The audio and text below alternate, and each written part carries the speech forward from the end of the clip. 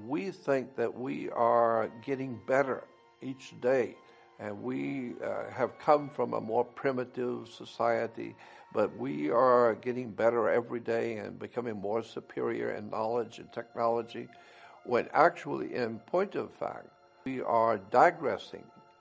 We are moving away from what we were thousands and thousands of years ago.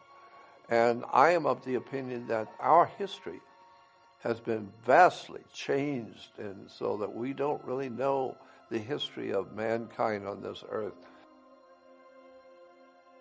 We are finding that there are temples on the ocean floor, pyramids, Machu Picchu, Chichen Itza, incredible structures of temples and knowledge which is displayed about the universe, about astrology, and the astronomical truths about the universe. The ancient, truly prehistoric and ancient people, they knew all about it.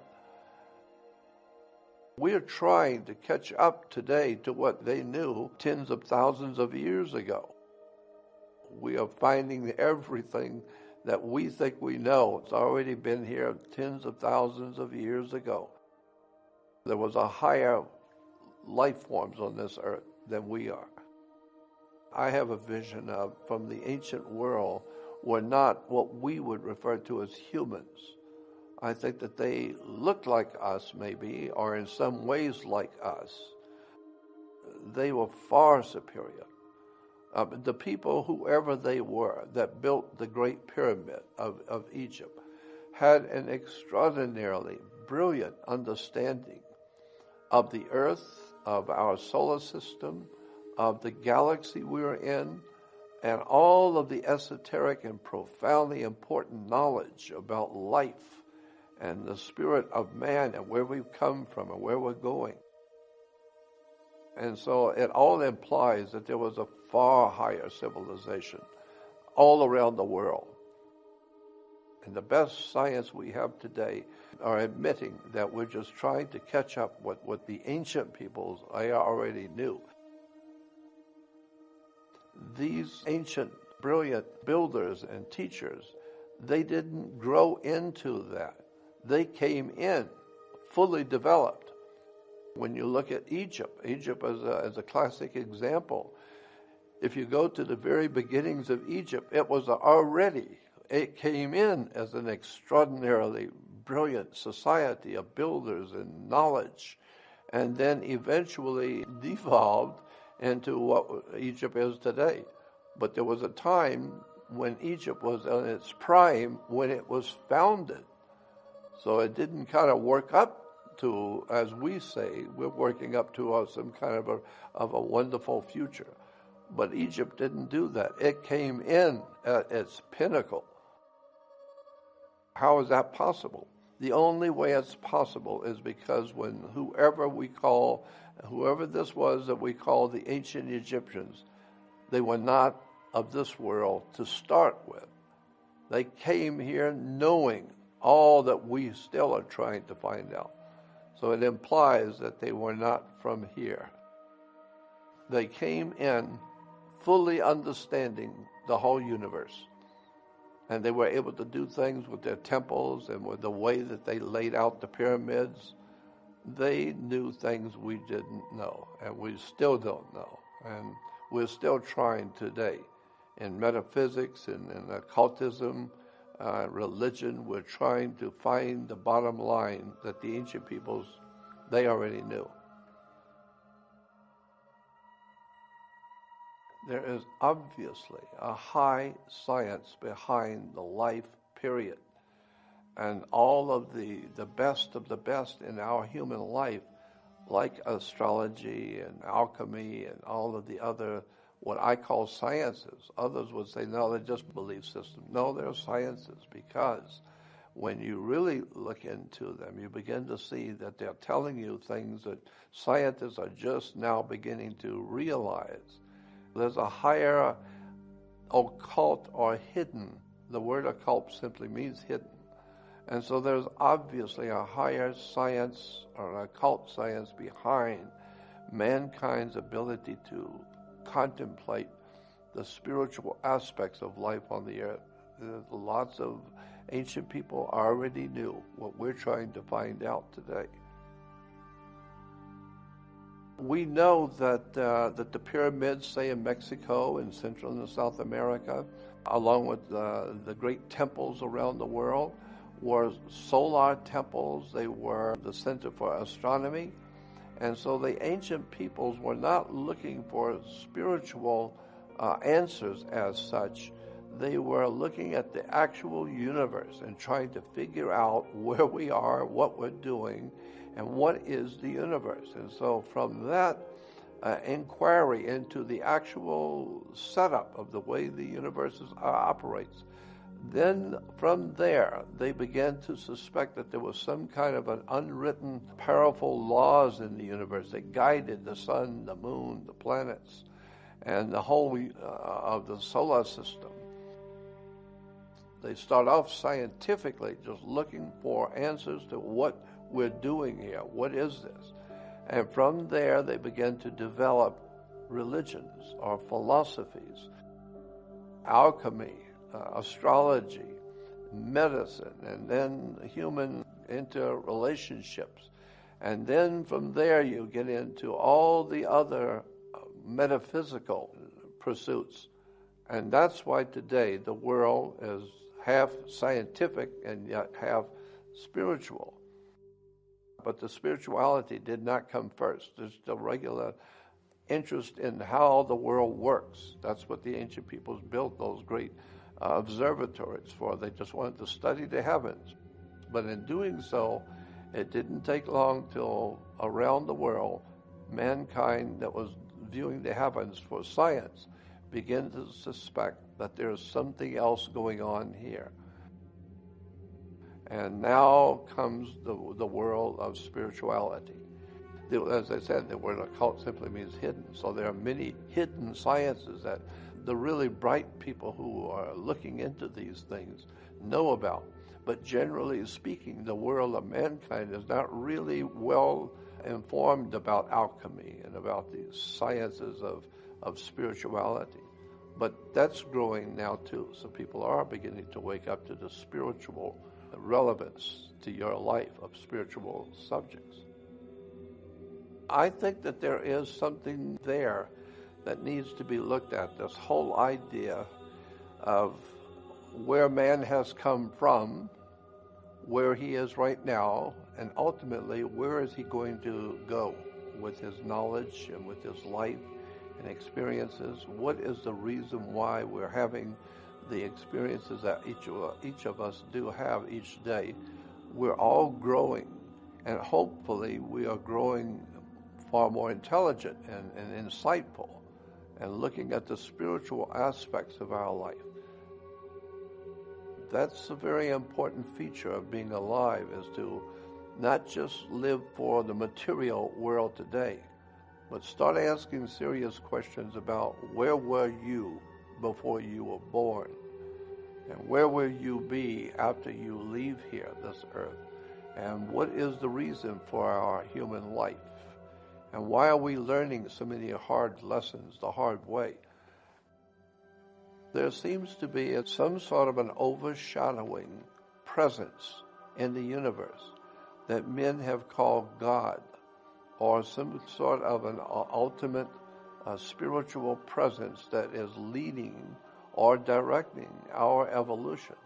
And if that be the case, which it seems to be, then maybe there is some hope yet for the human race. If enough people begin to wake up, spiritually speaking, and begin to look at their lives spiritually, then there might be hope for us yet, because this is why we are in the shape we're in today, because we are living in this me generation. And this generation that only cares about feeding itself and taking care of itself and enjoying itself, never realizing you have responsibilities to the world that you live in, and to help your fellow man to grow and to help educate other people. I can speak for myself in relation to the idea of why do we seek wisdom and spiritual knowledge I have always understood that I have questions within myself that others can't answer. And for me, looking at these questions, they make a lot of sense to me. Why this and why that? And why does this happen? So I have learned that to think deeply on these spiritual questions of life opened me up to a whole world of knowledge, because I realize how much I don't know. And I am also well aware of the spiritual implications of the laws in the universe around us. There are certain things you can do in this world and things you cannot do. And you will pay a terrible price for doing the things you're not supposed to do.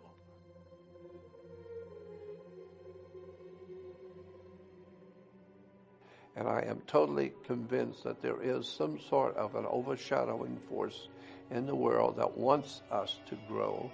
And this concept is even in Christianity, where you hear talk about good angels and bad demons and bad angels, implying that there are good forces, unseen forces out there, and then there are bad. And we know that there is something called good and bad, and there are certain things in all societies which are known to be bad and evil. I tend to think that there is something to this idea of reincarnation. And the reason why is because it is pretty much agreed upon by so many of the ancient religions and philosophers and great teachers of the world. My gut feeling is that we do come into this world with baggage from other lifetimes, and this is why we begin to become who we are, because of who we were before. Another part of that story is that before we came and incarnated on this earth, that we chose a particular lifestyle, we're told and given to understand, and that we chose our own parents before we came here. I understand the spirit world enough to know that it's very possible that we were in a spiritual state, and then we incarnated into a physical state. Now, the rest of it is up for speculation. I'm totally convinced that there are very legitimate and real otherworldly, I choose to call it, otherworldly forces, spirit forces, demonic forces. There is no doubt in my mind about, because I've had too many personal experiences that tells me and proves to me that somebody's watching us, somebody's watching the human family. The very history of how America was founded, and the founding fathers, so to speak, what vision they had when they were putting together the idea to found this country. What was their vision? What were they thinking, and what were they actually working toward? And now that gets into the subject of Freemasonry, to the secret sciences like alchemy and political. There's a lot of political stuff in there too. You have to be careful about secret societies, because these different societies become very powerful and very wealthy, but they have an agenda. They have a particular agenda that they're trying to create or to bring into being, and therefore they will build the whole world around you. And you accept when you're a child, a baby, you come into the world and you just accept everything. And if you don't grow up, you just, as a grown person, you just accept whatever there is, because that's the way it is. But that's not the way it is. And you keep in mind that there were secret societies that were involved in founding this country. And who were they? And what were they trying to do?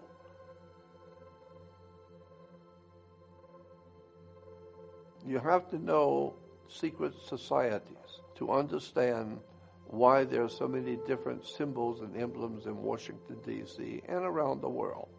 Because there's different groups, societies, that are working towards certain agenda, and they are putting symbols out that represents their agenda. We know that even in gangs, when you drive to neighborhoods like in Los Angeles, and there are scribblings on the walls of gangs, those symbols mean something. And if you're in a gang, you know what those symbols mean. They're telling you something. Whoever is controlling that area, that's their symbols. And that's a whole study that you need to get into, studying the occult symbols of power in this world. They're used as a means to communicate and to influence you, or to connect you with the spiritual world that they represent. So let's start with a religious symbol, and that is an ancient Phoenician god that was very important in the Middle East some 5,000 years ago. That god was called Dagon, D-A-G-O-N. Dagon was a fish god. Interesting how he has evolved into today's world of religion. Dagon is still very much alive with the world today. First of all, everyone knows that Christianity is founded on the worship of Jesus Christ. That is accepted around the world. And most people believe that the Vatican is the center for the worship of Jesus, the God of Christianity. However, millions of people also believe that the Pope of Rome is leading the Christians to worship Jesus throughout the world. But my question is, who is the Pope leading the worship of? The first symbol that I want to talk about is the headdress that the Pope or the Bishop of Rome wears. That headdress is very interesting and has quite a history to it. That Pope's headdress is called a Pope's mitre. The Pope's mitre, we've seen it in many different shapes, but they're always basically the same shape. The Pope's mitre. It's an official headdress worn only by the Pope, or supposedly only by the Pope. But we need to understand that that symbol goes back at least 5,000 years. So what we need to know and what we need to keep in mind is that this strange and interesting headdress of hat that the Pope wears is impacted by a god named Dagon. Dagon was a god of the Philistines, and Dagon comes from the word dag, which means fish. So Dagon was a fish god. And here we have pictures of another fish god named Anis, same god, but was worshipped in different countries under different names. So we have a god who's half fish and half man, or men who wear the garbs of a fish in their religious celebration. So here in the Jewish Encyclopedia, under the heading of Dagon, you will see a picture of the priest of Dagon, or the god himself, and he's wearing a fish head and the body of a fish down his back. So now we see the Pope's headdress. On the top is the Pope's mitre. But when turned, you then see he's actually wearing a fish head, the fish god Dagon, because he's representing the worship of an ancient Phoenician god. So this is why today Christians on the back of their cars, you will see, have a fish symbol, thinking that that's to denote them as Christians worshiping Jesus. No, it's a fish symbol because it's denoting Dagon, the fish god. The significance is Dagon was a very important mystical god to the ancient peoples in the Middle East, in Babylonia, Sumeria, Phoenicia, Canaan. And that very powerful mystical god is still dominating the spirit and the intellectual thinking of religion even to today. So it's not Jesus that's influencing the Vatican and the Pope. It's Dagon, the fish god. That's the importance of this. The point being is that religion comes to the world in the age of Pisces. And Pisces is, of course, the two fish of the constellation of Pisces. But Dagon is 5,000 years old.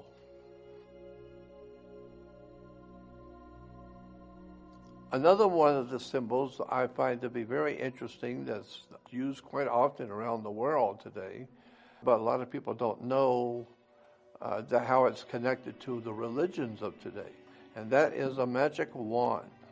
Magic wands, we've heard in stories galore from children, from childhood days, about magicians who use a magic wand.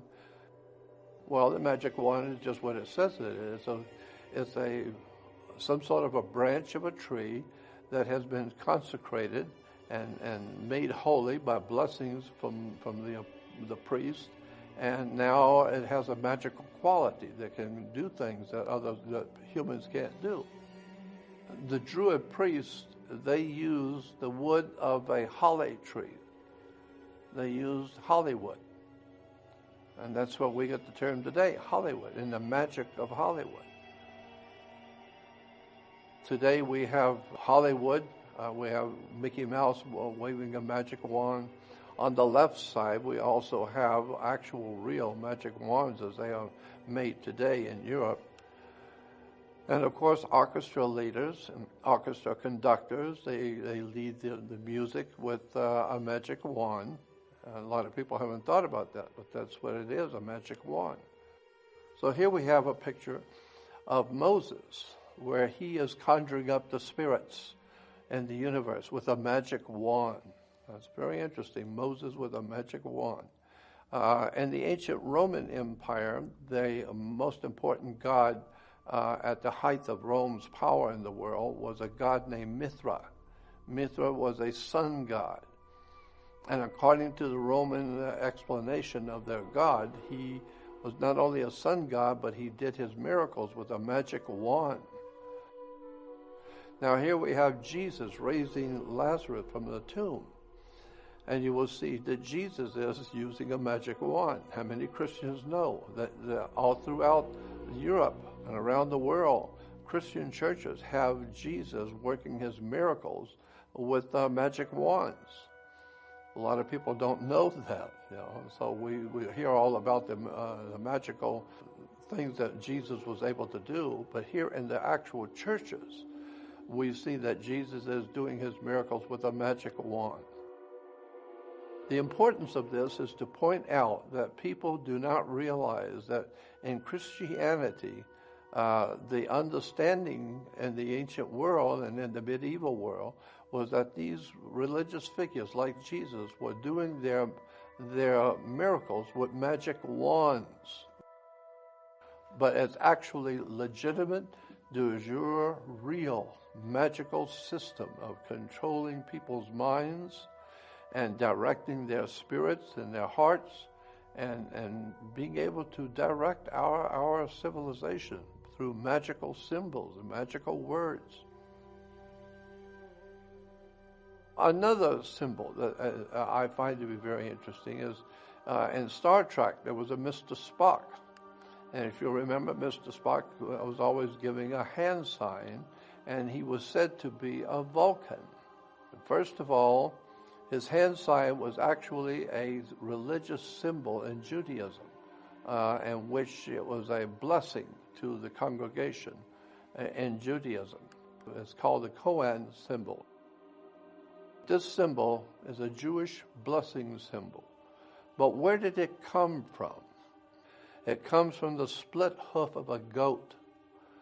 It goes back to the split hoof of a goat because we're talking about the age of Aries, the ram, when the Jews were under the age of the ram or the Lamb of God.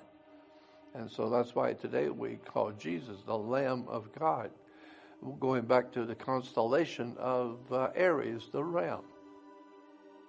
Niebuhr even said that he accepted that sign and used it, but because it was a sign from his rabbi, and he thought it was a very interesting symbol, so he just used it in Star Trek. I'm sure he probably knew the meaning of the sign, but that's where he said he got it from. Another subject which is interesting and very relevant today is a symbol called the fasci, or the fasces. On the back of an American dime, you will see a bundle of sticks tied together, and it has an axe head with it. That is called a fasci. And this is an ancient Etruscan symbol that was adopted by the Roman Empire to symbolize Rome's power. It's an old ancient Etruscan symbol, but it's very important to the Roman Empire. Rome said, ancient Rome's philosophy was, if it's just one stick, you can beat somebody with a stick, but it's not going to hurt them really. But if you got 2 or 3 sticks, now it's going to be a little bit heavier deal. But if you get 5 or 6 sticks and tie them together as one, now you've got serious strength. Now when you beat somebody with 6 or 8 sticks tied together, that's serious. And so then they put a hatchet head on it because an axe head always represented in almost all the ancient cultures of the world accepted that the axe head represented the presence of God. God was the great hatchet. He's giving you the axe. And so the hatchet head represented God, and the bundle of sticks represented a coalition of troops. So when Rome would go into to another country to overtake it, they would take troops from this group and troops from that group and put them all together. Now you've got a strong force. It's not just Romans. It's all kinds of other countries are with you.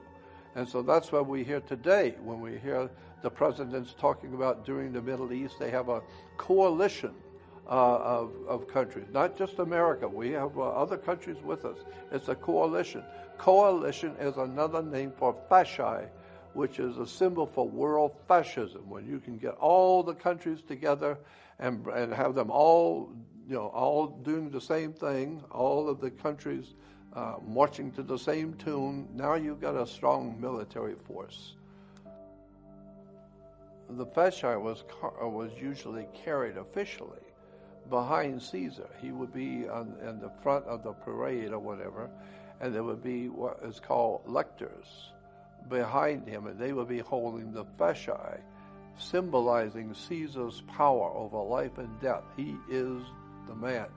He's the boss. And so the lectors will be standing on both sides of Caesar on the altars when Caesar was speaking, holding those fasci, so that the Roman people know he has the right to life and death. So here you'll see in World War II with Mussolini on the left, and his symbol for his government, a fasci. Well, of course, he's Italian, and that goes back to the Roman Empire. And so here we have a Nazi, as you'll see, the swastika and the Nazi eagle, like the American bald eagle. But you'll see the 2 fascis on each side of the swastika. This is because Germany was in league with Italy during the Second World War. Mussolini had in mind to do the same thing Adolf Hitler wanted to do, was to create a new world order. And so Mussolini saw that new world order as being Catholic, as to be Roman, while Germany saw it to be German and not Italian. But the two together, I suppose they figured they'll work that out once they take over the world.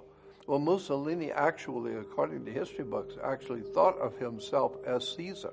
He saw himself in his position of power at the time of the Second World War as Caesar of the ancient Roman Empire, and therefore it would be right that he would pick the symbol that Caesar used to show his power. And so that's why the fasci became so fashionable in Italy. But the 2 fasci you will also see on the wall behind where the Speaker of the House sits when the President's making a speech. The United States has secret societies in their government, and behind the government are very powerful secret societies that see itself. These societies see themselves as the promoters and to generate a new world order.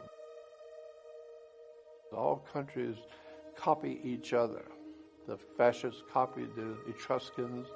The Romans copied the Greeks, and the Greeks copied the Egyptians, and that's just the way humans are. As much as we change, the more we stay the same. We're all still adopting the same symbols that we adopted under the Egyptian Empire. We're still using those symbols today, pyramids. And let's talk about the pyramid. And we all recognize that there's 3 beautiful pyramids on what is called the Giza Plateau in Egypt. But my question is, there's only one of the 3 of those pyramids is referred to as the Great Pyramid. First of all, you need to know that the pyramid that's directly behind the Sphinx is not the Great Pyramid. It is a Great Pyramid in Egypt, but it is not the Great Pyramid. This is the Great Pyramid of Egypt. How many sides does the Great Pyramid have? Well, you would think if there's 4 sides, and then there's the bottom is a side, so it would be 5-sided pyramid. But actually, in point of fact, no, the Great Pyramid is 9 sides. Why? Because on the first day of the spring equinox or the fall equinox, if you're in the right place at the right moment when the sun hits the pyramid, you will see that each side is divided down the middle, but so subtle that when you're there at the pyramid, you don't notice it. But on the first day of spring and autumn, you will see the Great Pyramid is divided down the middle. And so here again is another picture of the pyramid from above on that special day, that special hour, when the sun's hitting it just right. And so each side is 2 sides. Therefore, if you got not 4 sides, but 8, plus the bottom side makes 9. So how many people know that the Great Pyramid of Egypt has 9 sides?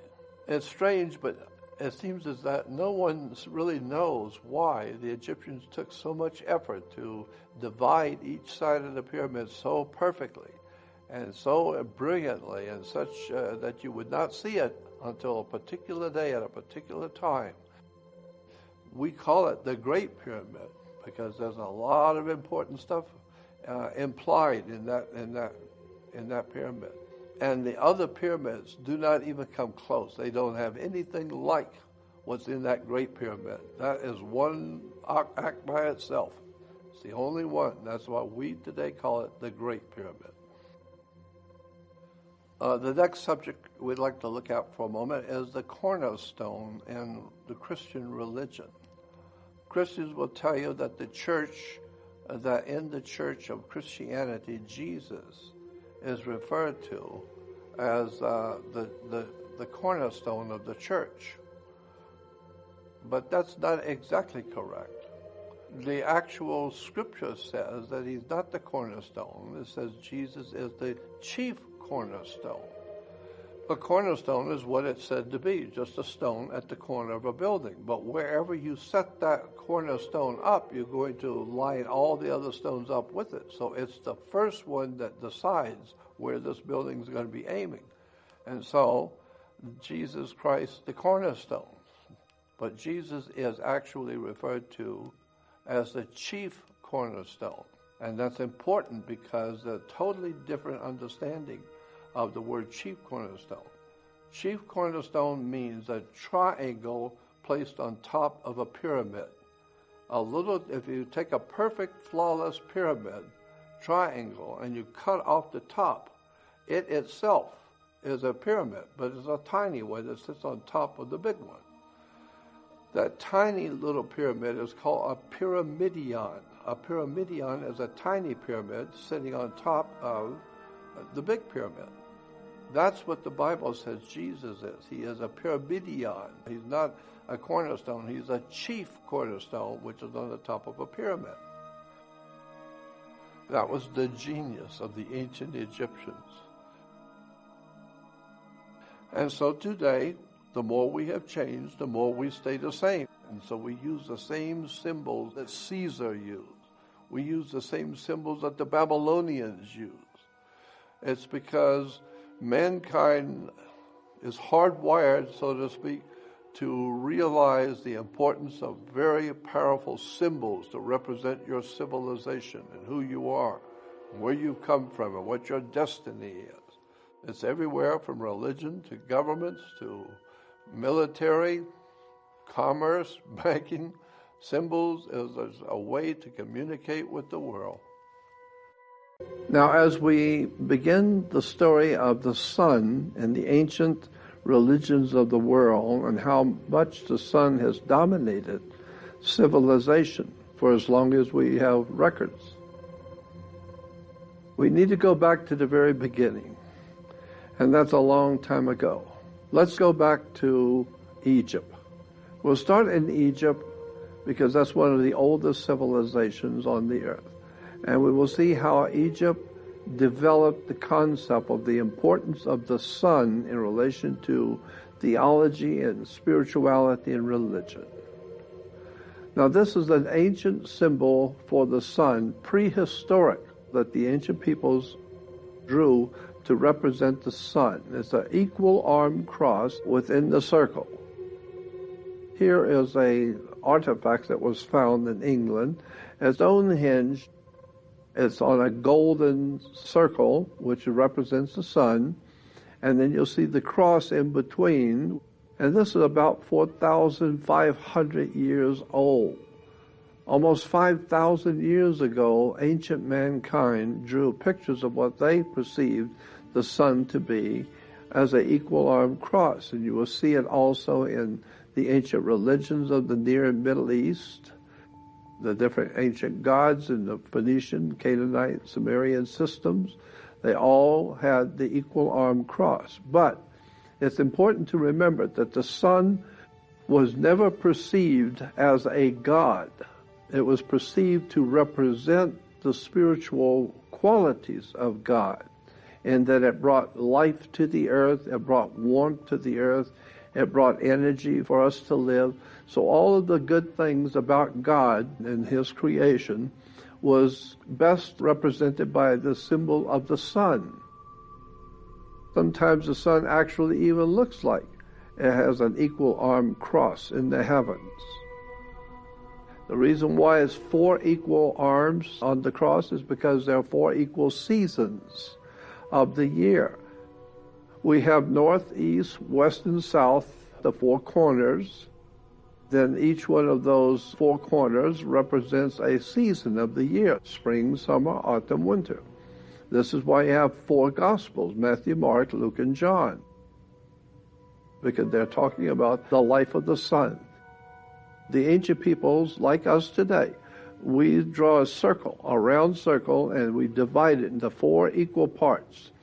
And so now you have an equal-armed cross inside of a circle.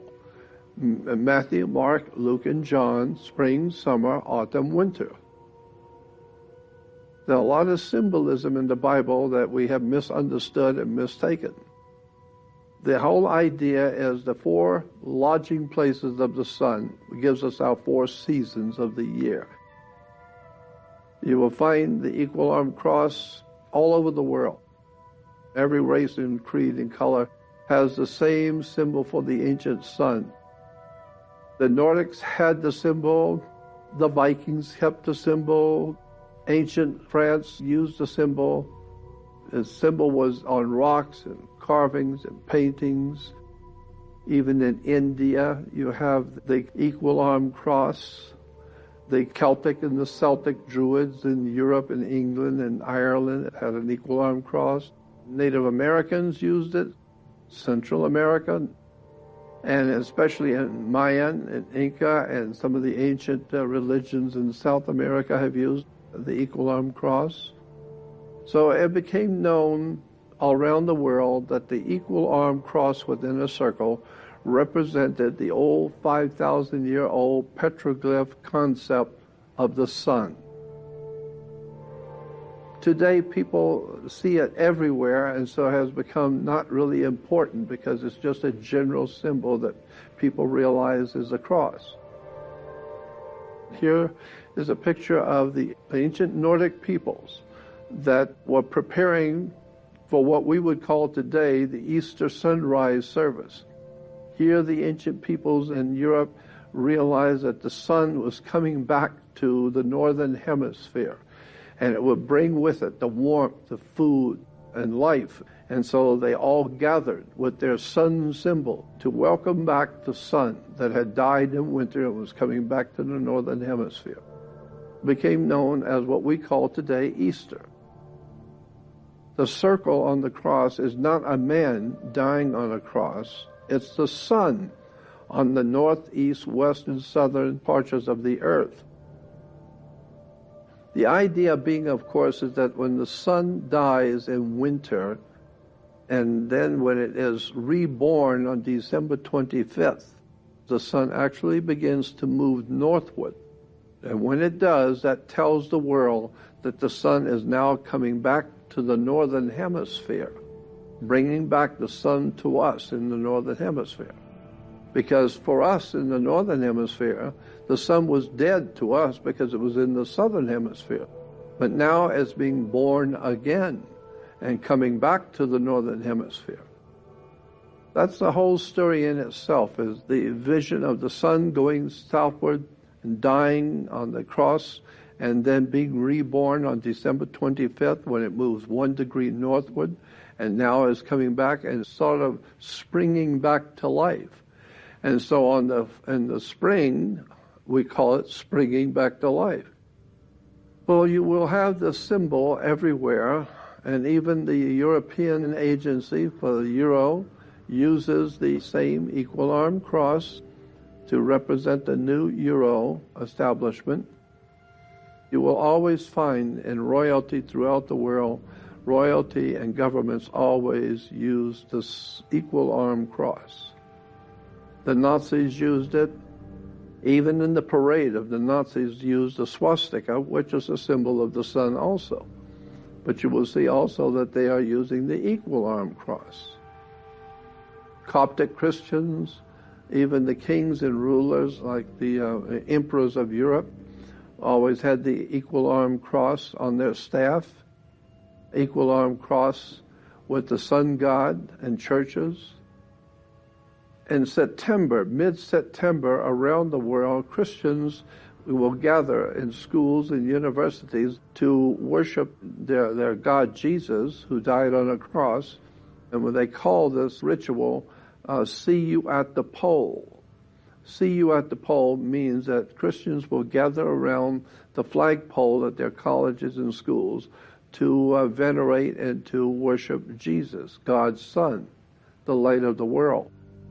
Well, of course, the sun is the light of the world. But here are Christians gathering to worship Jesus, never realizing that they are actually meeting around a very ancient symbol of the old petroglyph cross. That this symbol of an equal arm cross within the circle represents an old ancient idea of how to picture the sun. And it's really extraordinary to notice that all churches use that same symbol. And all over the world, people do not realize that this cross that they think represents Christianity is actually over 5,000 years old. It's an ancient, prehistoric symbol of the sun.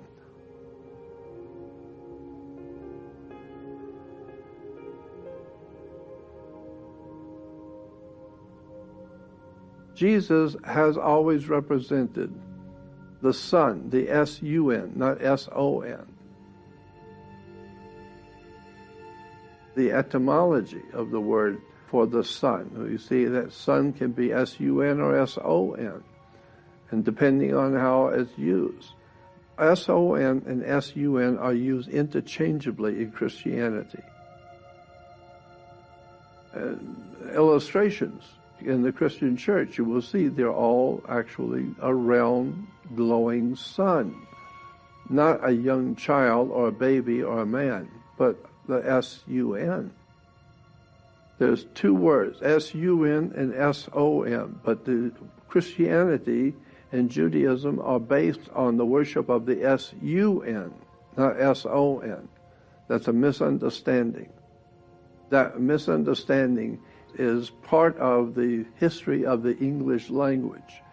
Because if you go back into the King's Old English, you go back into the history of the English language, there is a phenomena which in English class you will learn is called the lazy O.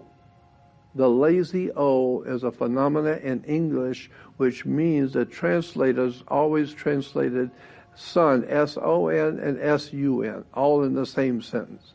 And so it became known as the lazy O. They were talking about the S-U-N, but they used S-O-N because they were lazy. They just used either one.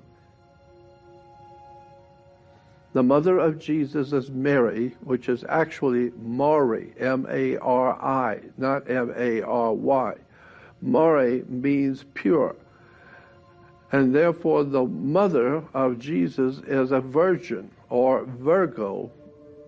One of the 12 signs of the zodiac is a Virgo, the virgin. So here is Mari, or Mary, the virgin, Virgo, holding the baby Jesus, or God's Son, the light of the world. Today we still have Jesus as God's Son in the heavens, and he became now a great sun god. But the question you need to ask yourself is, who owns the sun? We assume that the sun must be owned by someone. Well, mankind doesn't own the sun. If anything, you would say maybe God owns the sun. So if God owns the sun, then it's God's Son, and he's the light of the world. Of course the sun is the light of the world. Looking at the communion host, the Catholic communion host, you will see it always looks like the old ancient petroglyph sun. You see that the sun in Jesus' hand represents the S-U-N. The Holy Eucharist represents the Son. This is why the priest in the church on Sundays will raise the sun. They will raise it. And why? Because that's what the sun does. It rises. So the sun rises. This is why we have the symbols on the host in the Catholic Church. It is always the old petroglyph sun. Jesus means God is with us. And you will see the priest is representing Jesus. How? As a son. All of this goes back many, many thousands and thousands of years before Christianity ever existed. It has nothing to do with Christianity at all. It has to do with exactly what it's showing, sun worship. And today we're still doing the same thing. We're worshiping the sun. And you will see the sun is prominent in all of Catholicism. Everywhere you look at Catholicism are worshipers of the sun. Now here we have a picture of Jesus giving to the children a part of his body. And what is he giving them? A little round sun disk. We're told that we should all take part of his body at the first communion. In that communion in the Catholic Church, you're taking part of God's Son's body. The whole idea is very obvious what's being talked about here. We're just talking about sun worship. The idea that the Son dies on a cross goes back to the old petroglyph cross, and so that's where we see it now all over the world, all Christianity. You'll see the Son is always dying on the cross, because in the southern constellations, when you go down south, when the sun reaches the lowest part in the sky in southern hemisphere, there is a constellation of stars that look just exactly like a cross. And so we say the sun, when it dies in December, it goes down and dies on the cross. The cross is called the Southern Cross. When he was dead, but now he's coming back to the northern hemisphere because he promised he would return. And he is returning again in the spring. Solar symbolism of the sun going southward each day until it finally reaches December 22nd, when it's its lowest point in the southern sky. It's down south now. It's gone south. But on December 22nd, the sun goes as far in the south as it's going to go, and it stops going southward on December 22nd. It doesn't go any further southward. Then on the 23rd and 24th, it rises on the same degree. And therefore, for 3 days, it doesn't move at all, stays in that same degree. So we say, and the ancient people said, that Jesus, or God's Son, died for 3 days. Why? Because it was moving every day, and now it's not moving for 3 days. So for 3 days, the sun was dead, and on December 25th, the sun moves 1 degree northward, which indicates, even the United States Navy will show you on their instruments, that it indicates the sun is now alive again. He's born again. Now he's going to work his way back to the northern hemisphere, because he said, God's Son said, I will return. Well, he does. He returns every year. So what do you see? Do you see a man on this cross? Do you see a man dying on the cross? No. This is what is actually meant by dying on the cross. It's the sun. During the summer, when the sun is in the northern hemisphere, it is in the constellation of Leo, so he is the lion of the tribe of Judah. And then when he dies in Capricorn, down south when he goes south. And so now he dies in the winter. And then he comes back and springs back to life.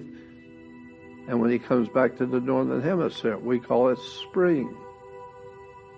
But when it crosses the equator, the sun will have to cross the equator, coming back to us in the north.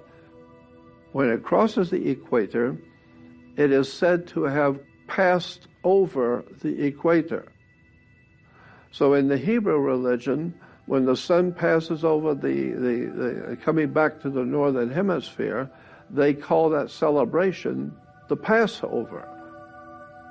But for Christians, they're worshiping the sun also as it passes over, but they refer to it as the resurrection. God's Son has been resurrected. He's come back.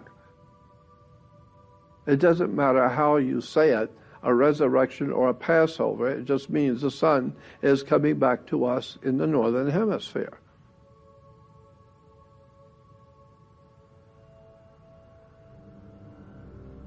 Sun worship is a very old religion dating back thousands of years before the Roman Empire. But in Rome, the sun god was called Mithra. Mithraism was the main religion in the Roman Empire at the time that Christianity was coming into play in the Roman Empire. Emperor Constantine was a follower of Mithra, and Mithra was God's son who died on a cross. He was dead for 3 days and rose again. Emperor Constantine was famous for starting the Roman Catholic Church. The Roman Catholic Church was not started by Jesus. It was started by a Roman emperor. And it was headquarters in Rome, not the heaven. He was mixing Judaism and Mithraism and some of the other religions of the Arabic world that also worshiped the sun, and brought all of these different religions together in order to confirm the power of Caesar in Rome under one religion and one government. It was actually a world government, supposedly at the time. Catholic means universal, meaning whatever air is Catholic, because air is all over the world. Water is Catholic. Anything which is all over the world is Catholic, because it's a Latin word that means universal. Constantine was trying to unite all the religions of the Roman Empire into one. Religious divisions are very dangerous, and they can also harbor treason and anti-government. And so Caesar realized if he could bring all the religions into one religion and call it Christianity, and yet it would have all the parts of everybody else's religion. It would have Judaism, worship of the sun. It would have Yahweh as a part of it. It would have Mithraism as a part of it, so that everyone could agree to follow one religion which Caesar would rule from. He would rule from. And so it was a political move. That's all. But the point is that Constantine, the Roman emperor, founded the Roman Catholic Church. This is a Sumerian picturing the sun on the altar. In the ancient world, the Phoenician, Canaanites, Sumerians, the Hittites, all of these ancient cultures always had helmets. Their military wore helmets with the rising sun symbol. The rising sun symbol is still used even today around the world on helmets and military. Here in Rome, you'll see the Romans wearing the rising sun. Again, you will see it here where the Romans, they were brutal rulers of the people, but their symbol was the rising sun. And so now let's look at the sun worship today and its ancient foundation, which was the cult of Solus Invictus. Solus Invictus is Sol, which is the sun, and invincible. The sun was said by the Romans, it was invincible. Why was the sun invincible? Because every year it came into its power in the summer, and then it would die in the winter to the northern hemisphere. But it would come back. Every year it would come back to the northern hemisphere. So it may die in the winter, but it's coming back. It's invincible. You can't keep it down. And so we see today the pictures of Sol, and he's the sun riding across the sky. The sun was pictured in Rome as riding on a chariot across heaven. And so the sun was that lucky old sun riding around heaven all day, roaming around heaven all day, obviously on a chariot. And here is Solus Invicti, or this is a picture of Mithra, and it shows the sun spokes, the sun rays around his head, the sun god of Rome. Now, in the doctoral theses, there's a very important book called The Cult of Solus Invictus. And in it shows you all of the connections with the Roman government, the Roman religion, the Roman commerce. The entire state of Rome and the ancient Roman Empire was all based on the sun. And you see, like the sun cult up to the first century of the empire, the political background of it, the establishment of the cult of Solus Invicti, the dogma, the teachings of the ancient religion. Solus Invictus is the true Roman sun god. Of course, the Roman sun worship can be traced back to the ancient Egyptian sun god Amun-Ra. So Amun-Ra was, we use the word today R-A-Y, ray, sun ray. But the ancient Egyptians called their god Ra, that's where Ra comes from. So it was called the cult of Ra, or the cult of the sun ray. And so here is Amun-Ra, the official name of the sun god in Egypt. Amun-Ra, A-M-E-N-R-A. Here's Amun-Ra again. Now, when you see Amun-Ra, the Egyptian sun god was the supreme god of the universe, as said by the Egyptians. But what is important to remember is that Amun-Ra, today, in our supposed modern-day world, in our Christian church, both Catholic and Protestant, they refuse to give up the old pagan sun cult of Amun-Ra. And so today, this is why when you pray to God, you end up by saying Amen, because you're sending your prayer through God's Son, Amun-Ra.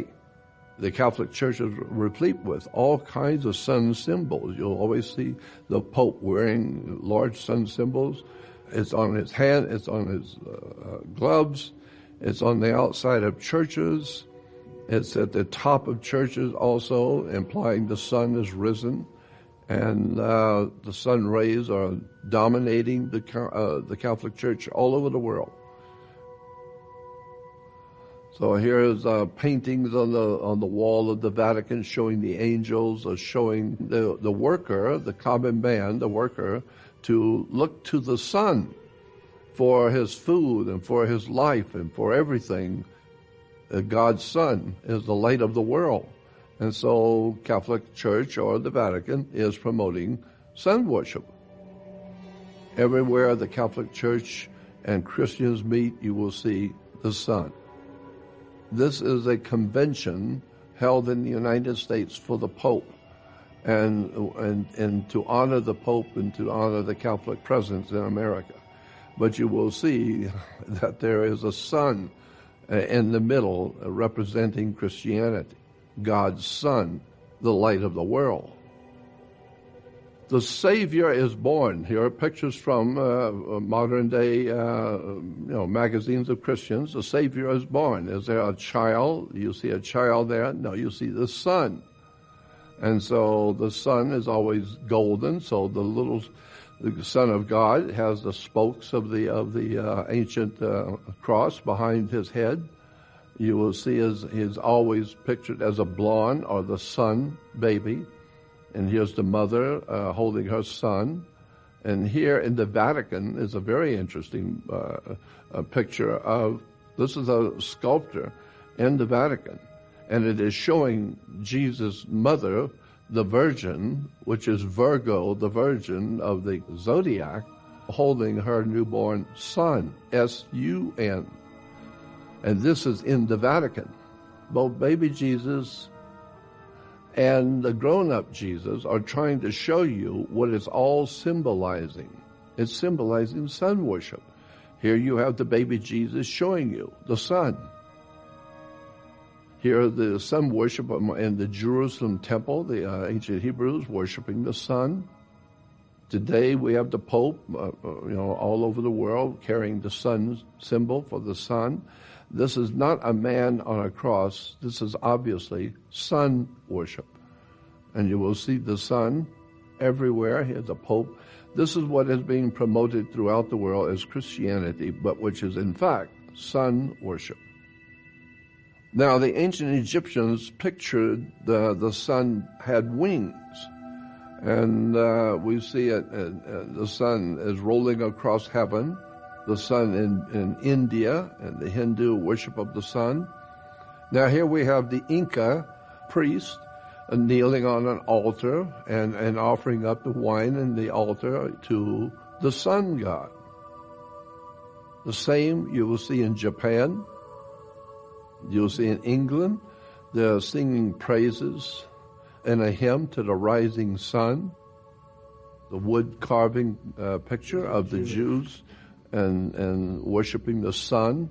And here again is the four Gospels, Matthew, Mark, Luke, and John. And they are writing about their Savior, the sun. Because Matthew, Mark, Luke, and John is spring, summer, autumn, winter. The four seasons are symbolically represented by four Gospels. This is a very important book showing that the sun in the church today, cathedrals are solar observatories. Now, of course, in India, the most important sun god in India was Krishna. We know that the Jesuits, when they went into India back in the 1500s, they learned very quickly the whole religion of God's Son, the light of the world in India, who was Krishna. And they came back and infiltrated those teachings and concepts into what we call Christianity. This is the work of the church borrowing the stories from the ancient world of sun gods who died on the cross. Now here is an ancient Babylonian king, and his name was Shamash. And he was a Babylonian sun king. And you'll see the altar in front of him has the sun. But this is very important. A Babylonian king being worshipped, and his name was Shamash. It's because in the Hebrew language, or in the Jews, Shamash is the sun in the Jewish language. Here we have 37 of what we call sons of God from the ancient world to the modern. And they all have the same identity and the same stories that go with their lives. They were born of a virgin. They died on a cross. They were dead for 3 days and then was resurrected and came back. Their father was a carpenter, and they had 12, almost all of these had 12 followers or 12 apostles. They had the same story that we have in Christianity 37 times over. So it's a continuation of the same story coming out of the ancient world, and today we call it Catholicism or Christianity. So the reason why these themes keep repeating themselves is because it is what is called the greatest story ever told. I think it is the greatest story ever told, that the sun is born each morning and ultimately dies at night, and then emerges the next morning and brings life back again, but then dies again. And so the whole story is on the subjects of the whole universe and how our skies work and how the planets work. I think that the idea that there are 37 major gods, sun gods, and each have the same kind of a story, where they died and were resurrected, and they had a virgin birth, it seems to imply that there was some sort of an ancient, really, truly ancient culture that developed this idea and this story for the world, and therefore it has become known as the greatest story ever told, because it is in fact the greatest story ever told, because so many ancient cultures have picked it up and applied to their own selves, their own gods, who had the same story of dying on a cross and being resurrected.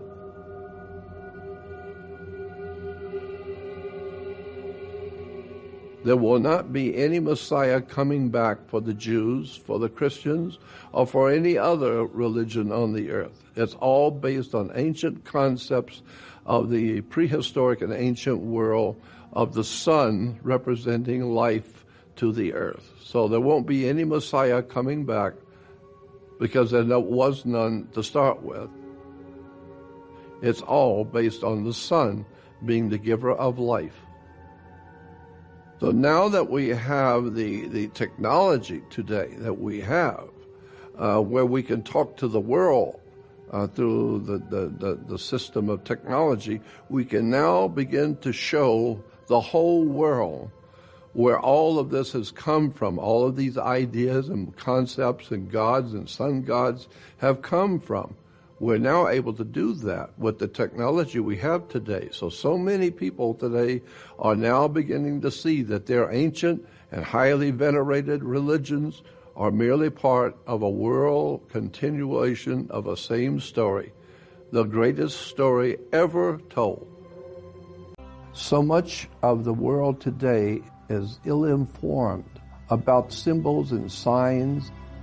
That's what I do. I try and help people to understand the symbolism, the signs, the hidden indicators of where we are in the period of time and where we're going and what's coming, because actually today there's so much violence and hatred among peoples and different groups because no one seems to understand we're all one people on the earth, and we all have one history of the earth in the times in which we're living.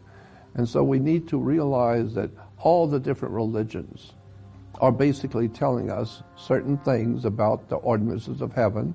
I think it will help the world and where we're going if we all start looking at symbols and emblems and educating ourselves to what these things mean.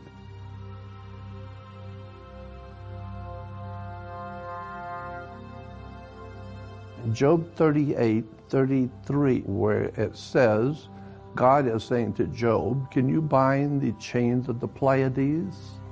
The Pleiades is one of the constellations in the heavens. And so here God is saying, can you bind the chains of the Pleiades? Can you lead forth the constellations in their seasons? And then it says in 33, do you know the ordinances of heaven? The ordinances simply means a decree or a law or a directive. It's the law to understand. So God is asking Job, do you understand the laws that govern the heavens? I'm asking the same question today. First of all, in order to know the ordinances of heaven, you must know the most important part or feature of the laws of heaven.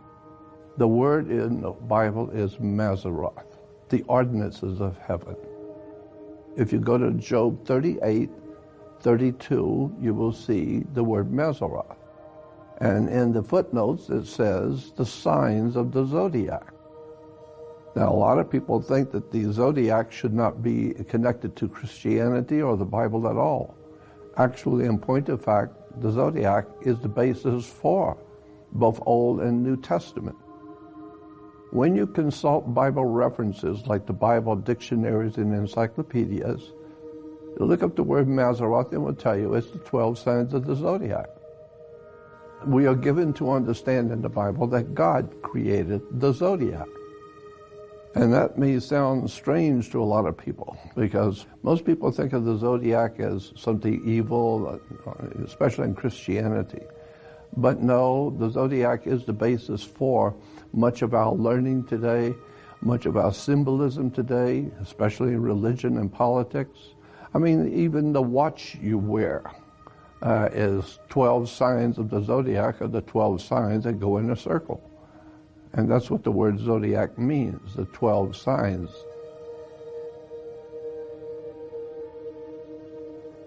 We talk about the kingdom of God all the time, but most people don't realize what the kingdom really is. We humans put different life forms into different categories. We say fish are in schools and cattle are in herds. What kind of life forms do we humans say are in a kingdom if it isn't animals? Animal kingdom. The Greeks came up with the idea that the zodiac was a kingdom of animals that circled the earth. And so when we say in our prayers, even in the Roman system that gave us a lot of our understanding of the zodiac today, we say in our prayers, Our Father who art in heaven, hallowed be thy name, let thy kingdom come, and let thy will be done on the earth as it is in heaven. We're living our lives in the zodiac. All cultures in the world recognize that the zodiac is important in their theology and their belief systems. And when you go to Bible bookstores or Bible seminaries, go into the large libraries, and you will begin to see that there are so many books that are written by Christian and Jewish theologians and people who study religions. Wycliffe Bible Commentary talks about to qualify as a director and judge of man's life on earth, one must be able to govern the heavenly bodies that rule the earth.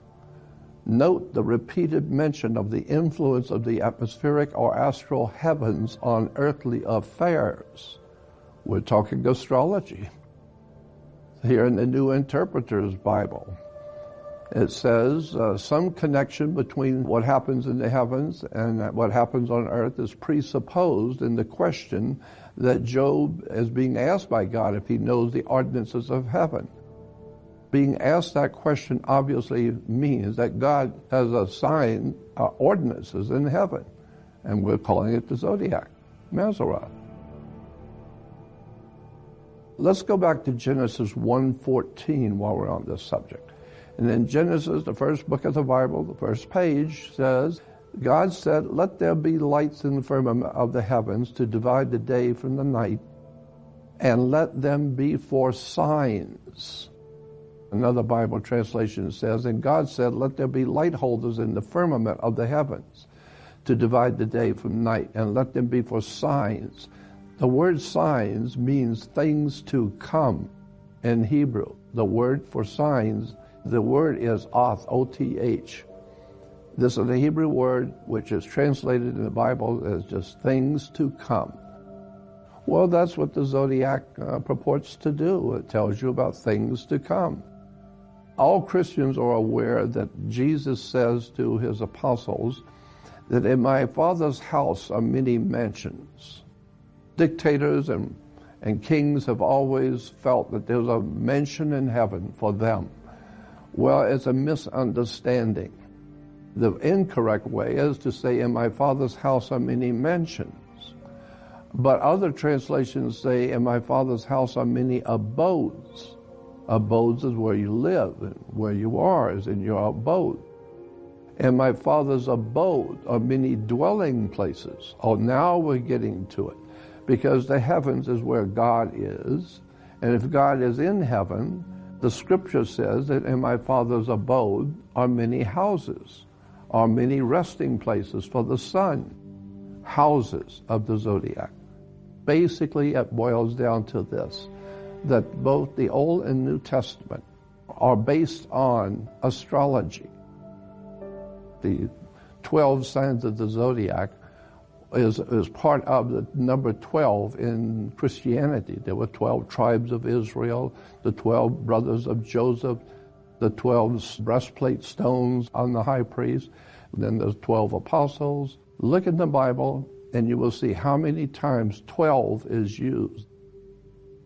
It's all based on the 12 signs of the zodiac. There was no 12 tribes of Israel. Each one of those signs in the 12 tribes of Israel was an astrological indicator as to what each month represented in the ancient Jewish religion. And the ancient Jewish religion understood this. It's people today who are not studying theology do not understand that the whole of the Old and New Testament is a metaphor. HarperCollins Study Dictionary says the Lord made the constellations of Pleiades and Orion. I don't know how one could read something like this and not see that the Bible is saying God made the constellations of the zodiac. New International Bible says He, God, is the maker of the Bear and Orion and the Pleiades and the constellations of the south. So if you want to find fault with astrology, then you're finding fault with the ideas and concepts that God has put into the heavens as laws. Many philosophers have talked about that foolish people, ignorant and foolish people, are dominated by the zodiac. They don't know that their personalities and things that happen to them are because of the stars and the moon and the influence of these heavenly signs. But that wise people are guided by these signs. And so it occurred to me that for thousands of years, mankind has navigated around the world on the high seas by a knowledge of the stars. And so the Bible is saying you should navigate your life by the stars. Here we have a typical publication in Christianity talking about astrology as satanic. And that's why I'm spending so much time talking about the biblical reference works, saying that no, it is created by God. It's not satanic. If you really are interested in theological and spiritual subjects, especially in relation to the Bible, you need to get the Companion Bible by Kriegel, because it's an astounding work where it gives one half of the page is the scripture. The other half of each page are the footnotes. And the footnotes will actually blow you away because it tells you the truth about what these symbols really mean and where they came from. In the back of the Kriegel Bible, it talks about the word and where it came from in the Hebrew and what it means. And it basically is saying that it is telling you about things to come, astrology.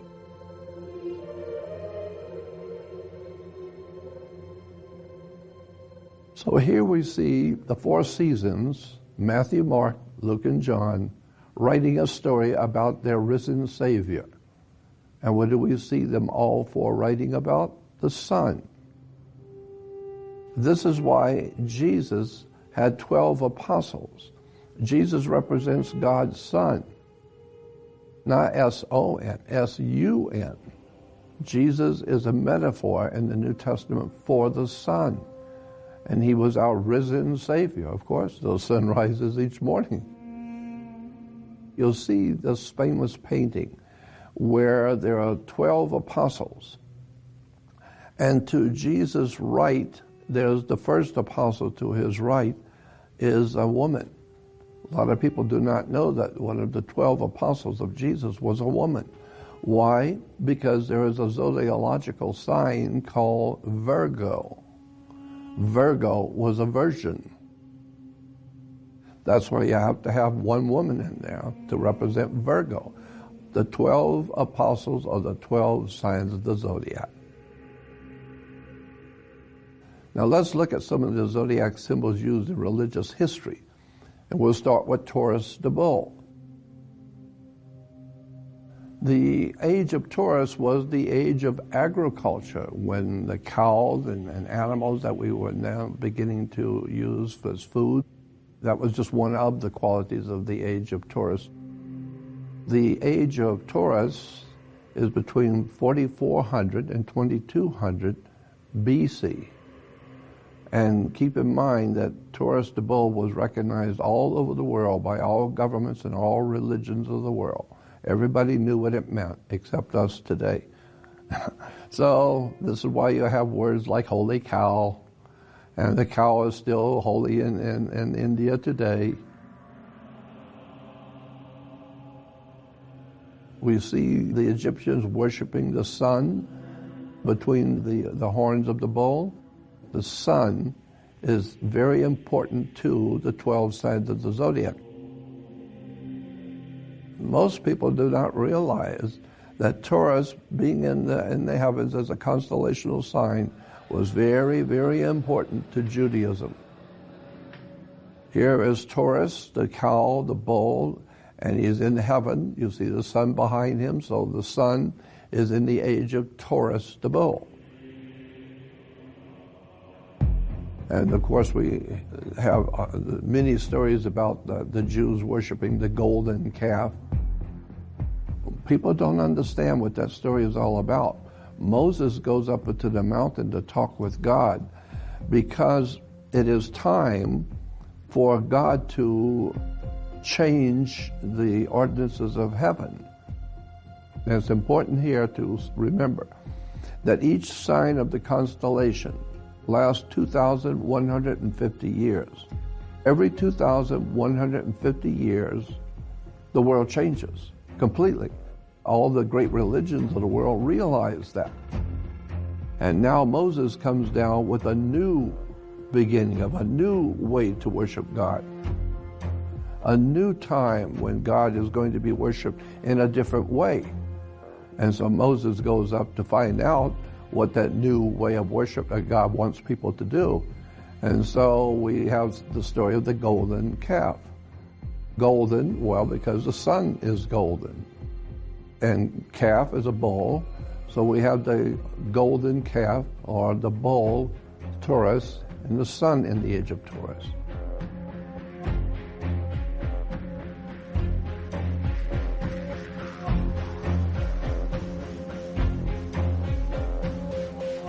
Today, Israel is trying to bring back the good old days of bull worship. But it's impossible because Taurus is gone. We're in the age of Pisces. And they want to go back to the old days. The way we worship God in the old days was the golden calf. We're in Pisces, and we're at the end of Pisces. That's why the Christians talk about the end times we're living in, the last days we're living in. The last days of what? The last days of Pisces. So now we have to find the perfect bull. The Temple Institute says that you need to find a red heifer that's born in Israel, and it has to be a particular bull. The Israeli government is planning a new temple coming in Israel. And of course, it will be assumed that they're going to go back to all of the old ways of the Taurus the bull. Well, so therefore they got this Jewish girl picking fleas off of a cow because they want to make sure the bull is going to be completely clean, look his best, smell good, so that they can cut his head off and bring about the dispensation of Taurus the bull again. But the same bull in Christian churches also. Christians are equally as ignorant and ill-informed about their foundations of their religion. Now you'll see this one shows in the yellow square the bull. The Catholic Church in the Vatican realizes that there was a time, 2,150 years long, when God was ruling the earth through Taurus the bull. And this is where we get our idea of holy cow. Let's look at another zodiac symbol in religious history. This is very important in relation to Jewish history. Aries the Ram is the next constellation after Taurus the Bull. The Jewish system of theology understood that 2,150 years has passed. Now we move into the next age that Moses brought us into, because Moses brought us into a new dispensation. And when the Jewish people would not accept the idea at the time, we're told in the Bible that Moses became so frustrated he threw down and broke the law. So he was the first lawbreaker. The astrological time of Aries was from 2000 BC to 1 AD. That's a 2,150 year period of time that the Jews were now to worship their God in the age of Aries, the ram. In Egypt, of course, they have the ram. You'll see the sun in the age of Aries, the ram. The ram god is very famous all over Egypt. And Aries, the ram, is very important not only in Egypt, but in the Old Testament Hebrew. You'll still see it today, Aries, the ram.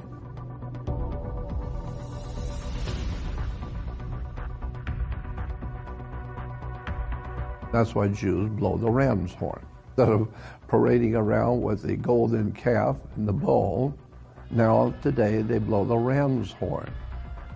And so they don't realize that not only the Jews blow the ram's horn, but there are many cultures around the world that blew the ram's horn during the age of Aries the ram.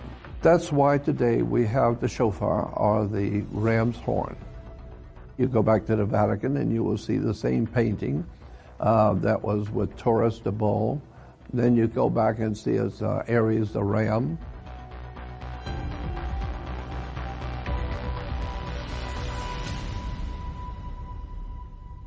Since AD 325, we have been living in the sign of the age of Pisces. Pisces, the two fish. Christianity is the focal point of what we call Pisces. Pisces represents religion, a different kind of religion. Before was Judaism. Now there's Christianity dominates the world. And so it has nothing to do with the Christians fighting Jews or the Jews hating Christians. It has to do with the symbolism in which the world is living. And we happen to be living in the age of Pisces, the two fish. So Pisces is the age of a new religion.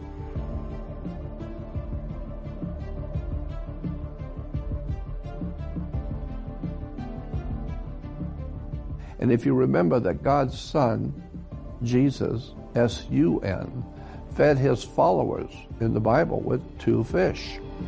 This was in John 19, it says 2 fish that the young boy who brought to Jesus 5 loaves of bread, 2 fish. As a symbol of the age of Pisces, the time of Christianity to dominate the world. And then here it is again in the Vatican. You will see Pisces, the sign in the zodiac. Even in Chartres Cathedral, the stained glass windows in the great church even says Pisces.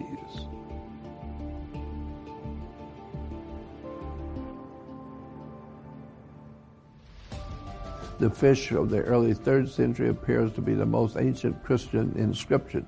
And what do you see in the inscription but 2 fish? Pisces. Even in the Islamic religion today, recognizes the zodiac symbols are from God. The Islamic world has many beautiful paintings of the 12 signs of the zodiac. So they understood that the zodiac is from God, and they have a very good understanding going back to their ancient history of the symbols of the zodiac. Then there is the discovery in the oldest Christian church, and this is really interesting. There was an old Christian church found, and it was referred to as the oldest single Christian church ever found in Israel. And it was a big story at the time it came out that in the area called Megiddo, Israel was going to build a wing onto an existing building. And so they had their people go out and clean out this area where they're going to build a new wing to the building. And they wanted to dig down to put the foundation. And when they dug down, they hit a floor. They hit a mosaic floor. And so they discovered when they started to clean the floor off, what did they find? Well, here they are when they've cleaned out the area. And what do you see on the floor? But the two fish. The two fish of Pisces. And you'll see the round circle of the sun, and the little spoke going around the circle is, of course, the sunburst. And in the middle of the sun is the two fish of Pisces. So Israel's saying this is the oldest church ever done and ever built. Well, there's Pisces, the beginning of Christianity. Christianity today is simply the sun in the age of Pisces. There's so many articles talking about the zodiac in relation to Jesus. They don't realize Jesus is the sun, a metaphor, S-U-N. And it's talking about his 12 apostles or his 12 followers, or the 12 signs of the zodiac. Jesus with his 12 apostles, Matthew, Mark, Luke, and John, the 4 seasons. And this is why there are 3 months in each season. Christianity today is replete with saying that we are living in the last days. We're living in the end times. Of course we're living in the last days of Pisces, which means the next one coming is going to be the age of Aquarius. Aquarius is the water bearer. Very important point here that proves what we're talking about as astrology. We are now facing the next 2,150 years when the sun will officially be in the constellation of Aquarius, the water bearer. And so in the New Testament, in the book of Luke 22, the apostles are asking Jesus, now that you're going to die, where are we going to go? We are your 12 followers, but where are we going to go? And so Jesus answers them in the book of Luke 22:10, where Jesus said unto them, behold, when you enter into the city, there shall a man meet you bearing a pitcher of water. Follow him into the house where he enters in. It's the house of Aquarius. And Aquarius is the water bearer. But we know that this was talking about an astrological sign. Why? Because men never carried water ever. In the ancient world, that was something that a man would never do, is to carry water. That was a woman's job, period. So why did Jesus say, look for the man with the water pitcher? As an astrological sign. The whole of the Bible, both Old and New Testament, is a metaphor, as a symbolic story that the theologians have known for hundreds of years.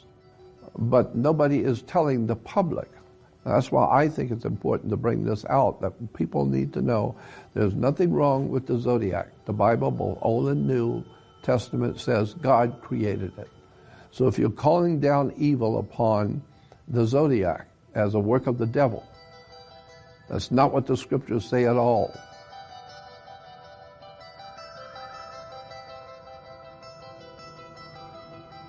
And like the scripture says in the Bible, when God said to his people, do not call down evil upon something I have cleansed. When I make something, don't you call it evil. Well, this is what I'm saying that we need to keep in mind today. When you talk about astrology and the zodiac, God made that according to the scriptures. So we see the man with the water pitcher is all over the world in Christian churches. But the Christians don't know that. They don't understand what these symbols mean. The idea that most people have about the coming age of Aquarius is that it will be an age where there'll be a lot more openness to society, and people will be far easier to find information and have new ideas and new concepts. What we're talking about is trying to educate the people of this world to the fact that the zodiac dominates, as we showed in the beginning, dominates the earth and our heavens. And we need to know the ordinances of heaven. And the ordinances of heaven are basically the zodiac. It rules the heavens over the earth. If we go back to Genesis 1, the very first chapter in the Bible, Genesis 1, so many people today believe and have been told, and that's why they believe it, that God made us, God made man. And they will point to the scripture that says God created Adam and Eve. And then they will say, see, there it is, God made man. But that's not what the Bible says. It doesn't say that God made man. In the beginning, the first chapter of Genesis says, in the beginning, God created the heavens and the earth. But that's not exactly what it says in the Hebrew. This is why we are emphasizing that it says God created the heavens and the earth. But in Hebrew, the word God is El, E-L. So if we were to read this first chapter, the first verse, in Hebrew, it would say, in the beginning, El created the heavens and the earth. But that's not what it says in Hebrew. It says, in the beginning, Elohim created the heavens and the earth, not El. In the beginning of the heavens and the earth, which are now. I came across this many, many years ago, talking with a very impressive, well-known rabbi. He was the one that put me onto this when I was very young, that God did not create, he said, God did not create man. There's nowhere in the Old Testament, or what you call the Old Testament, where it says God created man. No, it just doesn't say that. And so I began to look at this, and he gave me all the ideas a long time ago. So the first thing we need to look at is, as I said, the word is incorrect. God is El in Hebrew, but it's Elohim. And Elohim means the gods in the plural, more than one God. So the correct understanding of Genesis 1:1 is that in the beginning, the gods created the heavens and the earth. We need to define our terms first about God. And what does the word God mean in the Old Testament Hebrew? Here it is for you. This is God in the Hebrew is Elohim. Gods, more than one. So in Genesis 1:1 it says, in the beginning Elohim created the heavens and the earth.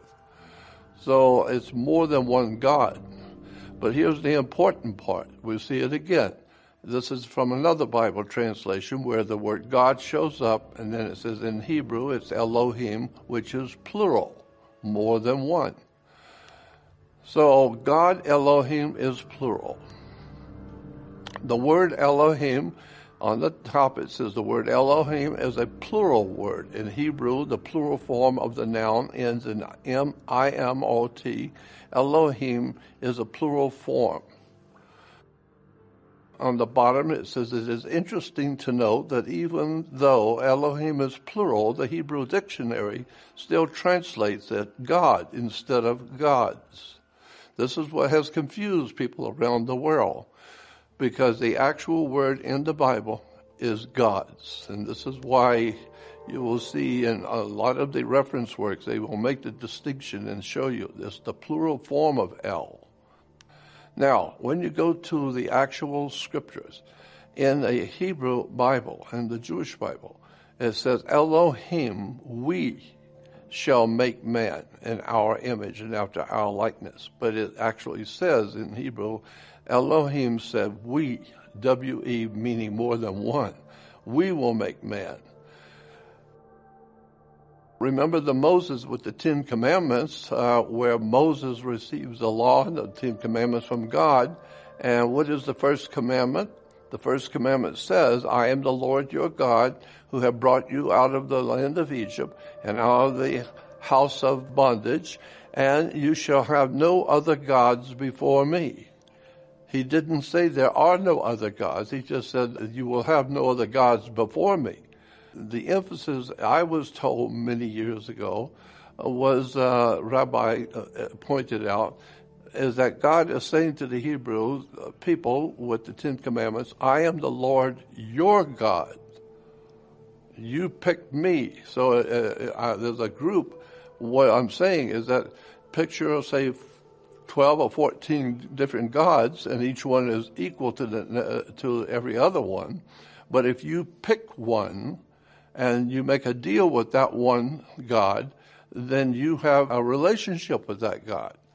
And so this is why God says to the Hebrews, I am the Lord your God, and I shall not have any other gods before me. So basically, it's like a young man telling his fiancée, there are many other young men out there like me, but I'm supposed to, I'm going steady with you, so I don't want to have any other young men in my place.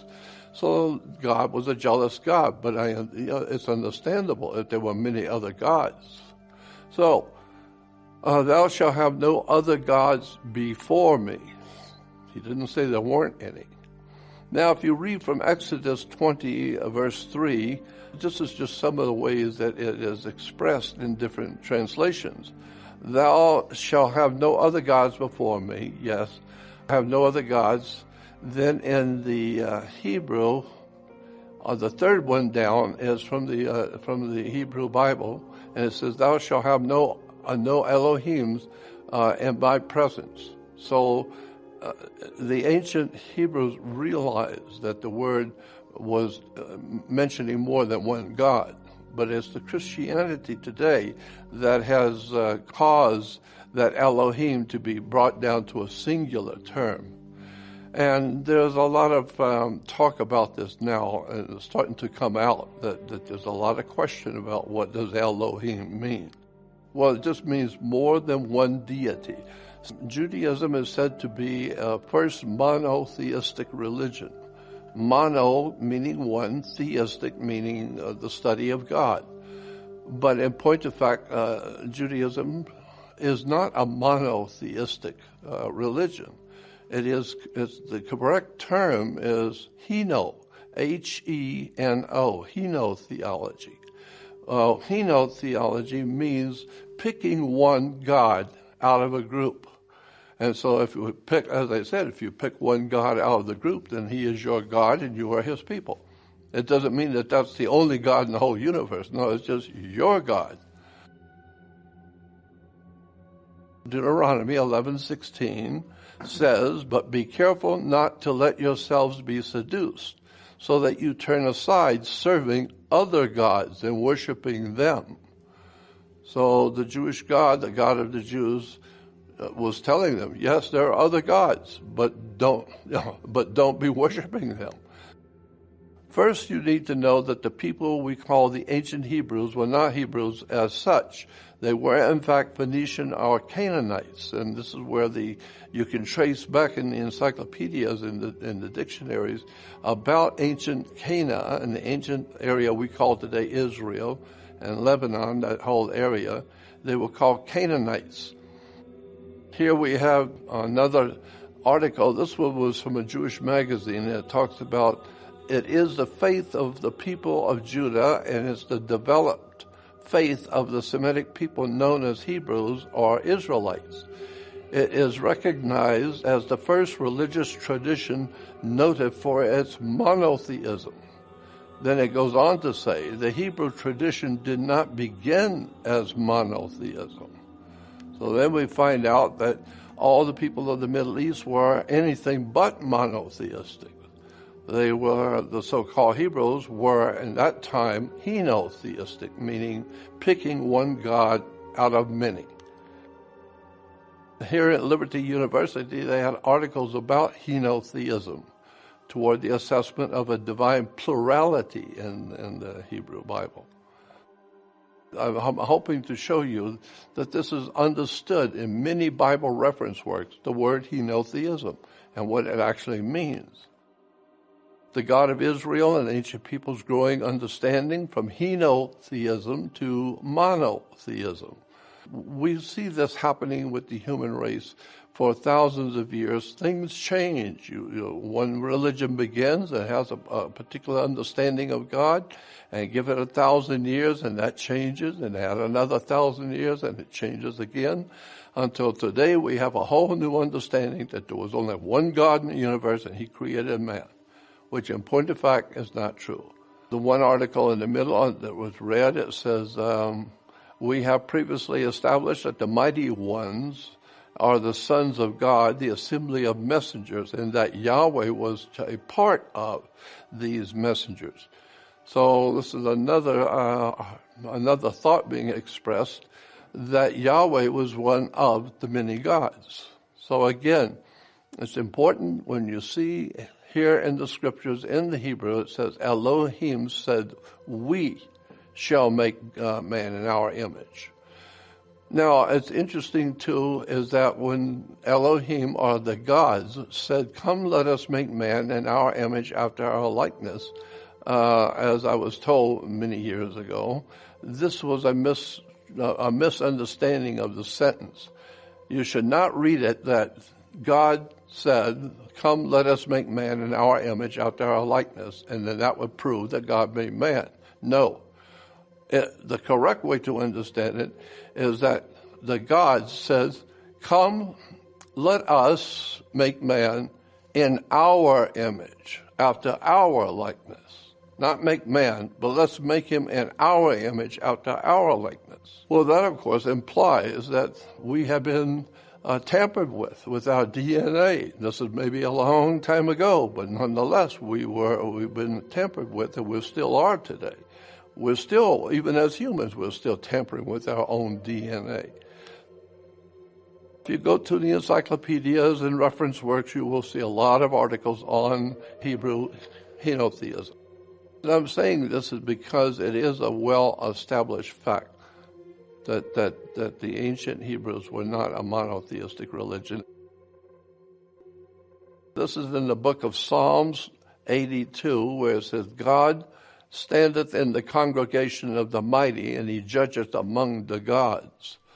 So we see God in the Hebrew tradition is one of the many gods, and he's standing among all the other gods.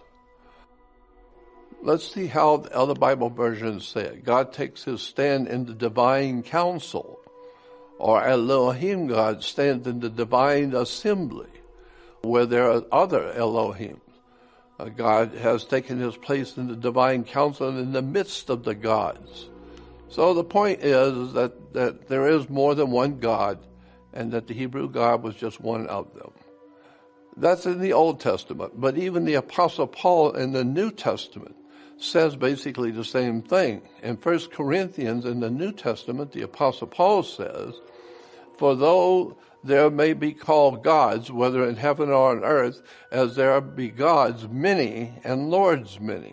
Then in 1 Corinthians 8:5 it says, for although there may be so-called gods, whether in heaven or on earth, as indeed there are many gods, and there are many of them.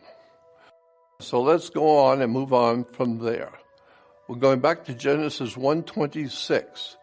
And this is where we see the scripture talks about when God is creating man, or recreating man. And so it says, God said, let us make man in our image, after our likeness. And so there's a big difference between God making man or remaking him in their image and likeness. And what does that mean?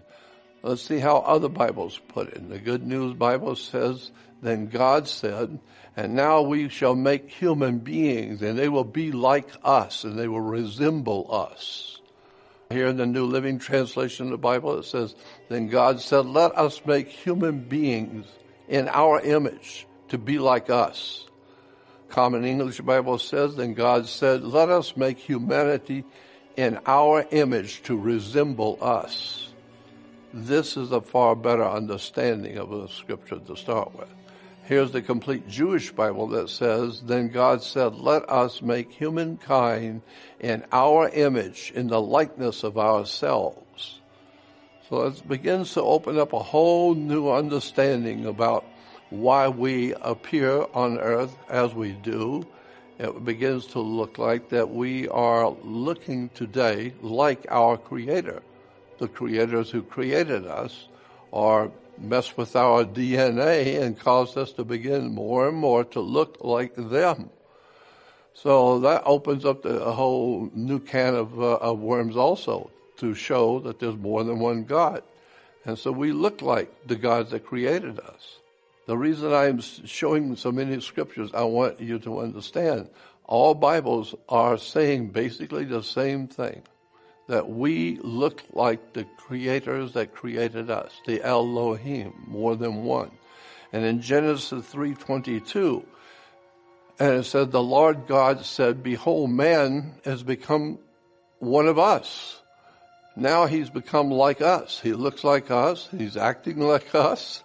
And he's very destructive like us, having wars like us. So the Holy Bible basically says, now let us make man like us. God did not make man, as you will see. The word in Hebrew for man is ish. I-S-H in Hebrew is man. But the Bible says God made Adam, A-D-M, not ish. But if you go back to the Hebrew Bible and read it, it says in this Hebrew Bible preface, it says, according to this, the Hebrew word for woman is Isha, comes from the Hebrew word for man, Ish. Here's another reference work that said, interesting, the words for man and woman in Hebrew is identical. Man in Hebrew is pronounced Ish and looks like this. But the Bible does not say God created Ish. It says God created ADM, and then and this is important too. It doesn't say that God created Adam. The letter was ADM.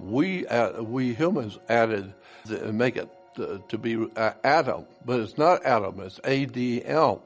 Here we have the Hebrew translation going back to Hebrew. It says we again. We shall make Adam, ADM, which means a different kind of creature. Adam, A-D-M, not Adam.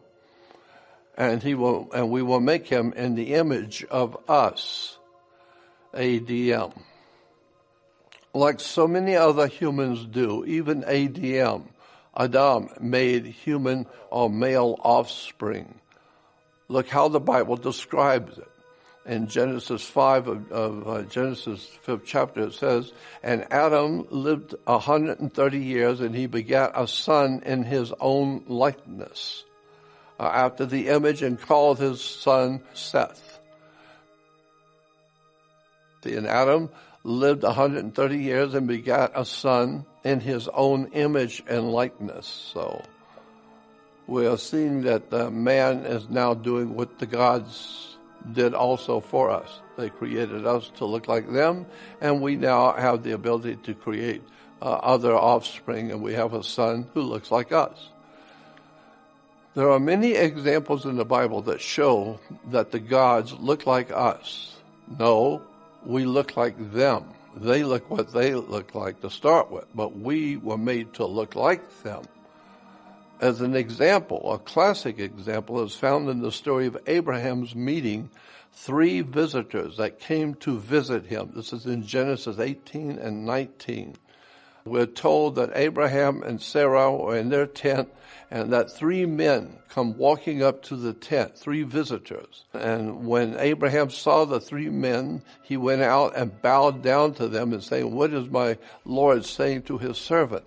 So we're told that Abraham knew this was the Lord, God, but he looked like another man. Well, that's what the scripture says. God said we will make men to look like us in our image. In chapter 18 in Genesis, it said, the Lord appeared unto him, this was Abraham, in the plains of Mamre, and he sat in the tent door in the heat of the day. And when Abraham lifted up his eyes and looked, lo, there were 3 men stood by him. And when he saw them, he ran out to meet them at the front temple door and bowed himself to the ground before these 3 men.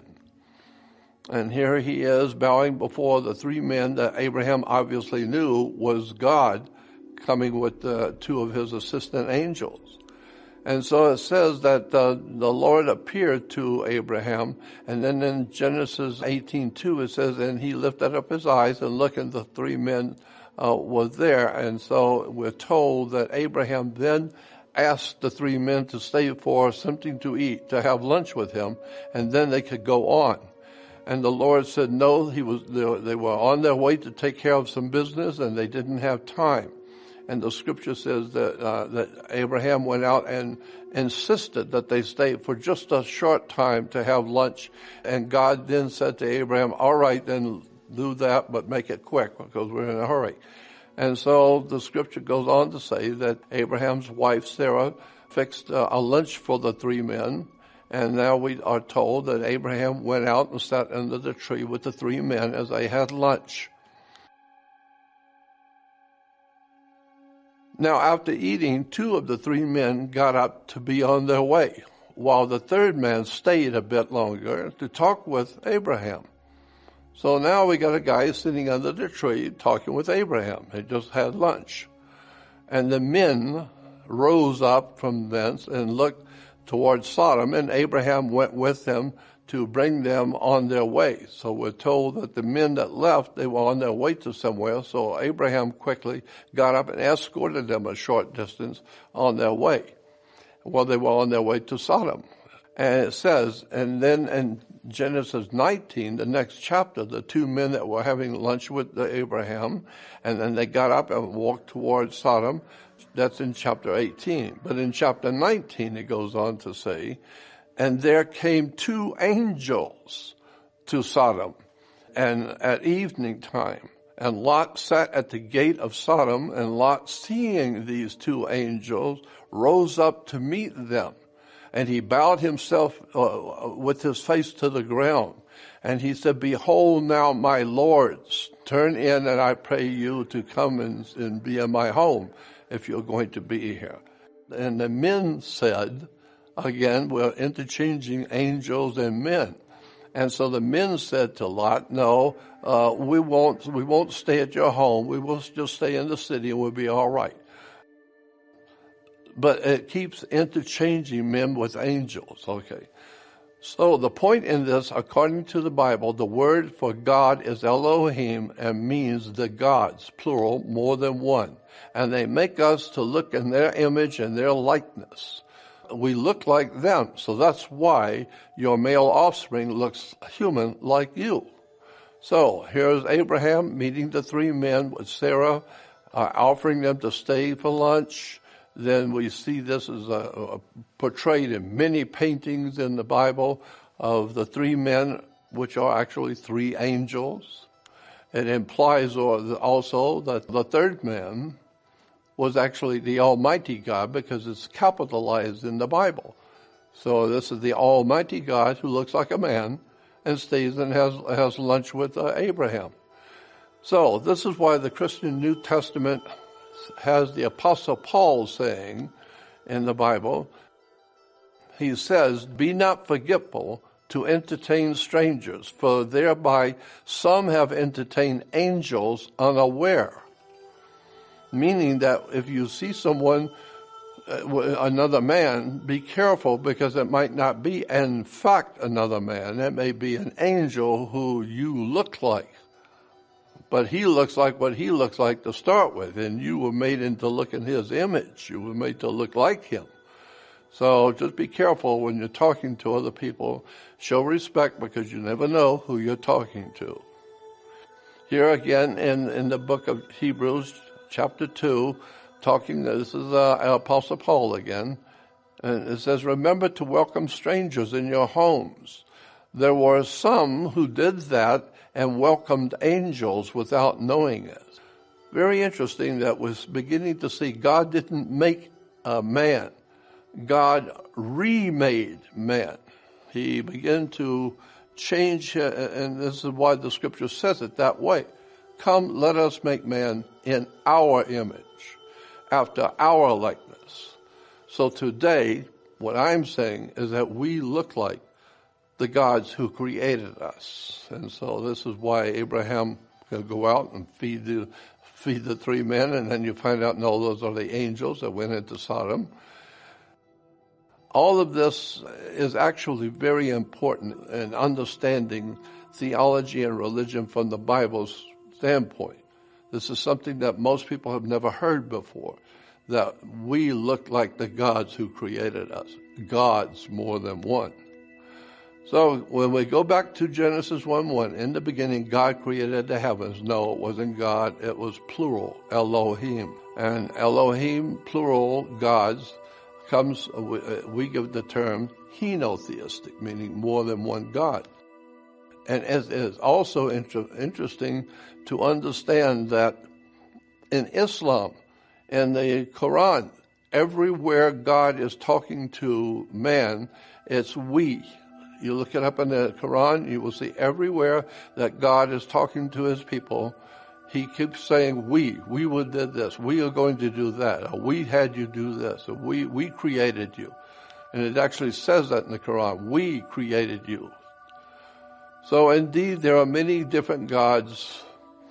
God is gods, and the gods made ADM, not Ish, which means they saw Ish, and then they took Ish and remade him into Adam. And we call it Adam. No, the gods came here, they saw this man, and therefore the man must have been like a Neanderthal man or some ancient creature, hominid, and the gods said, let us make him look like us. Let us make him in our image.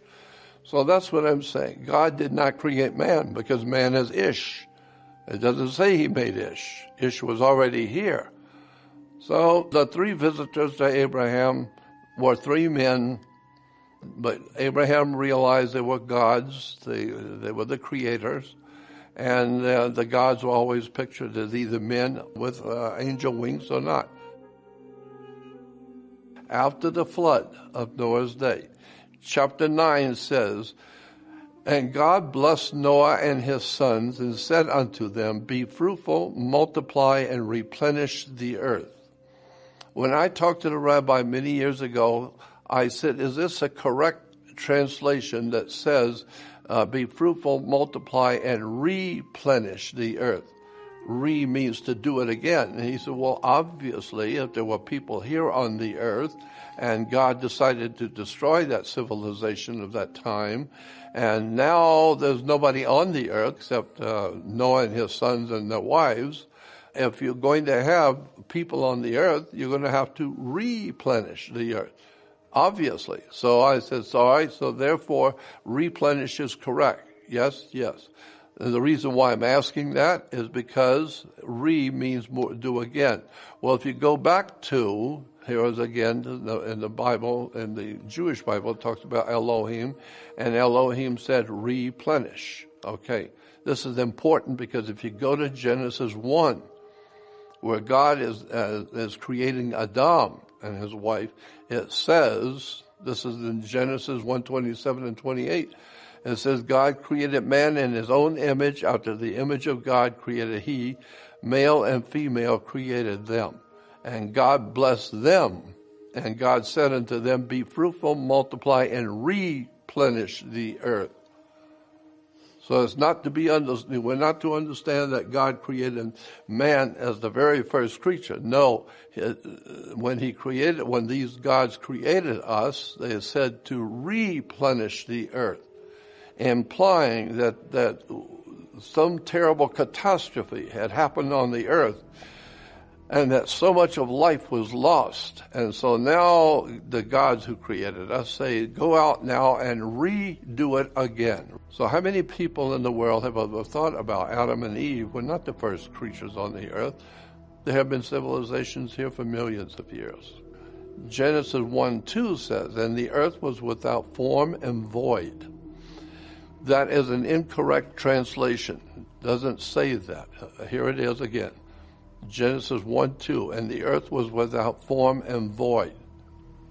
The English words in Genesis 1:2, without form and void, is mistranslation of the original Hebrew words tohu vavohu. The word tohu vavohu means not without form and void. If you go back to the original Hebrew, in the beginning, God created the heavens and the earth, and then in Genesis 1:2 says, and the earth became a waste and a desolation. The earth became a waste and a desolation. It wasn't created without form and void. Obviously, if God's going to create something, it's got to have a form, and it's not going to be void, whatever that's supposed to mean.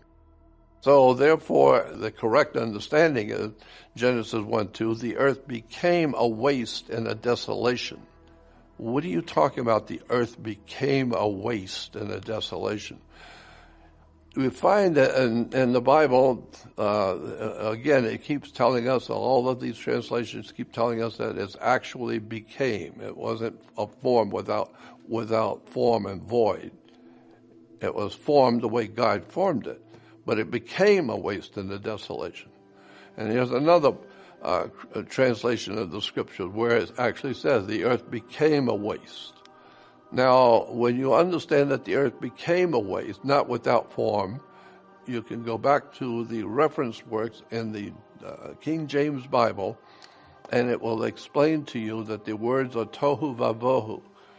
And it gives you all the understanding right there in the Bible itself, but most people don't even look at the reference works on this. The Hebrew words tohu vavohu is only found twice in the Bible.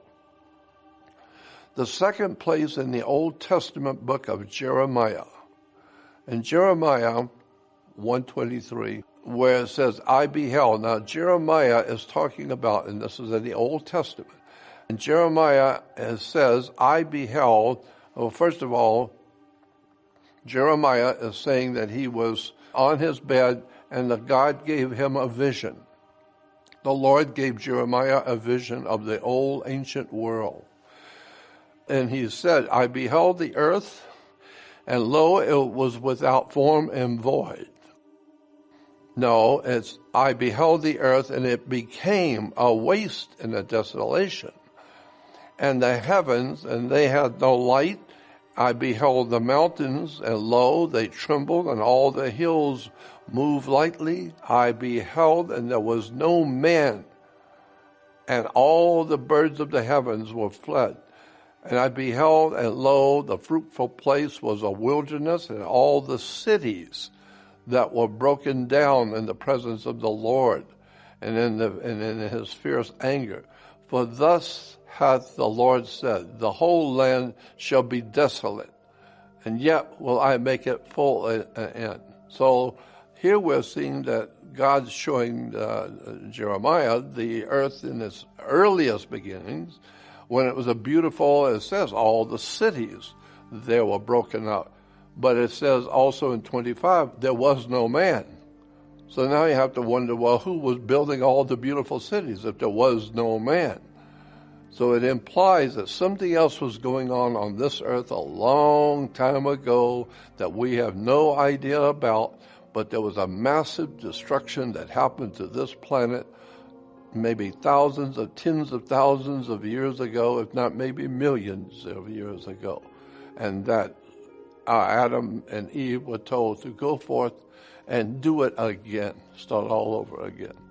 So when you begin to see how these words are put together, we begin to see that God did not make man. God came here and saw what the Hebrews call Ish, which was the ancient man, these ancient hominid creatures. And they said, come, let us make these creatures to look like us and be like us. Now we begin to see the actual truth, is that God did not make man. He remade the creatures that were here, that we call hominids, and that's where we have come from. We look like the gods that created us. The lost ark of the Hebrews is today referred to as the lost ark of the covenant.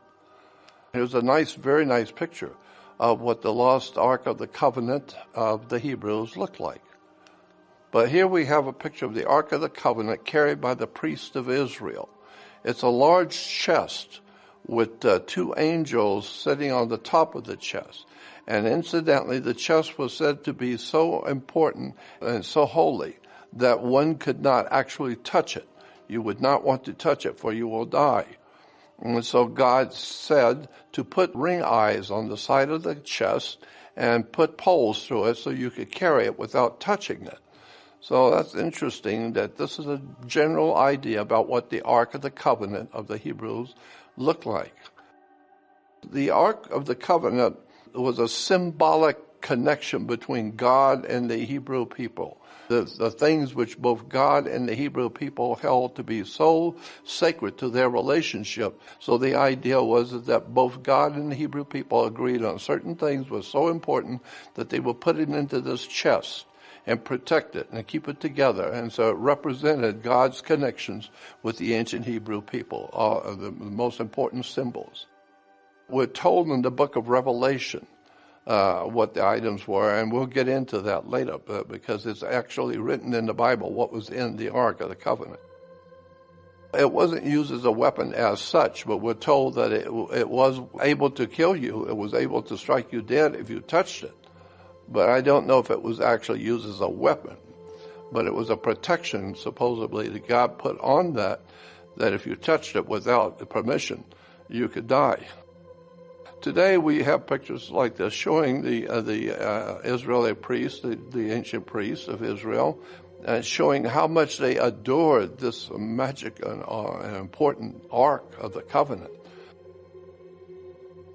Here's a picture of King David bringing the lost Ark of the Covenant into Jerusalem, and everyone not in the procession is on their knees, realizing that the ark was representing the very presence of their God in their presence. And these were very holy symbols to the Jewish people. There have been many books written about the lost Ark of the Covenant, of course, and two books in particular that deal with the point I wish to make. One is called Lost Secrets of the Sacred Ark. And of course there have been a lot of lost secrets relating to the Sacred Ark. Sir Lawrence Gardner in England, which was Sir Lawrence Gardner. He had been knighted by the Queen, and he was an expert on these arcane subjects like the Ark of the Covenant. And then there's another one called Secrets and Mysteries of the Lost Ark. So the reason why these two are important to my conversation is because I want to emphasize that there were a lot of secrets and mysteries in relation to the Ark that maybe people still don't know today. So the most important secret of all concerning the lost Ark of the Hebrews is that it was not Hebrew at all to start with. There was no Hebrew Ark in history. The whole idea of an Ark of the Covenant simply means contract, and so the whole idea of the Ark of the Contract or Covenant was not Hebrew at all. It was Egyptian. And so let me show you what I'm talking about. If you go to Bible dictionaries and look up the word ark, you will see that even the Bible dictionaries tell you that the very word ark comes from the Egyptian. And then it shows you a typical Egyptian ark. And then if you go to another Bible dictionary, it talks about the Egyptian ark or the sacred chest. And so now you begin to see, when you start doing the research on the lost Ark of the Covenant, you begin to see that a lot of pictures have come out of the ancient world showing you that the Egyptians had an ark, not the Hebrews. And here is an Egyptian ark and an Egyptian priest in an Egyptian museum. So my point in showing you this is the fact that the lost Ark of the Covenant was borrowed. The idea was borrowed from the Egyptians. Here's an ancient Egyptian priest with their golden ark on an ancient Egyptian wall, painting showing the priest carrying the golden ark. And this particular picture is on the Temple Ramesses at Abydos in Egypt. And you will see there is the ark, the Ark of the Contract, the Ark of the Covenant, but you don't see Hebrew priests carrying it. You see Egyptians, because it was an Egyptian ark to start with. It's an Egyptian god Anubis on the left, sitting on the right on his holy ark. Egyptian ark Anubis was pictured as a dog because it represents the star system of Sirius, the dog star. And so Sirius, the dog star, in order to honor the god in Sirius, they made it into a dog. So because Sirius is referred to as the dog star. But the point is, on the right-hand side, you will see the dog star sitting on the Holy Ark of the Covenant in Egypt. And here's that same ark when it was originally found by Lord Carnarvon in Egypt many, many years ago. If you remember in the movie, Indiana Jones has to find the lost ark in a tomb in Egypt. The very word, the lower paragraph says, the very idea of the Ark of the Covenant was copied from the Egyptians. So this is what you'll find in most all reference works. It will tell you, even in Bible dictionaries, will tell you there was no Ark of the Covenant in Israel, but there was an original Ark of the contract in Egypt. So here we see on the left-hand side the Egyptians carrying their holy ark, and on the right side the Hebrews carrying the ark, which was the borrowed story. And so the original ark and the mythical ark. This is very important to keep in mind, because when you look at the lost Ark of the Covenant, it supposedly is a very important symbol to the Hebrew religion, but now we're finding out that it's actually an Egyptian symbol. It had nothing to do with the ancient Hebrews. Even National Geographic did a piece on a video show on the Ark of the Covenant, in which they entitled it "Many Legends but No Evidence." The idea of having a holy chest or a holy ark is an Egyptian idea. It's an Egyptian concept. The point being is that it would have been a copy of an Egyptian ark. And so today, incidentally, in an Ethiopian Orthodox church in Ethiopia, they claim to actually have the original Ark of the Covenant of the Hebrews at that church. But they go on to say that the object is currently kept under strict guard in the treasury of the church. And so you can't come in to see it. But they've got it, but you can't see it, which is, of course, convenient, because you don't know if they have it or not. If they have it, you can't see it anyway. There are many mysteries surrounding the ark, many questions about what is it and where is it and who actually owns it. But I don't believe that the Ark of the Covenant ever existed. From my understanding, it never existed. It was borrowed from day one, the idea, from the Egyptians. However, there are many other mysteries and strange things in relation to the Ark. In the Holy Bible and the New Testament, the last book of the Bible is called the Book of Revelation. And in the Book of Revelation, it tells you why no one has and no one ever will find the lost ark. And it says, the temple of God was opened in heaven, and there was seen the Ark of the Covenant, the Ark of the Testament.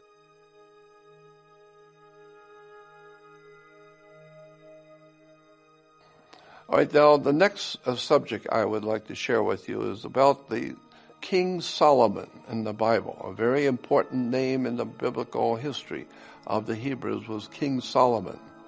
And incidentally, the Temple Institute in Jerusalem today is preparing, they've already spent $27 million, we're told, on preparing a building for the rebuilding of the Jewish temple, the old Temple of Solomon. The first thing we need to know about the ancient temple of King Solomon is that there was no ancient King Solomon to start with. And he didn't have a temple either. There are some reference works out there about the temple showing that it was just a story and that there was no temple. And today there are a lot of academic books being written about the whole idea of King Solomon as a king is a myth, a king that never existed. And so here's one article called The Myth of Solomon.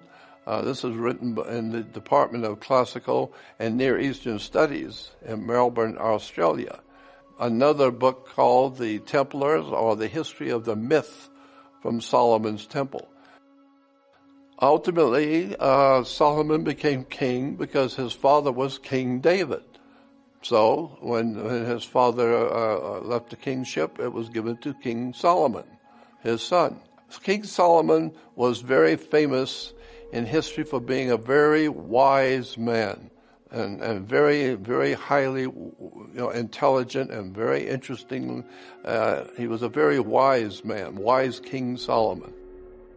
Yes, well, we're told that he built a whole nation and great temples and all kinds of marvelous things that this King Solomon did for the Jewish people.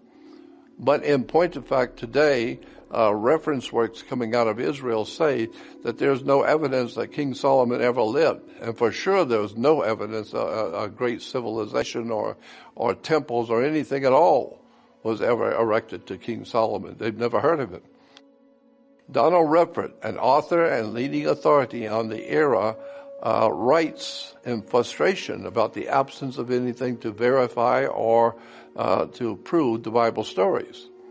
He writes, such topics as the foreign policy of King David or his son Solomon, Solomon's trade in horses and in his marriage with Pharaoh's daughter must remain themes of the Midrash and fictional treatment because it was a fictional story.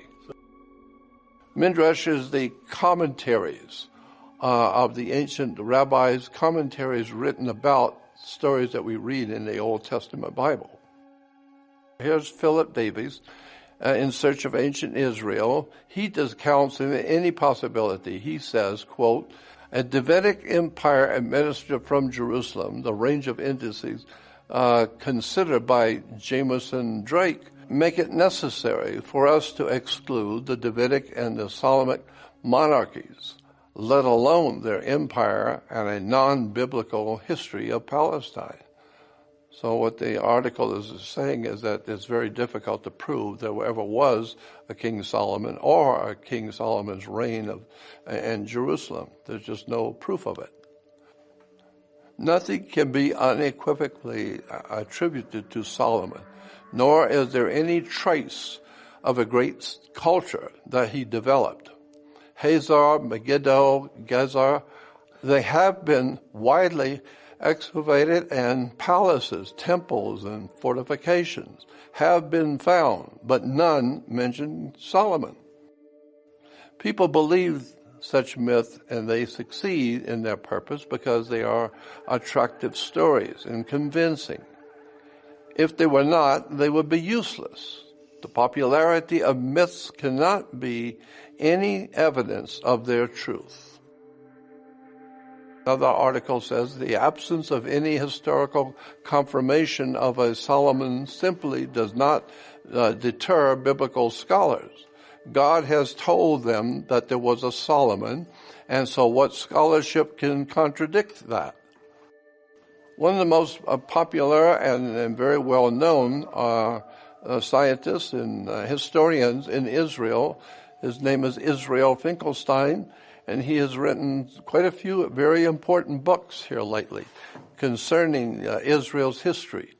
And in this one, The Antiquities Scam exposed the gullibility of believers. Israel Finkelstein, the noted Israeli archaeologist, observed that inscribed objects are extremely rare and proper archaeological digs in Palestine.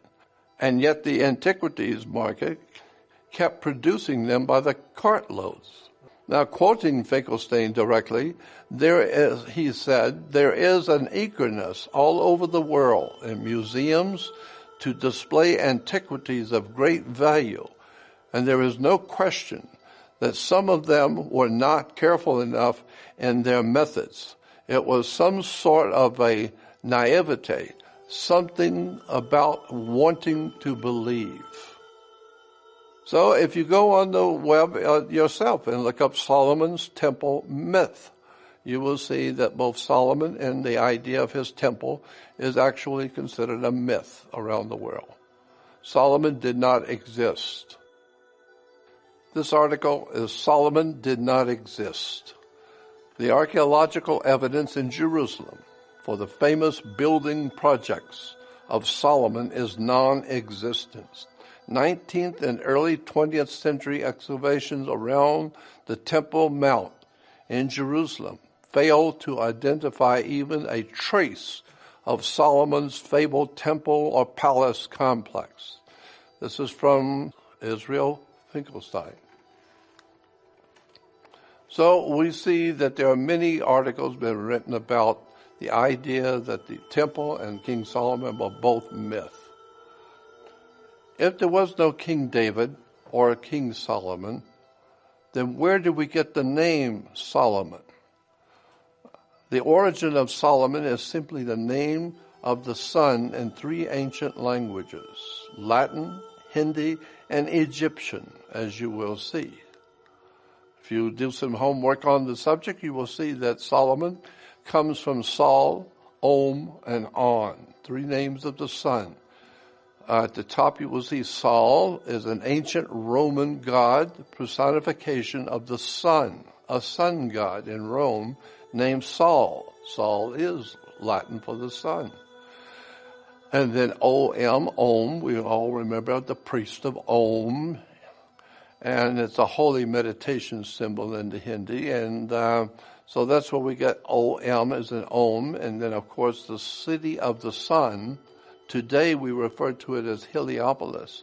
It is actually in the ancient world called On, O-N. So when you take the three names of the sun, Sol, Om, and On, it becomes Solomon. But there was no man named Solomon. It's the name of the sun in three separate languages. Actually, the original name of Solomon was Shlomo. But the Masonic orders during the early Middle Ages seized upon that name and changed it a bit to be Solomon. It was actually a purposefully mistranslated word because Solomon was not the original name of the king.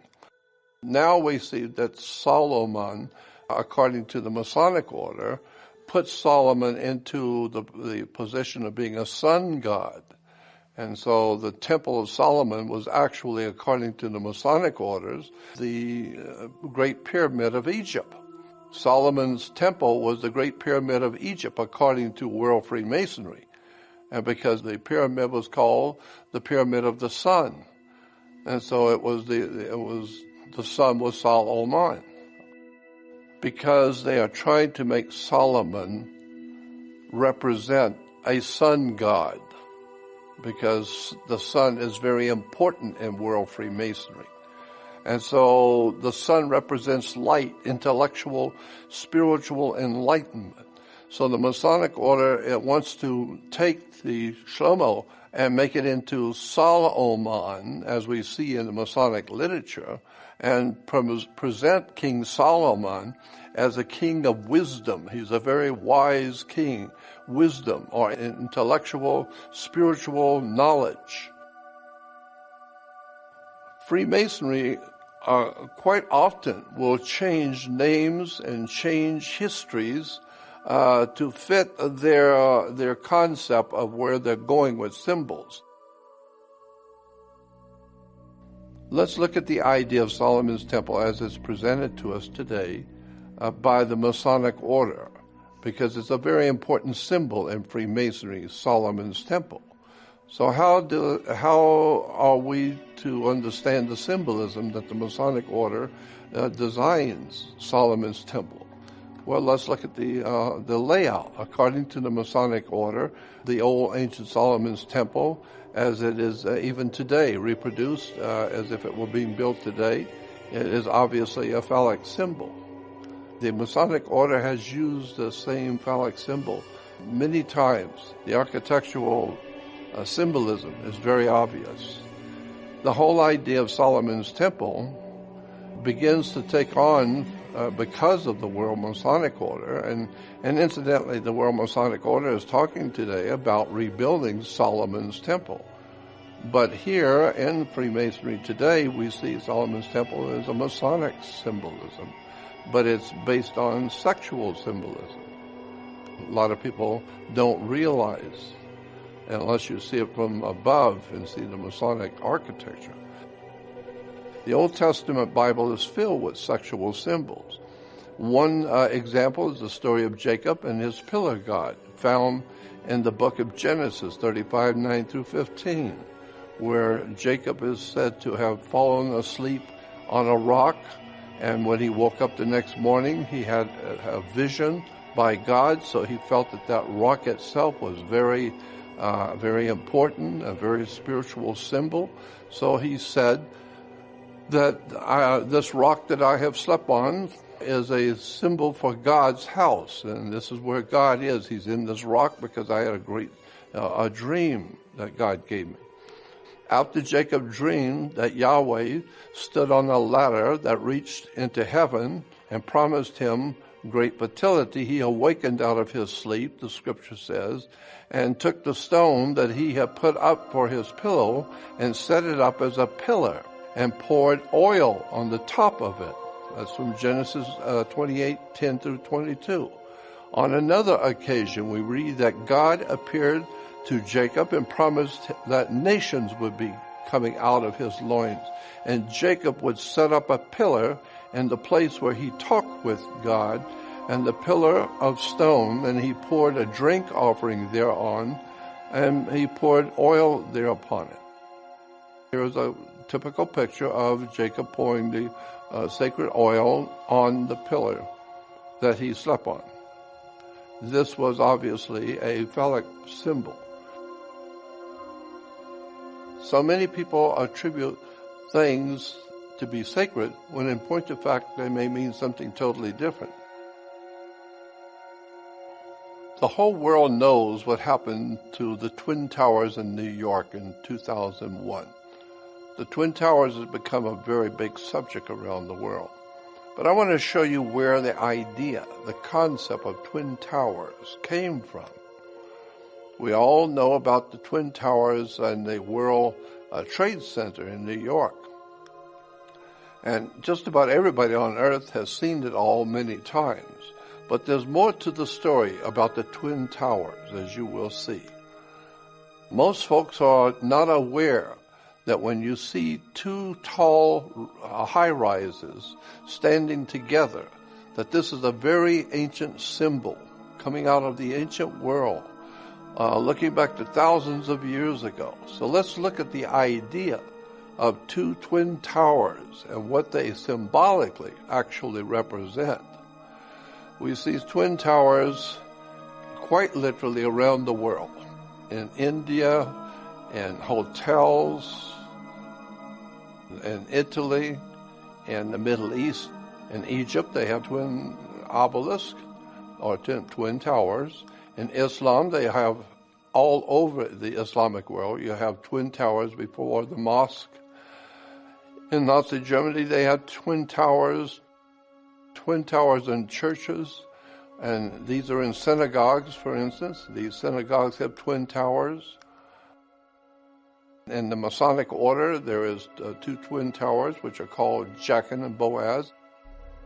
Twin towers are everywhere.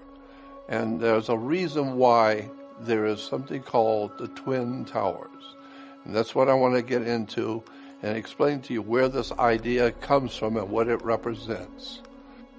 You will begin to see the idea, the very concept of two identical towers is used in Christianity, Judaism, Islam, and of course in the secular world. And most people do not realize the actual reason why and what the Twin Towers symbolizes. So let's look at the origins of the idea of building twin towers or twin pillars. It all started in India thousands of years ago, and then to Egypt, and finally to today. In the book Symbols, Sections of Stars and Popular Beliefs, which is a book discussing all the ancient symbols in religions, by Ernest Rosenbach, dedicated to understanding the symbolism in the ancient world and how it impacts us today. According to the Egyptians, you had two phallic symbols holding up the canopy of heaven. The two phallic symbols, or the two phallic pillars, is a very important symbolism in ancient Egypt, and is found quite a few places. The Twin Towers idea worldwide. In the old ancient Babylonian system, the kings that would rise in the morning between twin towers, two towers. This is the old Babylonian system. In India, you have the god standing between the two towers. It was an idea of twin columns. It goes back into the ancient world. The twin towers are connected to the concept in the ancient world of twin phallic pillars. Here we have the twin pillars on each side of the opening, and then the large twin pillars on both sides. The idea comes from a biblical story about a symbol which today has been taken up by Freemasonry. The Masonic order has taken from the Bible the story about Jachin and Boaz. They were twin towers, or they were twin pillars, and they represented two phallic pillars. And so we're talking about phallic worship now. And this is something that a lot of people don't connect to, the idea of twin towers, but it goes back into an ancient time where the idea was two phallic pillars. And they were called Jachin and Boaz in the Bible. And this is a Masonic symbol today. It has been picked up and used in Freemasonry around the world. The reason why is because you need the two to hold up the heavens. You can't do it with one. And so the ancient Egyptians always showed two towers or two pillars. There is obviously more yet to the story of twin towers, but I'm just giving you a brief introduction to the idea that there is a symbolism involved here that most people are not aware of until you begin to see how many times that idea keeps popping up. A lot of people, when you mention the word New Age, it causes visions of people who are into metaphysics, spiritual retreats, hallucinogenics. All sorts of ideas are generated by the term New Age. And it has become a very important subject, especially in the religious world. Are we humans on this earth approaching a new age which is filled with darkness and evil? Because this is what Christianity is portraying the new age as. I want to show you that that is incorrect. That the new age is in the Bible all the way through the scriptures. It talks about the new age. Everyone has heard the stories of the end of the world. And there's a lot of talk about the new age as the end of the world. But very few people realize that both subjects, both the new age and the end of the world, are the same thing. Let's start with the end of the world, and then we'll go to the origins of the new age, and then the Christian church's view. First of all, we've been hearing about this idea of the end of the world for hundreds, if not 1,000 years. There have been religions around the world talking about the end of the world, and especially nowadays with the world today. The end of the world, which implies a world conflagration of wars and violence, atomic destruction, chaotic destruction of the human race, famines, disease, wars, violence, revolutions. The entire idea of the end of the world is apocalyptic in proportions, implying the end of humanity itself. Let's see what the actual term end of the world really means from the Bible's viewpoint. We have books called The End of the World, How Will the World End, The Atomic Bomb and the End of the World. The New Testament King James Version talks about, in the book of Matthew 13, it says that Jesus said the enemy that sowed them is the devil, and the harvest is the end of the world. Here's Jesus talking about the end of the world. End of the world. But important is, what does the word world mean, and where does it come from? Interesting also, in another scripture in the Bible, Jesus talks about something he called the regeneration. The footnote says it will mean a renewal or recreation of the whole social order on earth. Jesus talked about this regeneration, and then adds that regeneration will be God's kingdom. Here we have in the scriptures talking about what Jesus said, "Verily I say unto you, you who follow me, in the regeneration of the world." We've seen regeneration means of making it new, recreating the whole world.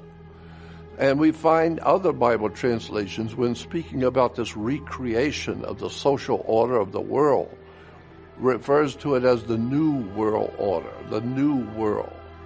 In the Interpreter's Bible Dictionary, we see talking about the regeneration. And it says that this regeneration, there is a reward in the world to come, which is a regeneration or a new world. So it does not imply that there's a destruction of the whole humanity in the world when there's going to be a reward in the time of regeneration or the new world. Commentary Bible says the promise has to do with the new world, a regeneration or a rebirth in an age to come. There will be a new heavens and a new earth. Here in the Bible Encyclopedia, it says in the new world, or the regeneration. Again, that word keeps coming up. Josephus used it as the restoration of the land of Israel. Jewish hopes await a renewal both of the land and the entire world. And so the Son of Man, Jesus, his domination will be in the time which is called the New Age. So in the New Testament word world is actually a Greek word, aeon. Aeon does not mean world. It was a mistranslation and a misunderstanding by the church fathers who translated the Latin Vulgate. They took the word from the Greek aeon and thought it meant world, when now we understand, no, it was a mistake. World is age. Word age is actually aeon. So when you're talking about, and when you hear people talking about the end of the world, no, it's the end of an age, which implies that there's a new age coming. And there's been other ages that in the past, and we're living in a particular age now, and there will be a new age coming. For instance, here's a quote from a reference work on the Bible. It says, "The world, or age to come, was a familiar expression among the Jews for the Messiah's kingdom." And in the New Testament, it's employed partly in regard to the kingdom as now established, and partly in regard to the future development, the age of glory. It is used in this latter sense by our Lord. And the ages of the world are therefore the great cycles of time. They're great ages, where the degeneracy and corruption or the progression and development through which it has always been destined to pass, and in part has passed already. So what we're talking about in a new age is the ages of time which have come and gone. Civilizations are founded and grow, and then they die, and new civilizations come. And so the whole idea of aeon is a continual progression of the ages of the world. Here in John 39:32, it says, "Sometimes the world, and especially this world, seems to denote where elsewhere in the New Testament is called the present age or world." The New Oxford Dictionary, with the Apocrypha, it says at the top, Jesus said, "I say to you that in the new world," so here Jesus talking about the new world, no, new age. Interpreter's Bible Dictionary, it says, "Consummation is fitly celebrated by a new song, when the return from exile heralds a new age." Now we're getting it right.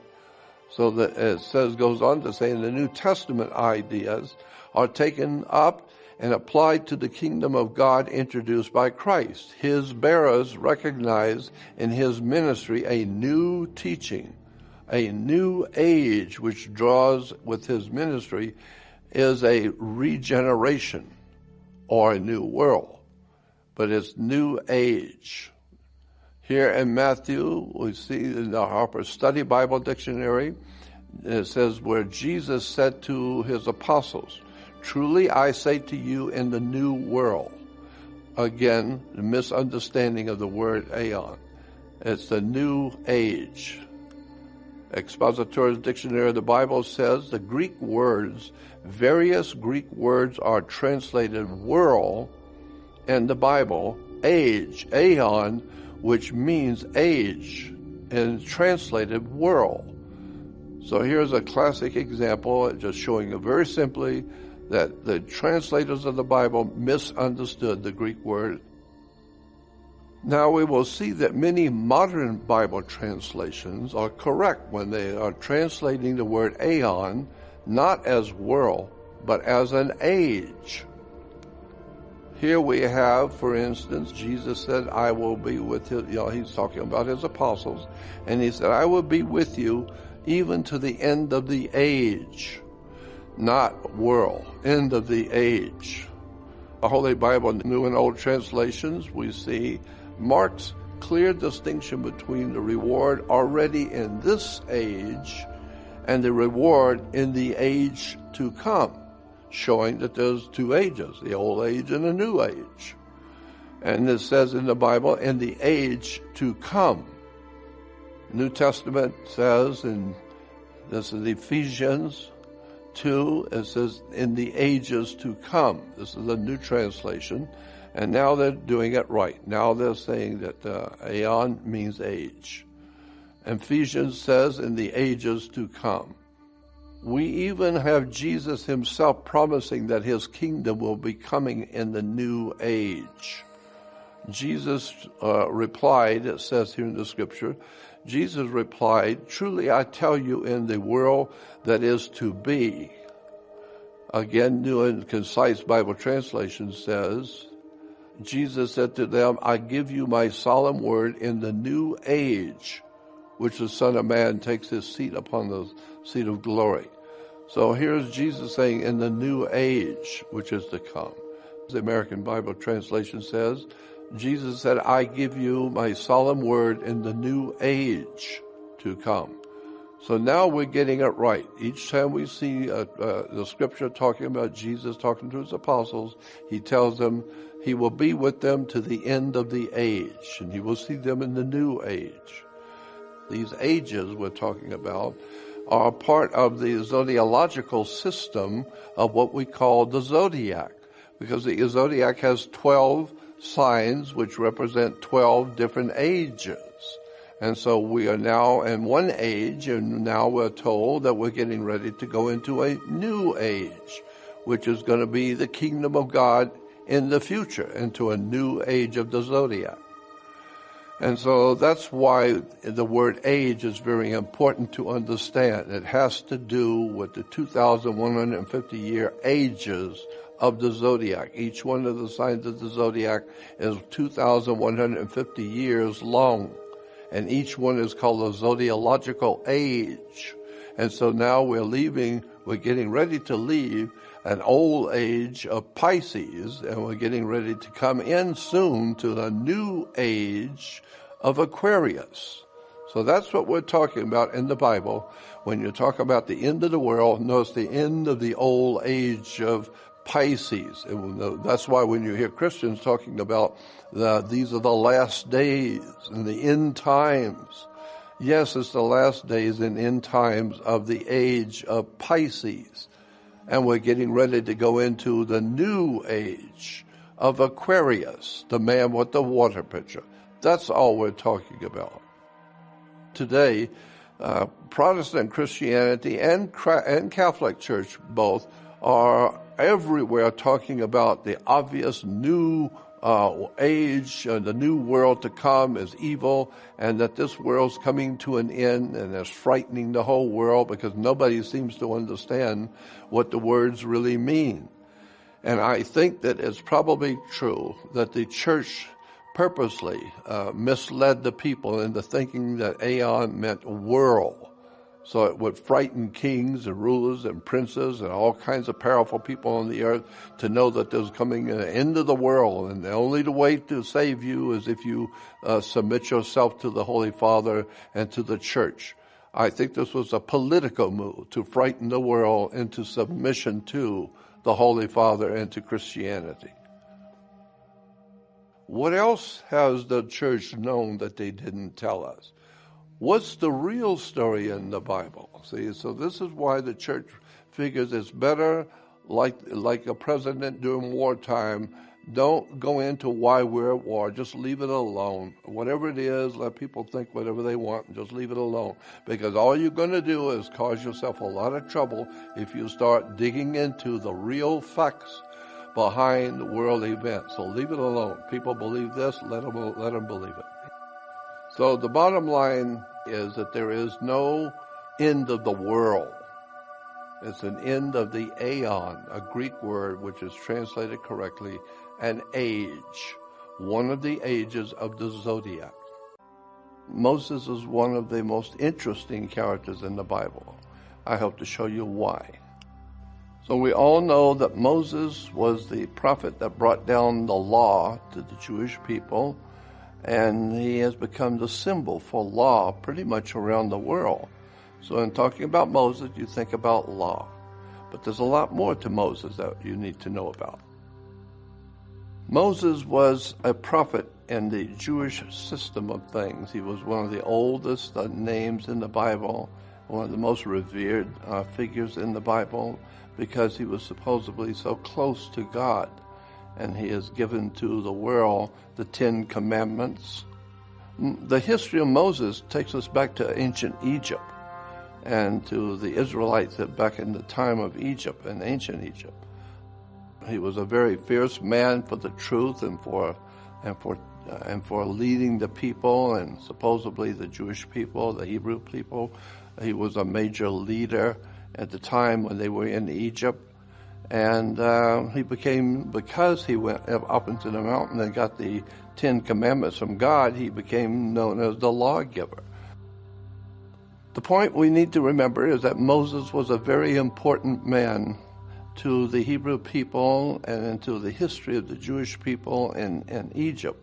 He was supposedly born in Egypt and was bred in the house of the princess, and he was around royalty continually, and yet he had a love for the Jewish God, and so he protected the Jewish people, and he became so important to the history of the Hebrew people at the time of Egypt that today he even is recognized as a very important person to remember in history about law. He was the one who led them out of Egypt, according to the story that Egyptian life had become so difficult for the Jewish people, and they wanted out of Egypt. And so Moses was the one who had the strength to stand up before Pharaoh and say, "Let my people go, and we will leave out of Egypt." And so this is even today still remembered, a very heroic deed for Moses to step up and take the leadership of the Hebrew people and walk out of Egypt and leave Egypt. He took them up into the north, where we today refer to it as Lebanon and Israel, etc. The most important point I wish to make is the fact that there is so much more to this ancient prophet, leader of the Hebrew people, than has been discussed publicly, and I want to talk about some of those things. Moses was called by God to come up into the mountain of Mount Sinai, and God was going to give Moses what we now refer to as the 10 Commandments, which is actually a new dispensation for Jewish law, a brand new way to understand the Jewish understanding of God. And so he goes up into the mountain and he encounters the presence of God, and God gives him 10 commandments to bring back to the people to begin a new dispensation, a new understanding of God. And so when Moses comes down from the mountain, he sees the Jewish people still worshiping God the old way.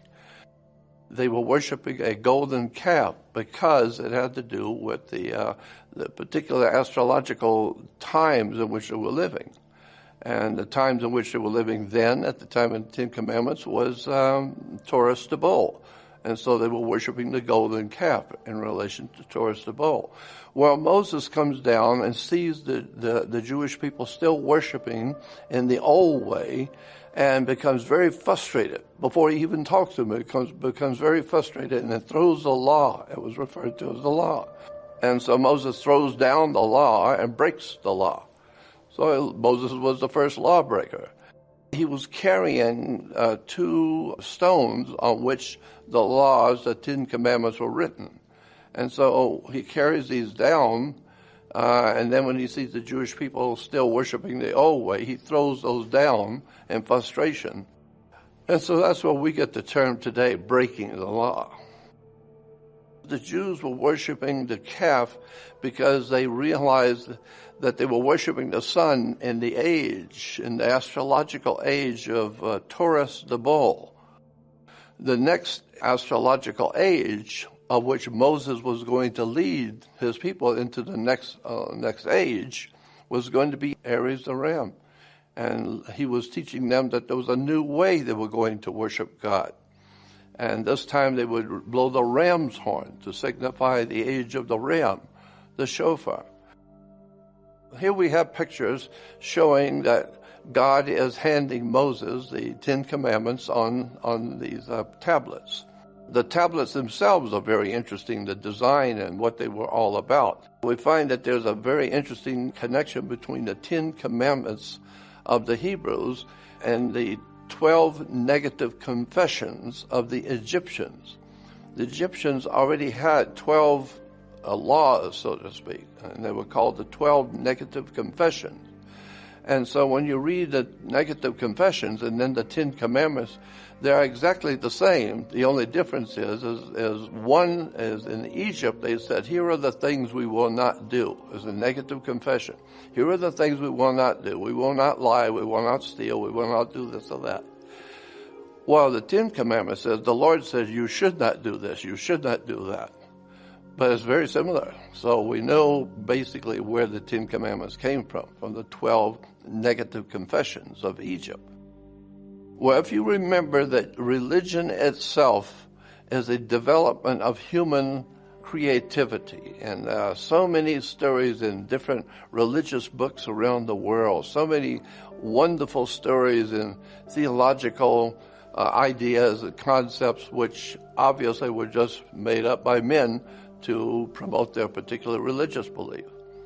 But back to the Moses giving of the law, that particular scene of Moses with the 10 Commandments, the very stalls and the very stones themselves is very important. Moses is always the lawgiver, and the Jews today still respect Moses as probably one of the most important people in their history besides Abraham.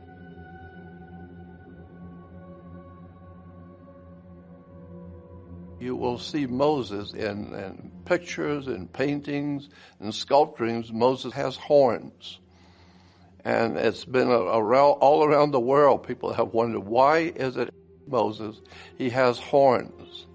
And it's interesting to understand what the horns represent on Moses. The horns of Moses, and you will see that there was in the ancient world, at Moses' time, in that ancient time, there was a moon god, and the moon god's name was Sin, and he was always represented by the lower quarter of the moon. And so the lower quarter of the moon was used as a symbol for moon worship. And they had goddesses of moon worship, which you have. Also, in Rome, you had moon gods. The Native Americans also have horns because they counted their days by many moons. Their days were like the Hebrews today. After 6 o'clock began a new day. Well, the same thing with the Native Americans. So all of these people from the ancient Hebrews to the Native Americans were using a lunar calendar. Lunar simply meaning the moon, and so the symbol for the lunar was the horns of the bull, or the horns which the Vikings used. This is a symbol for the lunar symbol, which you'll find everywhere in different religions. These are the horns that Moses wore. Here in Israel, you'll see You'll see carvings of the arms raised to raise and to praise the moon. And Egyptian paintings show the moon. The Blessed Mother in Christianity stands on the moon. You'll see the moon everywhere in the ancient world of religion, which was showing us that the moon was very important. Even at the time of Moses in Egypt, moon worship was very prominent. And of course today, the Islamic world still uses the moon also. And in the Western world, the moon is still used as a symbol. We're talking about a moon cult many thousands of years ago in Egypt, of which Moses was the leader of the Hebrew people, which were worshipers of the moon at that time. If you go on the web and just type in moon god sin, it will have all kinds of information showing you about how the moon was a very important part of worship in the ancient world. And they will also tell you that Moses was a leader of a lunar cult. There's a lot of information about the moon cult and the moon god, Yahweh or Allah. Here is a classic example in the ancient world of the moon god Sin. The god himself his name was called Sin. And in the ancient world, Ai was a mountain in the times of ancient Egypt. Ai was a mountain, and so we have this moon god Sin on in the mountain, Ai, and put it together and becomes Sinai. So Mount Sinai is actually the moon god Sin in the mountain of Sinai. Well, Mount Sinai today is felt to be the center for and the really foundation for the Jewish religion as it began to spread throughout the Middle East.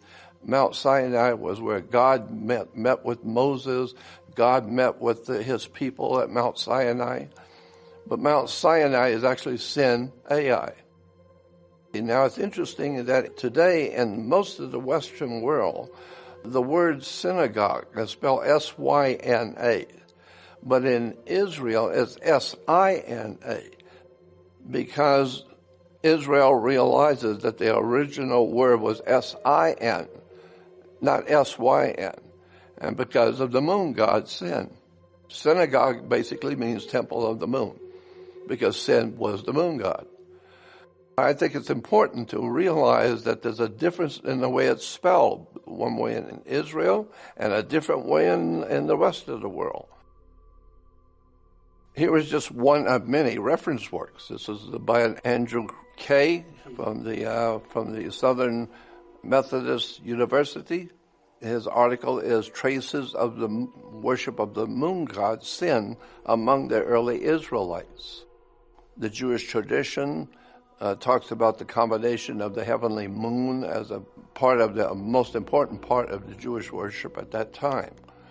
There are many symbols and emblems and paintings showing Moses in relation to the moon. And so here is pictures of a priest lighting a fire to signal a new moon. Here you will see an illustration of the Israelites and their worship of the moon, the prayer to the new moon. And below you will see sanctification of the new moon. This is from Amsterdam as far back as 1723, showing the importance still in the worship of Israel for the new moon, or for the moon. Above you will see the new moon etching from a book back in 1748, showing the Jews celebrating the new moon.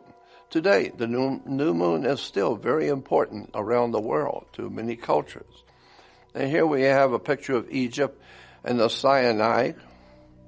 And down toward the bottom of the Sinai, there was a huge mountain range. And so here we see a better picture where Mount Sinai is referred to in the area of the wilderness of Sin. And Sin, of course, is the moon god. Sin is originally the moon god of the Arabic world.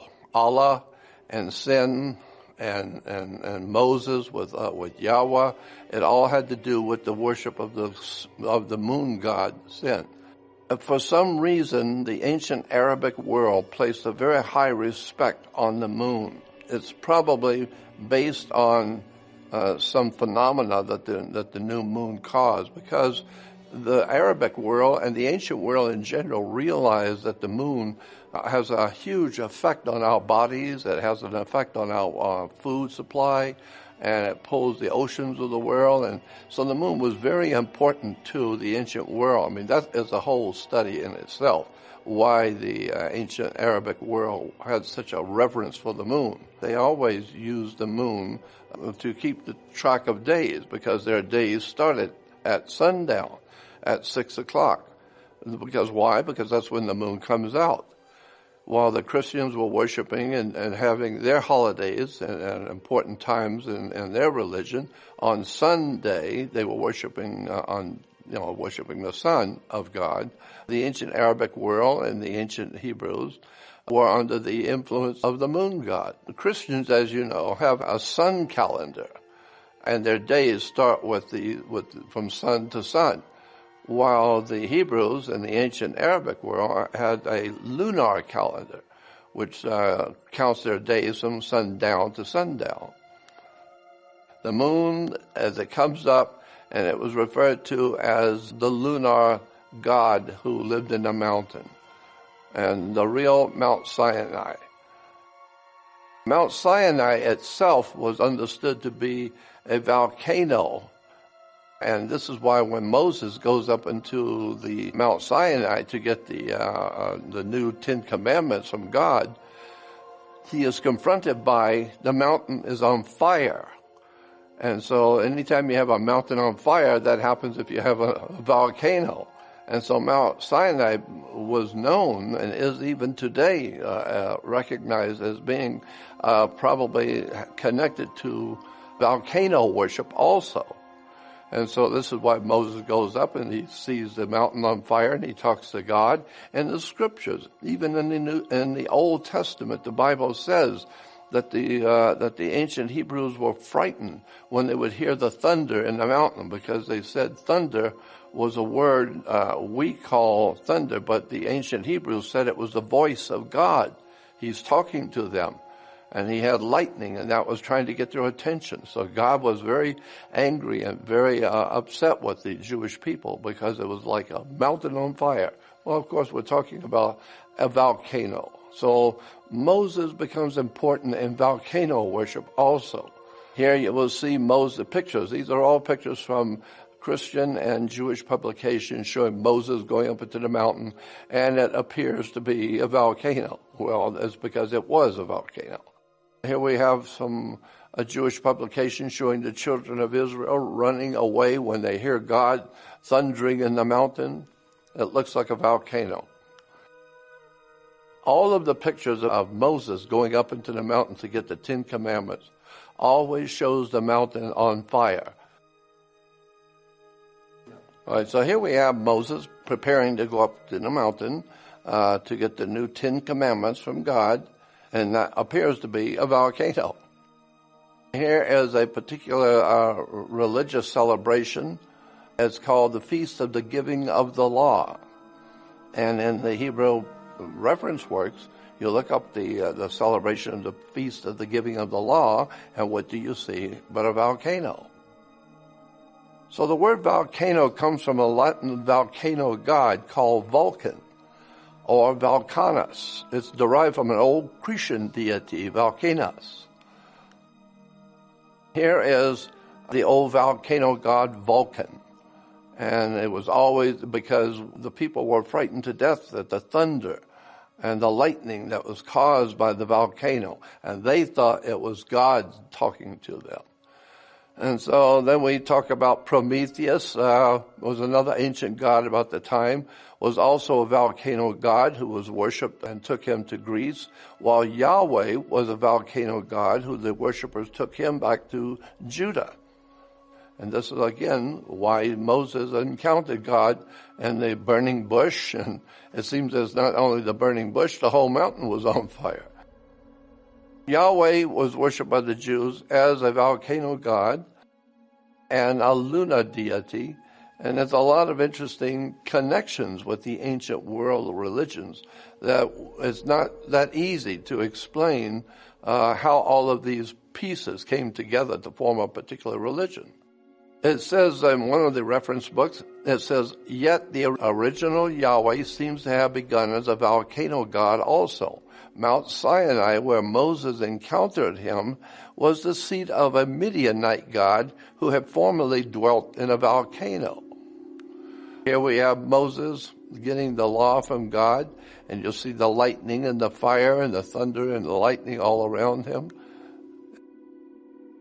We go back to the book of Exodus where we read, and the Lord went before them by day in a pillar of cloud. Now this is talking about the time when the Jews were leaving out of Egypt, and God was going to be with them as they went on their journey.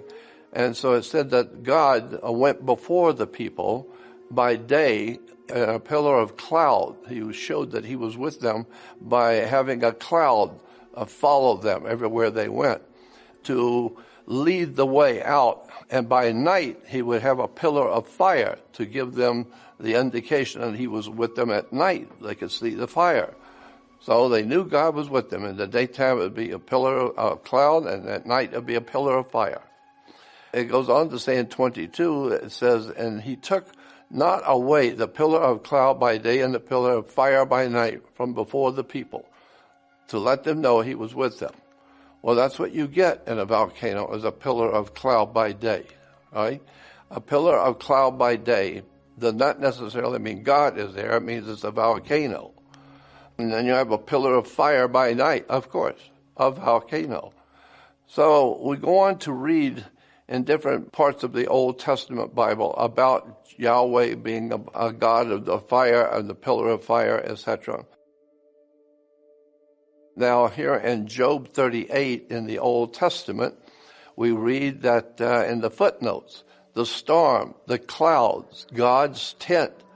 And so the ancients believed the clouds were a tent in which God lived when he was following them.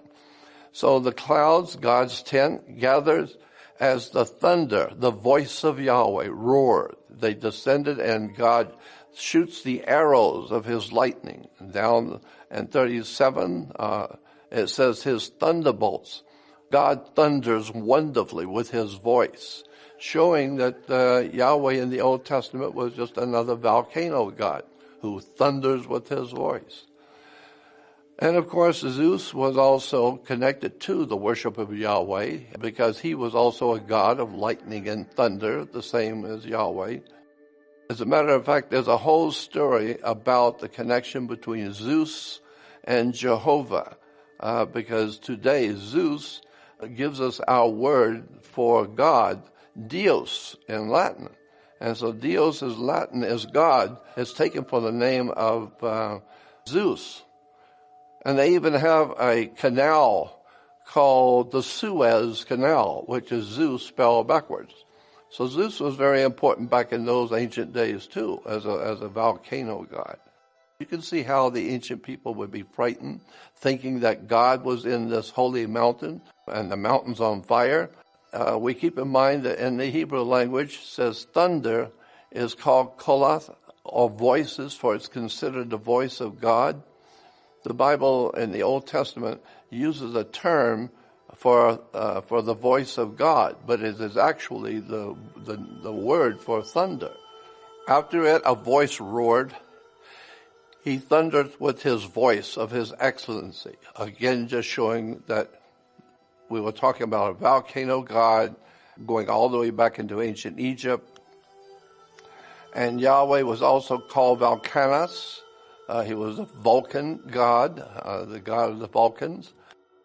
Even today in Hawaii, the volcano goddess, the whole idea of connecting a god with a volcano has to do with the sexual reproduction of the human race. That's the fire of reproduction. And so it's the fire that gives life to the earth. That's where it actually came from. Today, the Jewish religion is not as dominated by the moon as it was maybe thousands of years ago. So ideas change from time to time. Here's another important part of the Moses story, is that Moses, we are told, when the Israelites were trying to get out of the area they were in, and God was with them, they didn't have the foods, and they were starving. And so they came to Moses and said, you told us to leave, and we're following you, but now we don't have any food to eat. Moses talks to God, and it is said that God gave to the Hebrew people a manna to eat. And it was spelled M-A-N-N-A, manna. And so it was the manna from heaven. God said, all right, I will give you food for the moment. You're not going to starve. God told Moses, tell the people to go out in the morning, early morning, and on the ground there will be little round white disc-shaped things, and to eat it, because this will be good for you. And so that will save you from starving. Manna is actually in Hebrew means, what is it? Because the people didn't know what it was. It was on the ground, and it was good to eat, but they don't know what it is. And then the Bible goes on to say that it was small. Manna was small. It was round, flaky. It was white. It was obviously from heaven, because Moses said God gave it to them. And so here we have pictures of the Israelites under Moses' direction out in the morning picking the manna from heaven to eat. Even in the Bible it says, and when the dew, this is in Exodus talking about this time, and it says, and when the dew that lay on the ground was dried up in the morning, behold, on the face of the wilderness there lay a small round thing, as small as hoarfrost on the ground. And when the children of Israel saw it, they said to one another, it is manna, for they did not know what it was. And Moses said to them, this is the bread which the Lord has given you to eat. We now know that what we were talking about was mushrooms. So we're talking about the ancient people of Israel were being fed by God mushrooms, the magic mushroom. And so you see the people of Israel on the grounds in the morning picking mushrooms. And we know now there's been a lot of books written about the magic mushroom as it's used in the religious rituals and in the Jewish culture and in the ancient cultures of the Middle East. A lot of people use mushrooms. Today, like James Arthur's famous book, Mushrooms and Mankind, The Mystery of Manna, Magic Mushrooms, psilocybin mushrooms of the world, psychedelic sacraments of the mushroom. A lot of people do not know that the Hebrews were very interested in this manna from heaven and have kept the tradition. And today, mushroom and eating mushrooms is still being used today around the world. But what we're talking about actually is the magic mushroom, which is a psychedelic mushroom. Eating the mushroom, we are told, enhances your ability to understand things openly, opens your mind up so you can understand and see things and experience the spiritual and the metaphysical properties of life. Here is an article in Israel. It says Moses was high on drugs, Israeli researcher writes. There's been quite a few articles in Israel. Here's another one from an Israeli magazine or newspaper. Hebrew University researcher Moses was tripping out on Mount Sinai, showing that even in Israel they realized that Moses was not only the leader of a moon cult, he was also connected to a volcano god. And then also he was the one that was introducing the use of magic mushrooms to the Jewish community. You can actually see the connection with the so-called New Age movement today, and the progression of the same old, as I've said before. The more we change, the more we stay the same. Today we're talking about a new age that's coming, a new time, and a new law, and a new understanding of God. And what's part of that is magic mushrooms again, and natural phenomena. Moses was not the only one on mushrooms. We also see mushrooms going back even further back in time than the time of Moses. If you look today, you will see in the Vatican, Adam and Eve, supposedly in the Garden of Eden, with the tree of the knowledge of good and evil. Actually, in the Vatican, it shows the Adam and Eve at the mushroom, taking mushrooms. Here's another Christian fresco showing Amanita muscara as the tree of good and evil in the Garden of Eden. So according to the ancient Vatican records, Adam and Eve were not in the garden with the tree, as we've been told, but they actually show Adam and Eve eating of mushrooms. And that was opening their mind to be against God and to do all kinds of things that they couldn't do before. So the magic mushroom has been around for a long time too. John Allegro was number 3 man in the translation of the Dead Sea Scrolls. And in it, his book called The Sacred Mushroom and the Cross, which is a study of the nature and the origins of Christianity within the fertility cults of the ancient Near East, in which he shows that ancient Christians were on mushrooms also. The Sacred Mushroom and the Cross it's been a very famous book for a long time, and it opened up a whole new study in Christianity also about their use of the magic mushrooms. Because if you use the magic mushrooms, you'll talk to God all right.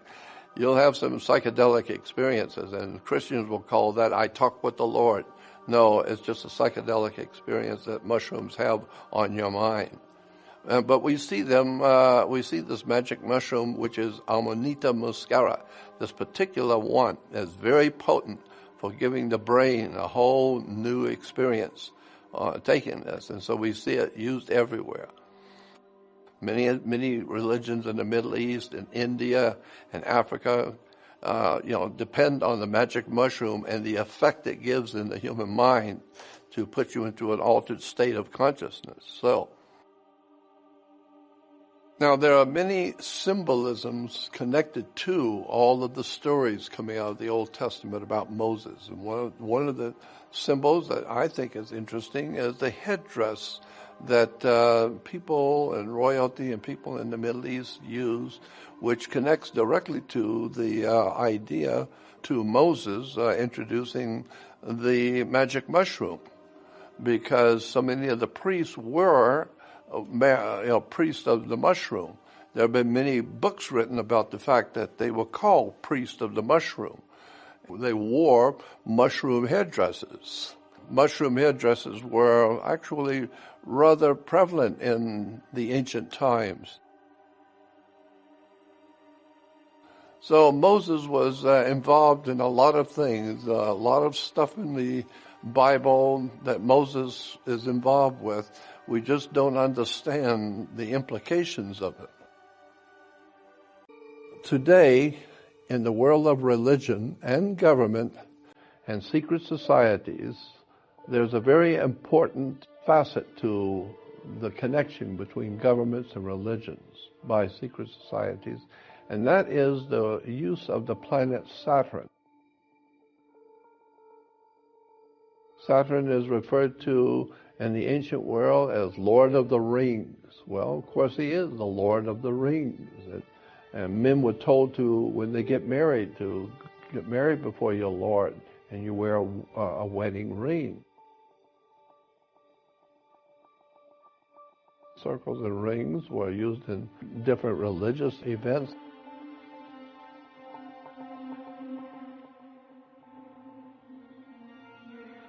In order to show you the importance of the planet Saturn in religion, generally speaking, throughout the world, I think it would be appropriate to give you some ideas about the original Hebrew religion and where it came from, and then how it has progressed over the years until today. Saturn dominates the Hebrew religion.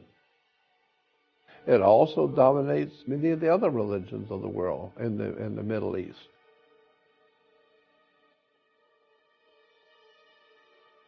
Originally, there was ancient religion, but it wasn't Hebrew or Jewish.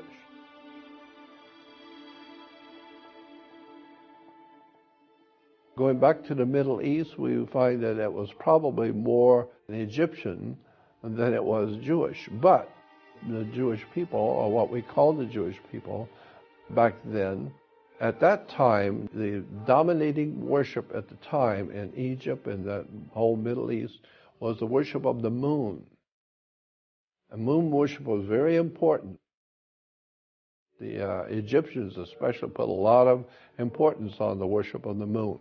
Well, the moon god, if you are in Egypt and you're looking east, in the middle of the Sinai desert is an enormously high mountain range. And so the people on the Egyptian side of the Sinai would look eastward, and every evening about 6 o'clock, the moon would come up from the mountain. The moon became known as the old man of the mountain. And the moon name, the old man's name was Sin. S-I-N was the name of a moon god to the ancient world in the Middle East. And the mountain was Ai, so you put the two together, Sin and Ai, becomes Mount Sinai. Well, that's where Mount Sinai is said to be, is in the Sinai desert.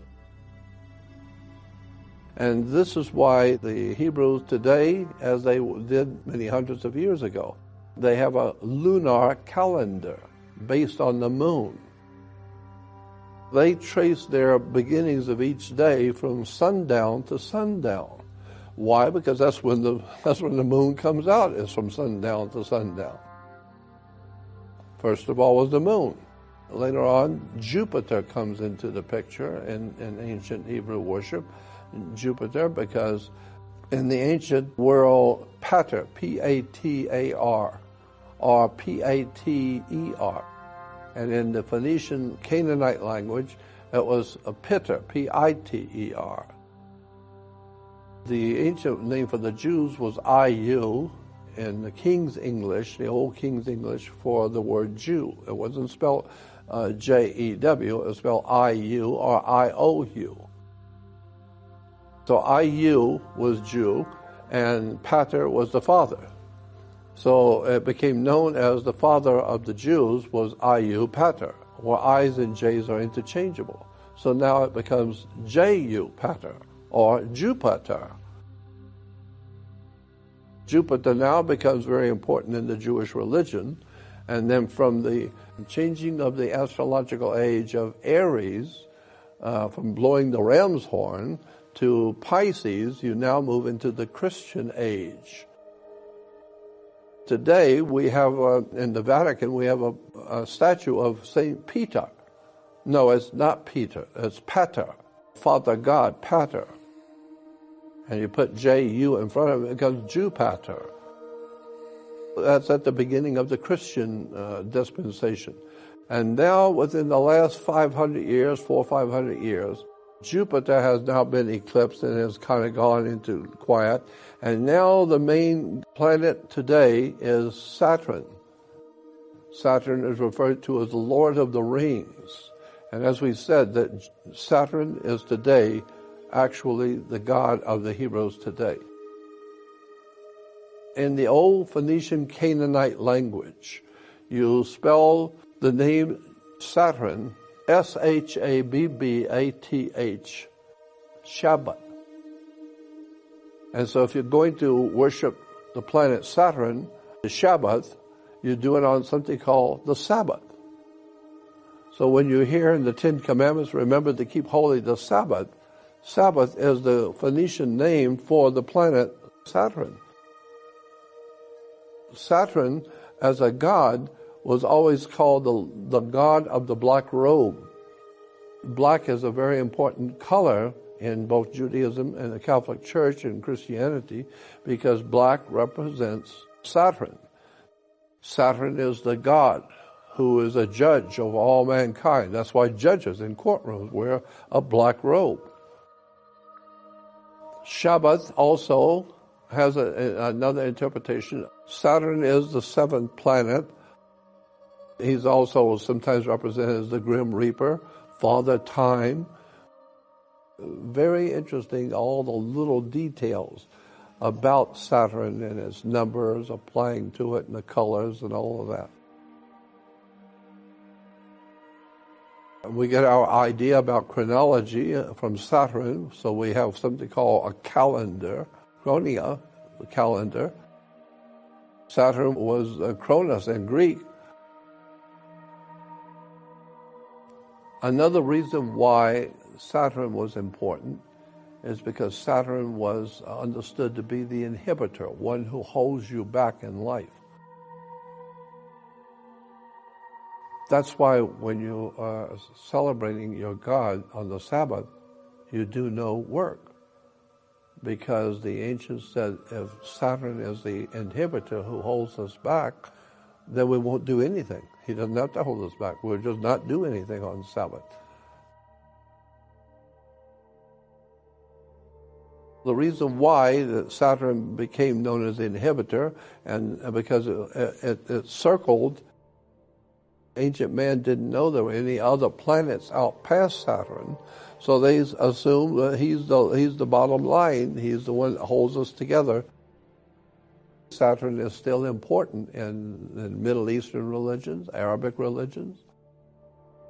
The Star of David is a six-pointed star. Well, a six-pointed star is actually referred to by the reference works as a hex, a hexagram. Hex simply means six, which incidentally, in the Bible, 6 is the number of a man. How do you spell 6 in Latin? It's sex, S-E-X. So 6 is a six-pointed star. And today the Jews call it the Star of David, but the encyclopedias will show you that as six-pointed star is a hex, and it will tell you that it was originally the star of Saturn. So in the ancient world, some of the priests would draw a circle on the ground and draw a triangle, and then they would put another triangle obverse going the other way, which makes it a six-pointed star, and then they would be able to step inside of the circle and into the star and cast a spell on you. And so the idea was that they put the hex on you.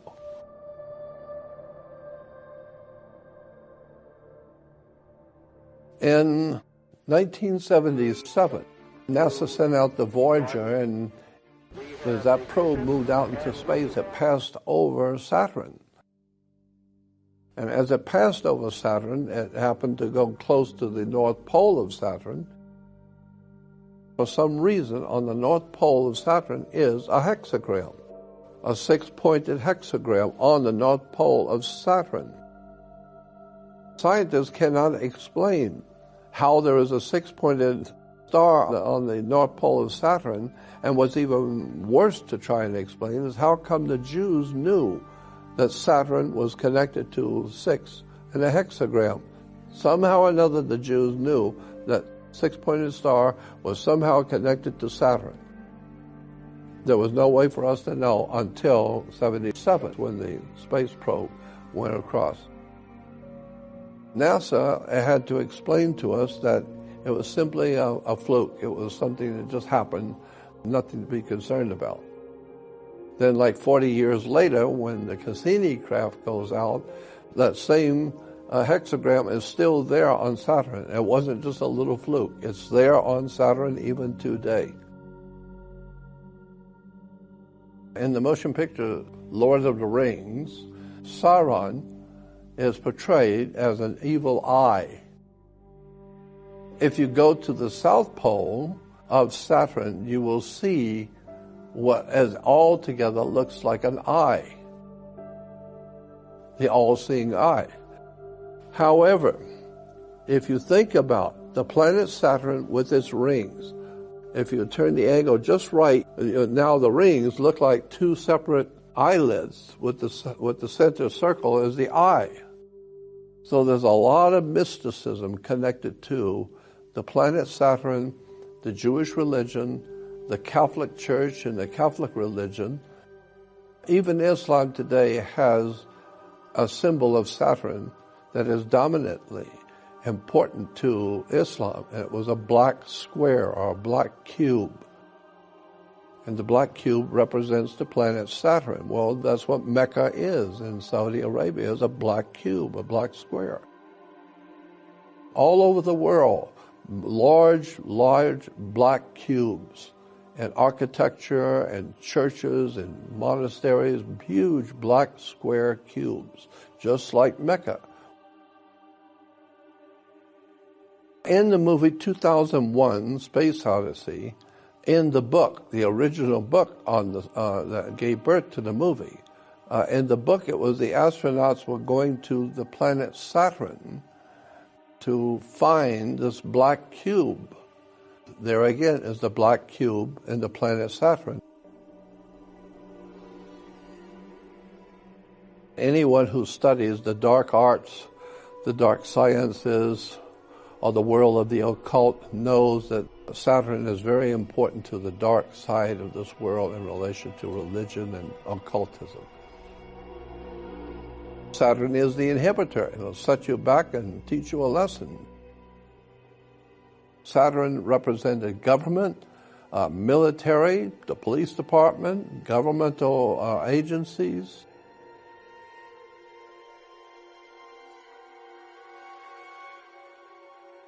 The Saturnalia was the celebration in Rome for the planet Saturn. And it happened like 13 days before the 25th. So it was like 12 days before what we call today Christmas.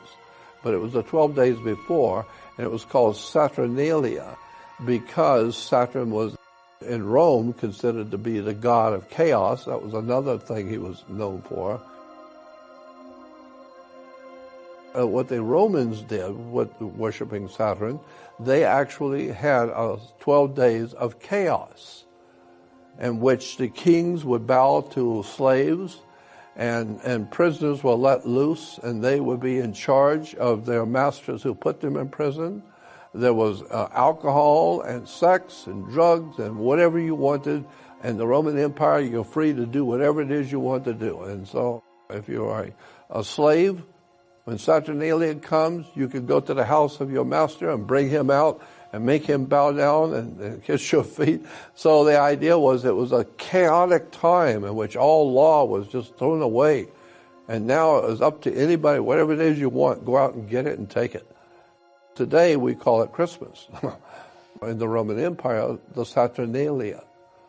And then there was a Brumalia, which was based on the worship of Saturn too.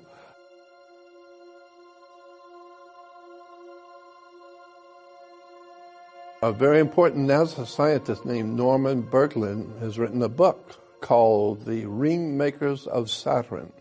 And in that book, Norman Berglund, the scientist, shows actual pictures taken of the rings of Saturn, and one in particular has some sort of a vehicle, space vehicle, that is creating another ring.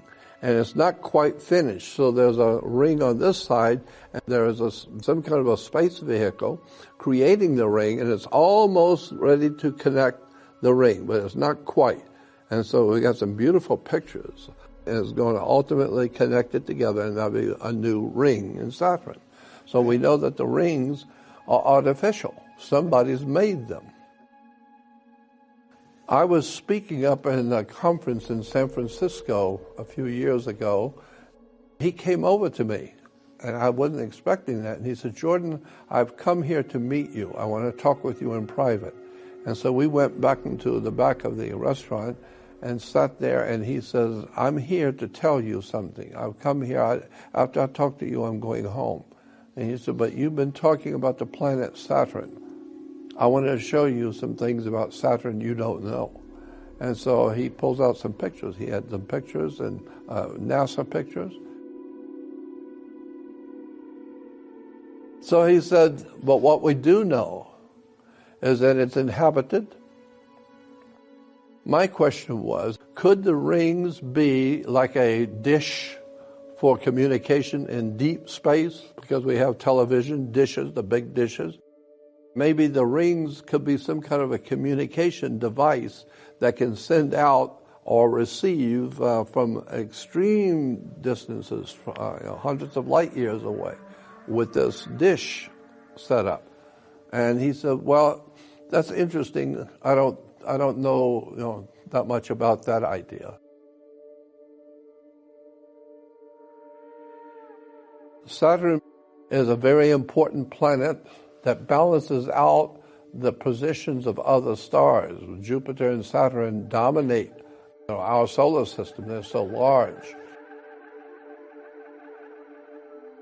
Saturn is important in not only its physical qualities of being able to exert energy fields and sounds, but it also goes back into ancient history, which makes it really interesting. How did the ancient peoples know so much about the planet Saturn and also associate Saturn, as they did, with dark mystical forces?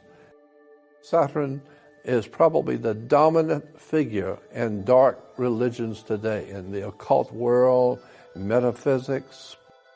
Saturn plays a prominent part in all magical systems.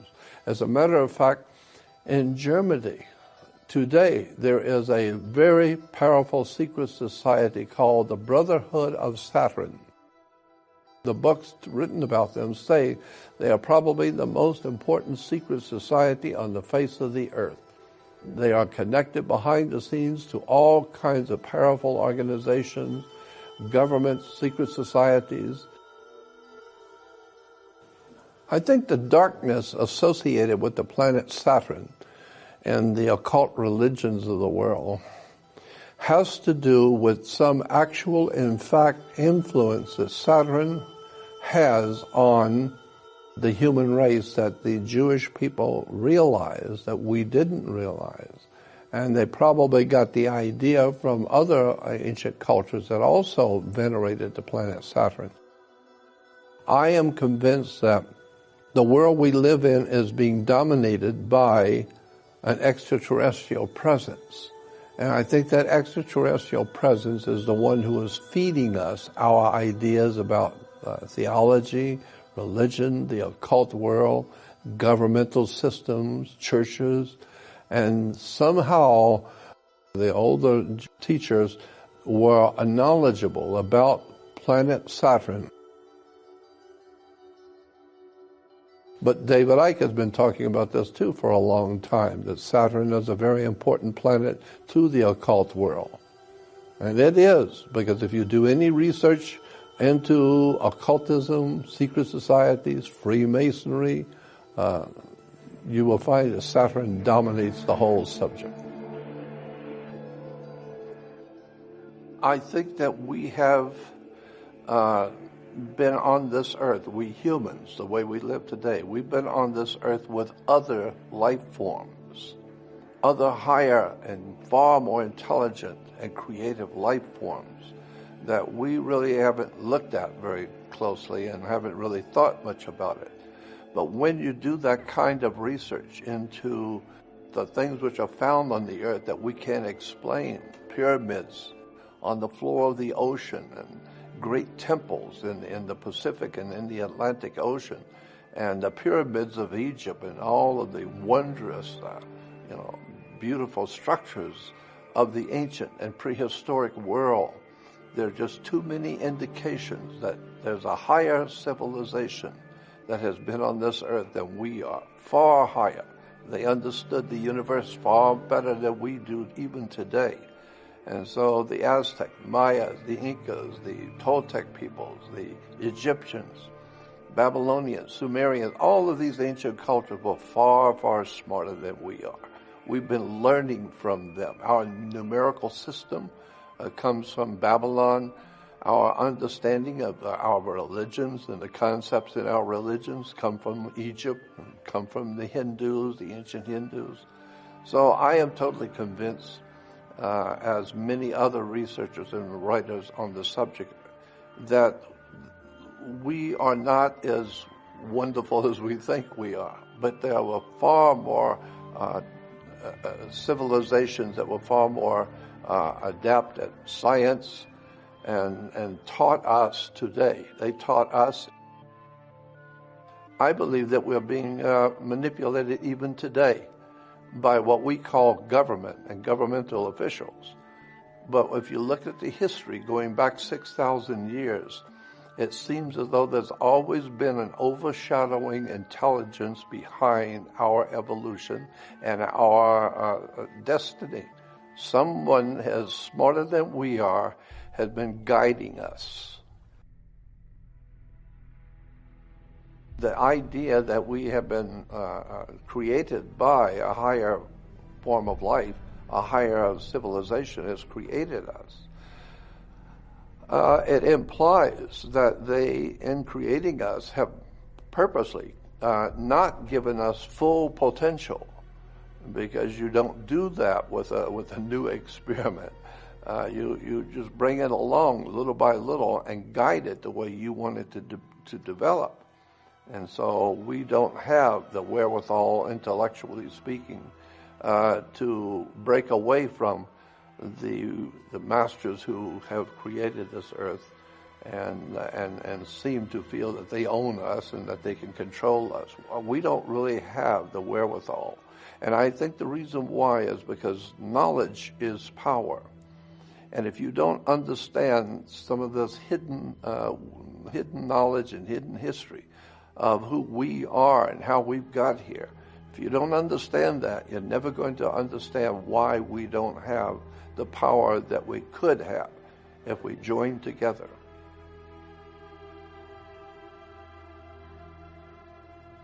Even in the biblical understanding of the creation of man, it says that God made man and woman in his image after his likeness. And so it tells us something about our Creator by looking at ourselves. Because if our Creator was like us and we are in that image and likeness, then there are many good people who are working to help the human family and help to educate and to protect, while there's many bad who want to just use us for slaves.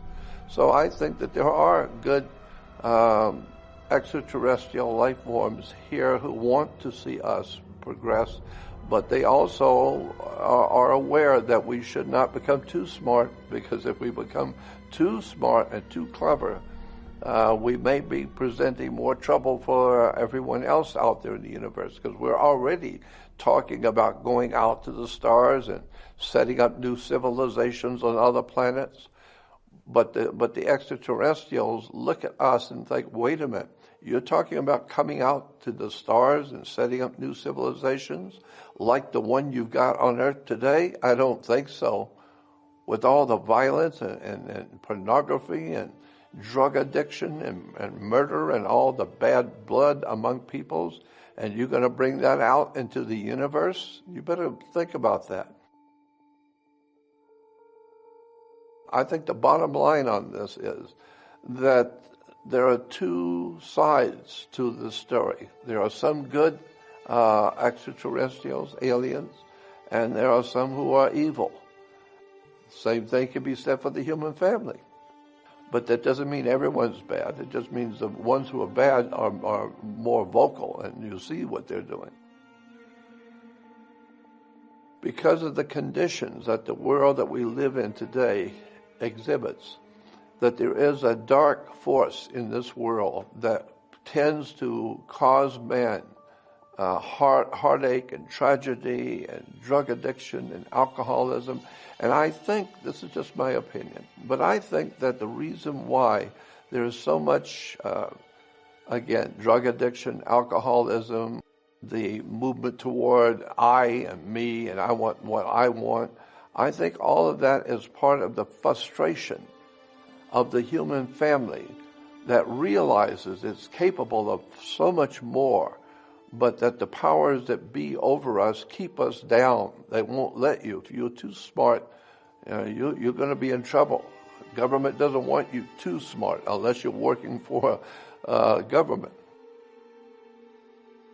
I think when we were being created with some kind of an inborn or hardwired complex in us that we want to look to something higher. We want to look to a father. We want to have a mother and father, and they take care of us, and they make all the decisions for us so we can just go out and play and have fun as children because we have the authorities who take care of us. And so I think that stays with the human race, because all we are today, all the adults on the earth today are just grown-up children. Most adults think like children. They don't have an education of a really well-informed adult. And so I think that that's the problem, is that our makers, and whoever they were, want to keep us ignorant, because that way they can control you better. I mean, when you start getting too smart, you start asking the wrong kind of questions. And now you're going to be in trouble, because now you, as an investigative reporter, you're starting to look at things going on in this world that you're not supposed to talk about. The best way to control people is to keep them frightened and confused. Because if the humanity, even the Bible said basically that if the human race were to ever put down its arms and stop fighting each other and join together and use their minds and use their spirits, that they would be invincible, that they would be an incredible civilization on this earth of extraordinarily brilliant creatures, human beings.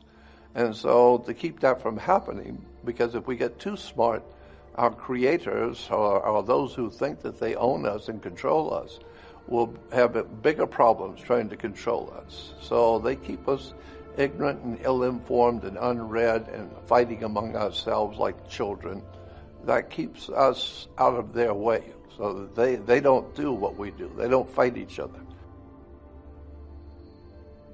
So I think that there is something to the idea that there is an extraterrestrial presence in our solar system, and it has been communicating with certain humans on the earth, giving them knowledge. And so the knowledge is now out there that Saturn is very important to the extraterrestrial world. This dollar bill has value because it is based on your physical body. Your flesh and blood body backs up the authority of this money. If you're an American, this money is backed up by your body. Now let me show you how. When you look at the front of the dollar bill, you will see on each side are serial numbers for this particular dollar bill, are serial numbers. If you look on the back of your Social Security card, you will see the numbers on the bottom. The numbers on the bottom, usually in red, represent your blood on the New York Stock Exchange. It represents your physical body. That's why the numbers are in red, representing your blood. Now, when you take the numbers on the Social Security card and put it next to the serial numbers on the dollar bill, you will see it's the same sequence of numbers and letters. And so what it's actually telling you is that there's like whatever the amount is, 24 million or 4 million or $6 million, whatever it is that your body is worth on the New York Stock Exchange, there's that much money out there all over the world in fives and tens and hundreds with your Social Security number on it. So these numbers line up exactly correct the same way. The numbers can be in blue, black, or red. And so this is why years ago, we used to say the government is just going to beat you black and blue. Because black and blue are colors that are used in banking. You have to sign with a blue or black pen. Or you can sign with a red pen, which represents your blood. Your physical body is really very important to the corporation called the United States Corporation. That, again, is why they want you to wear your seat belt and have insurance. And in case something does happen to you, you need to have insurance. Why? Because the government doesn't want to pay for you to be in a hospital. They want you out making money for them. They don't have to put the money in to protect you in a hospital. Go get your own insurance. Let them pay for it. The real powers behind banking today in America is insurance companies. Insurance companies are the most powerful hand behind the world of money because it has something to do with the 14th Amendment and how we were changed over from sovereignty, man, woman, and child, into a U.S. citizen. During the 1870s, when the corporation was being born in the minds of the politicians here, when they realized the United States of America was no longer a viable entity, because we are a lot of things, but united isn't one of them. So we're no longer a United States, but we're a corporation. And so therefore your body now becomes a security for that corporation. It needs money. It's a big corporation and it needs money coming in. So that's why they want you to stay safe and drive safe so that you can make money. They don't want to put money out on you. They need you to go out and make money for themselves. This changeover from being sovereign man, woman, and child sovereigns, which means you are your own law. But when we changed over from the United States of America into a corporation in 1870, and we became known to the world as the United States Corporation, not the United States of America.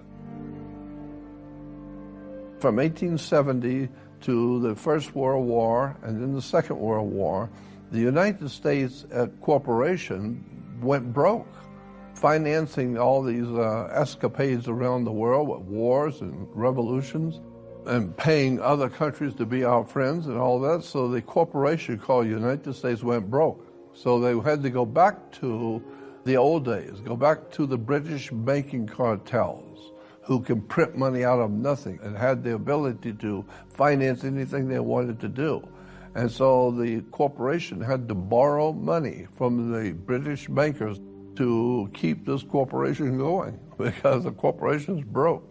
And you don't want to go broke when you got millions of people who want to eat tonight, and the company, the United States, no longer is operable because it's broke. So the United States went to the European banking system and asked for loans to give us some money, loan us some money so we can keep our corporation going. Well, the bankers there said, well, why would we do that? You are already broke. So why would we turn around and give you money when we know you're broke? So how are you going to pay us back if we did give you the money? And so the British bankers and the international bankers in Europe came up with a brilliant idea. We'll loan you the money on whatever it is you need. We'll give you a blank check and you can do whatever you want with it, and we'll loan you the money. But what we want is, we want your citizens as collateral. And so the idea was, we'll give you lots of money, but we want your daughter, okay? We want your son. We want your wife. And so today we are collateral for the money that was borrowed to keep the corporation going back in the 1870s to the First World War. And so today we still talk about how we have a national debt.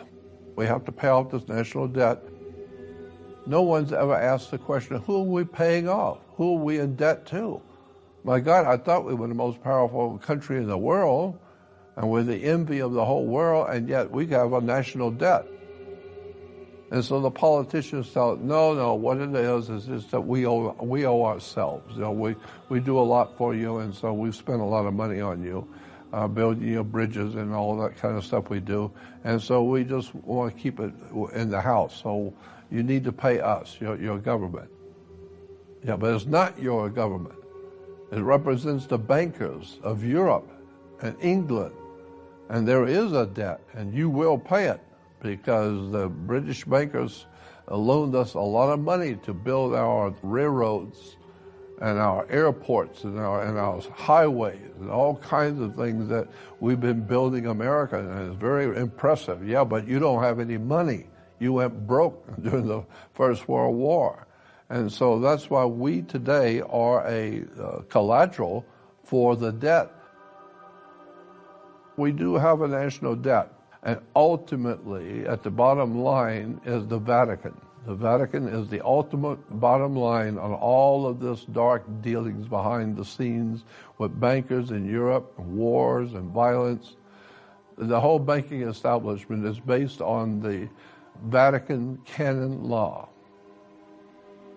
It's a very big story about the history of the world. The 33rd President of the United States was Harry Truman. And Truman made an interesting statement. Somebody asked him, is there anything going on in history that we haven't been told? And he said the only thing that's hidden in history are the facts of life that you don't know. How this country really was founded and where the money really came from and who you really are. That you don't know, well, that's the real hidden history of this country. All of this stuff that you think you understand, nobody really understands how this system works. It's based on your blood, it's based on your body, it's based on putting your children up as collateral for later bills. It's a remarkable story, and it brings into play the Pirates of the Caribbean, the Federal Reserve, international wars. Like you used to many years ago, they used to say, war is good business. You should invest your son. It's just a business. Today we even have people called fight promoters. They put up the money and they organize the fight and they pick out who's going to fight who and they pay both sides. And the whole thing is a show. This is why during wartime, you'll hear the generals talking about the wars in the Pacific theater or the wars in the Atlantic theater. A theater is a word used in relation to a show. And that's why, because it is a show. And then you get into the esoteric symbols. On the dollar bill side with the pyramid has 13 layers. There are 13 layers in the pyramid. There are 72 stones in the pyramid. The pyramid has an all-seeing eye that's not touching the pyramid. Above it, it has the letters in Latin says Annuit Coeptus. Basically, Annuit Coeptus simply means our enterprise or our project now is a success. What project? What is it that's a project that's now a success? On the bottom, it says Novus Ordo Seclorum. Novus is a novice, meaning new. Ordo as order, and seclorum as secular, which means of the world. It's secular. It's a secular project, and it seems to be working. So our project is now a success. What? The new order of the world. When you hear people talk about the New World Order, it's on the American dollar bill, New World Order. And it's based on what? It's based on the ancient Egyptian concepts of government, finance, law, and the way the ancient Egyptians understood the world at large. That's why you have a pyramid. Now, interesting, the word pyramid comes from, it's actually two words. A lot of people don't know this. Pyramid is two words put together, pyra and mid. Pyra is fire, like pyromaniacs. Pyrotex is fire. And mid simply means middle. So you put the two together, it becomes pyramid, or the fire in the middle. This is why today, when you go into public buildings like restaurants and hotels, you will see the restrooms for male and female, right? And on the male restrooms, all over in the public, will always be a pyramid. It's always a triangle or a pyramid on a male restroom. Women's is always a circle on the women's. Why? Because the pyramid is fire in the middle. And so the idea was that the fire of sex is in the middle of the human body. And so the women are also involved with this. They're called the circle of life. They keep the circle of life going. Without the women, there's no children. You'll see around the pyramid, you will see a circle, and that symbolizes the sun. And that symbolizing the sun has to do with Stonehenge. Stonehenge seems to be connected to the Great Pyramid of Egypt because they've used the same identical measuring inside Stonehenge as they used in the pyramid. The connection between Stonehenge and the Great Pyramid of Egypt, not all the pyramids, only that one pyramid called the Great Pyramid. And that's not the big one in the middle. That's the one just before it, is actually called the Great Pyramid. And that Great Pyramid uses what is called the pyramid inch. It has to do with what the Egyptians called the sacred cubit, but that's another story. But the pyramid inch is used in the pyramid and in Stonehenge. This eye in the pyramid is representing the Egyptian sun god. The eagle, of course, represents the sun, and of course, on one side, we see that there's 32 feathers in one wing of the eagle and 33 on the other wing.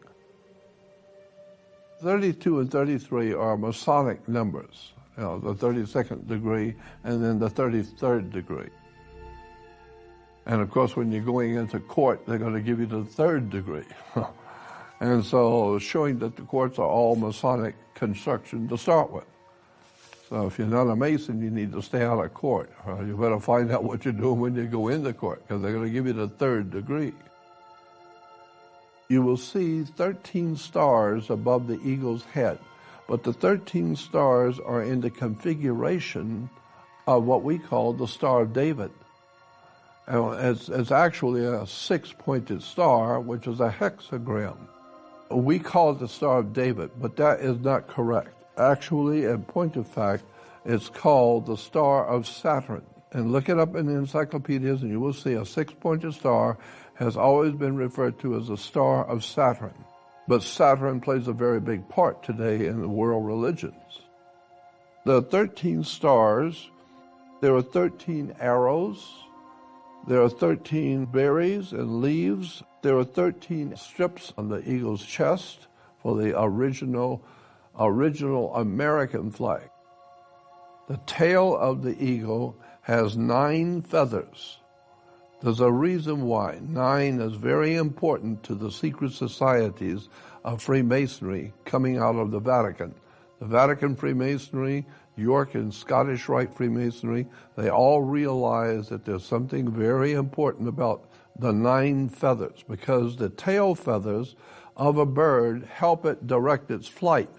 It can decide where it wants to go according to the tail feathers. The reason why this is important, because if you look up the history of the Knights Templar, they were referred to as the Knights of the Temple of Solomon. Today it's in the Wailing Wall, is the Knights of the Temple of Solomon, is at the Wailing Wall. But if you look up in the dictionaries or encyclopedias the history of the Knights Templars, today what is called Knights Templars, we in America today call them the international bankers. The banking elites like the Rothschilds and the Rockefellers and all of these international elites all are referred to in law as Knights Templars. But the bottom line on this is that if you look up the history of the Knights Templars in encyclopedias, it will tell you that this Knights Templars were founded by 9 men. 9 men founded the Knights Templars. And then they will give you some story about how these 9 men got together after the Crusades, once the Holy Land was protected under the Pope's dominion, and that there were so many people wanted to go to the Holy Land. It was very dangerous traveling in those days in the deserts to go to see the Holy Land.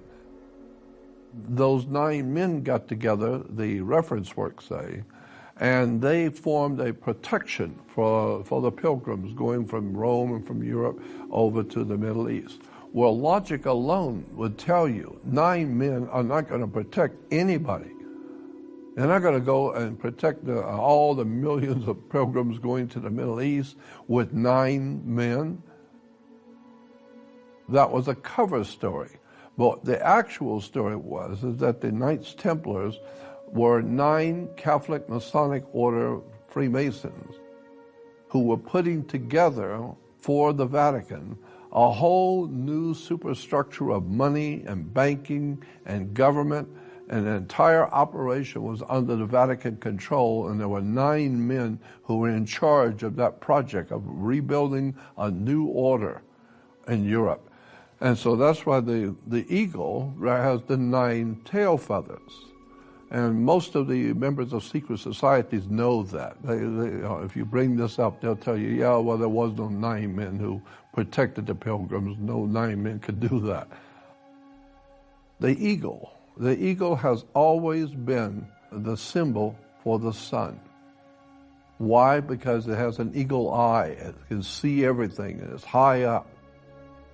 The ancient peoples they saw their eyes were perfectly round, and then they look at the sky and see the sun is perfectly round, and then in their mind, the sun represented light, which light means intellectual, spiritual intelligence. You're enlightened instead of being ignorant and ill-informed and in the dark. And so they figured that God must be very bright. He's very brilliant. And so if you follow God, the sun, you're his pupil. And so that's why today we have a pupil in the eye, because the sun is round. And we are his pupil. We're following him. I remember reading back in the 60s that the dimensions of the dollar bill were based on the old Arabic dimensions of a magic carpet. They said that this was like a magic carpet. It is. You got enough of them, you can go anywhere. Lots of interesting things about the American dollar bill and our actual, real history of where we've come from. Today, we're going to talk about corporations. The United States of America no longer exists. And the reason why it doesn't exist, we are now a corporation. We're not a country. And the reason why is because many years ago, there was something happened here called the Civil War. And the Civil War, we're told, was one of the bloodiest wars humans have ever fought on the earth. It was a very bloody war. And so after it was over, it was understood that we are now, after the war, many things, but united was not one of them. One half of the country was killing the other half. And there's a lot of bad feelings among Americans back and forth between North and South. Well, it was decided, all right, then let's do this. Let's have a United States corporation. We'll start a company. We'll call it the United States Corporation. It'll be a privately run municipal corporation, and we'll call it the United States Corporation. So therefore, everyone who is here will become an employee of the corporation. If you're working for this corporation, when you're on duty, you always usually have some sort of an identification tag showing that you're an employee of the company. As long as you are working and you're making money, then you are contributing to the company, the corporation. You're on the company time, so to speak. And so you are making money, and therefore you're paying out bills and paying out taxes and fines and fees and all of that. And so you are securing the corporation. They need the money, and so you're giving them the money. You're making the money and giving it to them. So you are a security. Water is the basis for our economics, period, on the earth. Because in the ancient world, is going far back as the earliest times of the Roman Empire, the powers that be in the world then realized that they started to build their economic system in the Roman Empire based on the Phoenician Canaanite system of commerce in the Middle East, because they knew how to make money and they knew how to control money. So the ancient Romans understood and finally figured out that there should be two laws on the earth. The earth is two things. The earth is water and land. So there should be a law for the water and a law for the land. So today we even have terms that say, well, that's the law of the land. Why do you distinguish it law of the land? Because there's another law called the law of the sea or the law of water. So the law of the land is the laws that govern the culture of people on a particular spot of land. And so when you go to another country, you should be aware that there's a law of the land, which means there's a custom. You have to get used to the way people live and the way they do things. There's another law that supersedes that law, which is far more important. It's called the law of the sea. And the law of the sea is the law of water. And the law of water is simply banking, banks. Banks are all over the world. All banks operate the same. They operate on water. And so the bottom line is that your commerce is based on water. All ships, airships, rocket ships, sailing ships, I don't care what it is. If it's a ship, it's always referred to as a female. It's always she. The captains of any ship will tell you, oh, she's a good ship and she's seaworthy and oh, she's this and she's that. What do you mean she? The reason why captains call their ships she is because she delivers the product. And the product is usually based on water, and when her water breaks, there's a product. And the product was caused by the male manufacturing. So he has manufactured and she is in labor building the product. And so the product is based on water because when her water broke, the product comes out. If you're going to get married, you have to have a license because getting married, according to our laws today under the corporation, if you were getting married, you are an employee whose first duty is to the corporation. And so therefore you need to work and pay your bills and pay your taxes and everything because you're a security for the body social. The body social means the whole company. When you retire, which means you're going to bed, you're going to sleep, or you're going to quit, you're going to retire, you get Social Security. No, you are the security for the body social.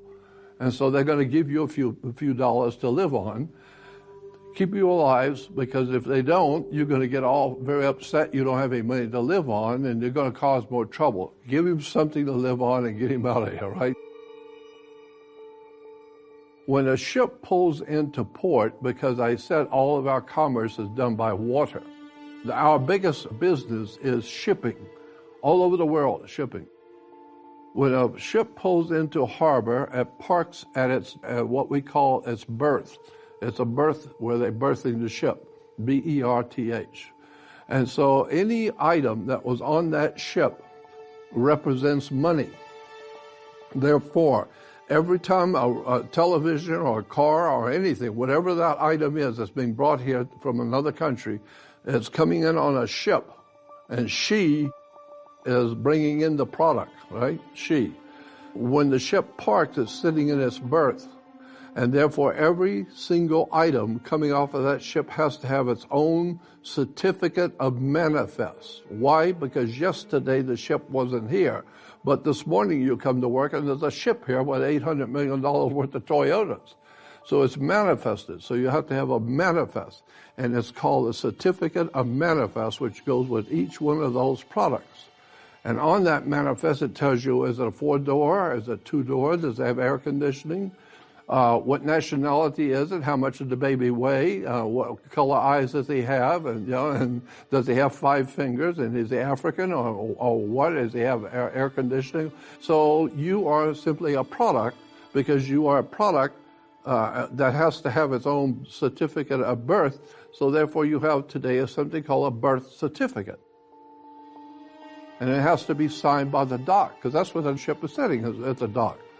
And if you happen by chance to have one of the cars or one of the TVs drop off in the ocean, that's okay. There are insurances that cover that, but you have to have a death certificate.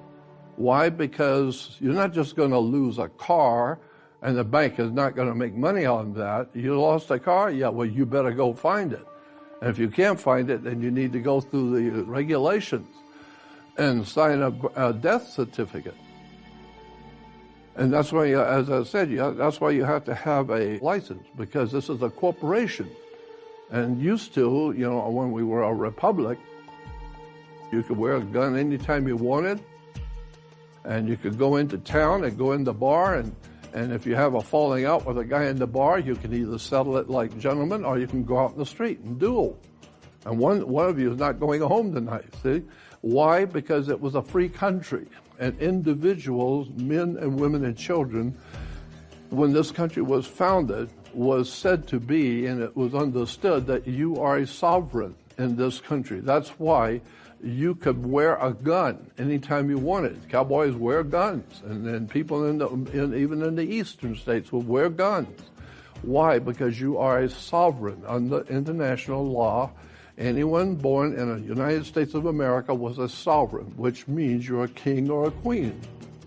And so the man was king of his realm, king of his home. And women were the queens. A king and a queen have the privilege of declaring war on any time they please, on anyone they please. That's one of the nice things about being a king. You don't need to ask anybody permission. You want to go out and pick a fight? Well, you better have a gun with you. It doesn't mean you're going to win. It doesn't mean you're smart for doing that. It just means you're armed and you're going to face another guy and he's armed, so you better figure out if you can do this or not, right? Now we understand that your body is like 78% water. And when you come out of your mother, her water broke. So therefore, everything we do in commerce is based on water. And that being the case, it's based on shipping. The idea is don't rock the boat when you're at work. Don't rock the boat. We run a tight ship here. We don't want to rock the boat. And so are you with us, mate? Yeah, come aboard on the citizenship.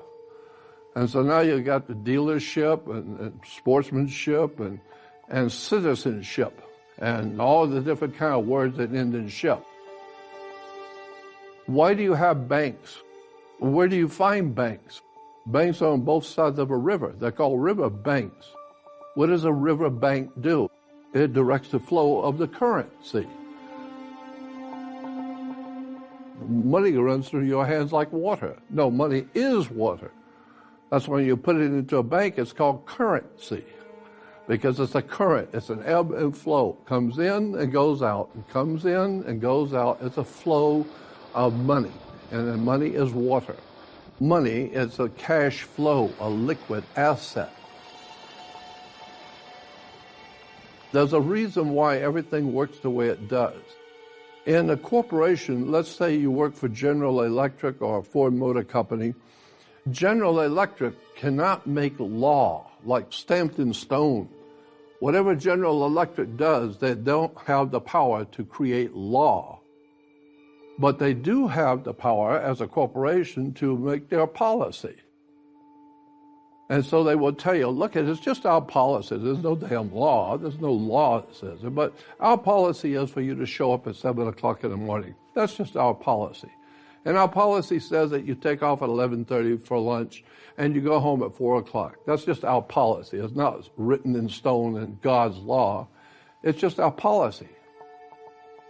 So today, you ask any politician, what kind of law do we have in this country today? And they would tell you it's called public policy.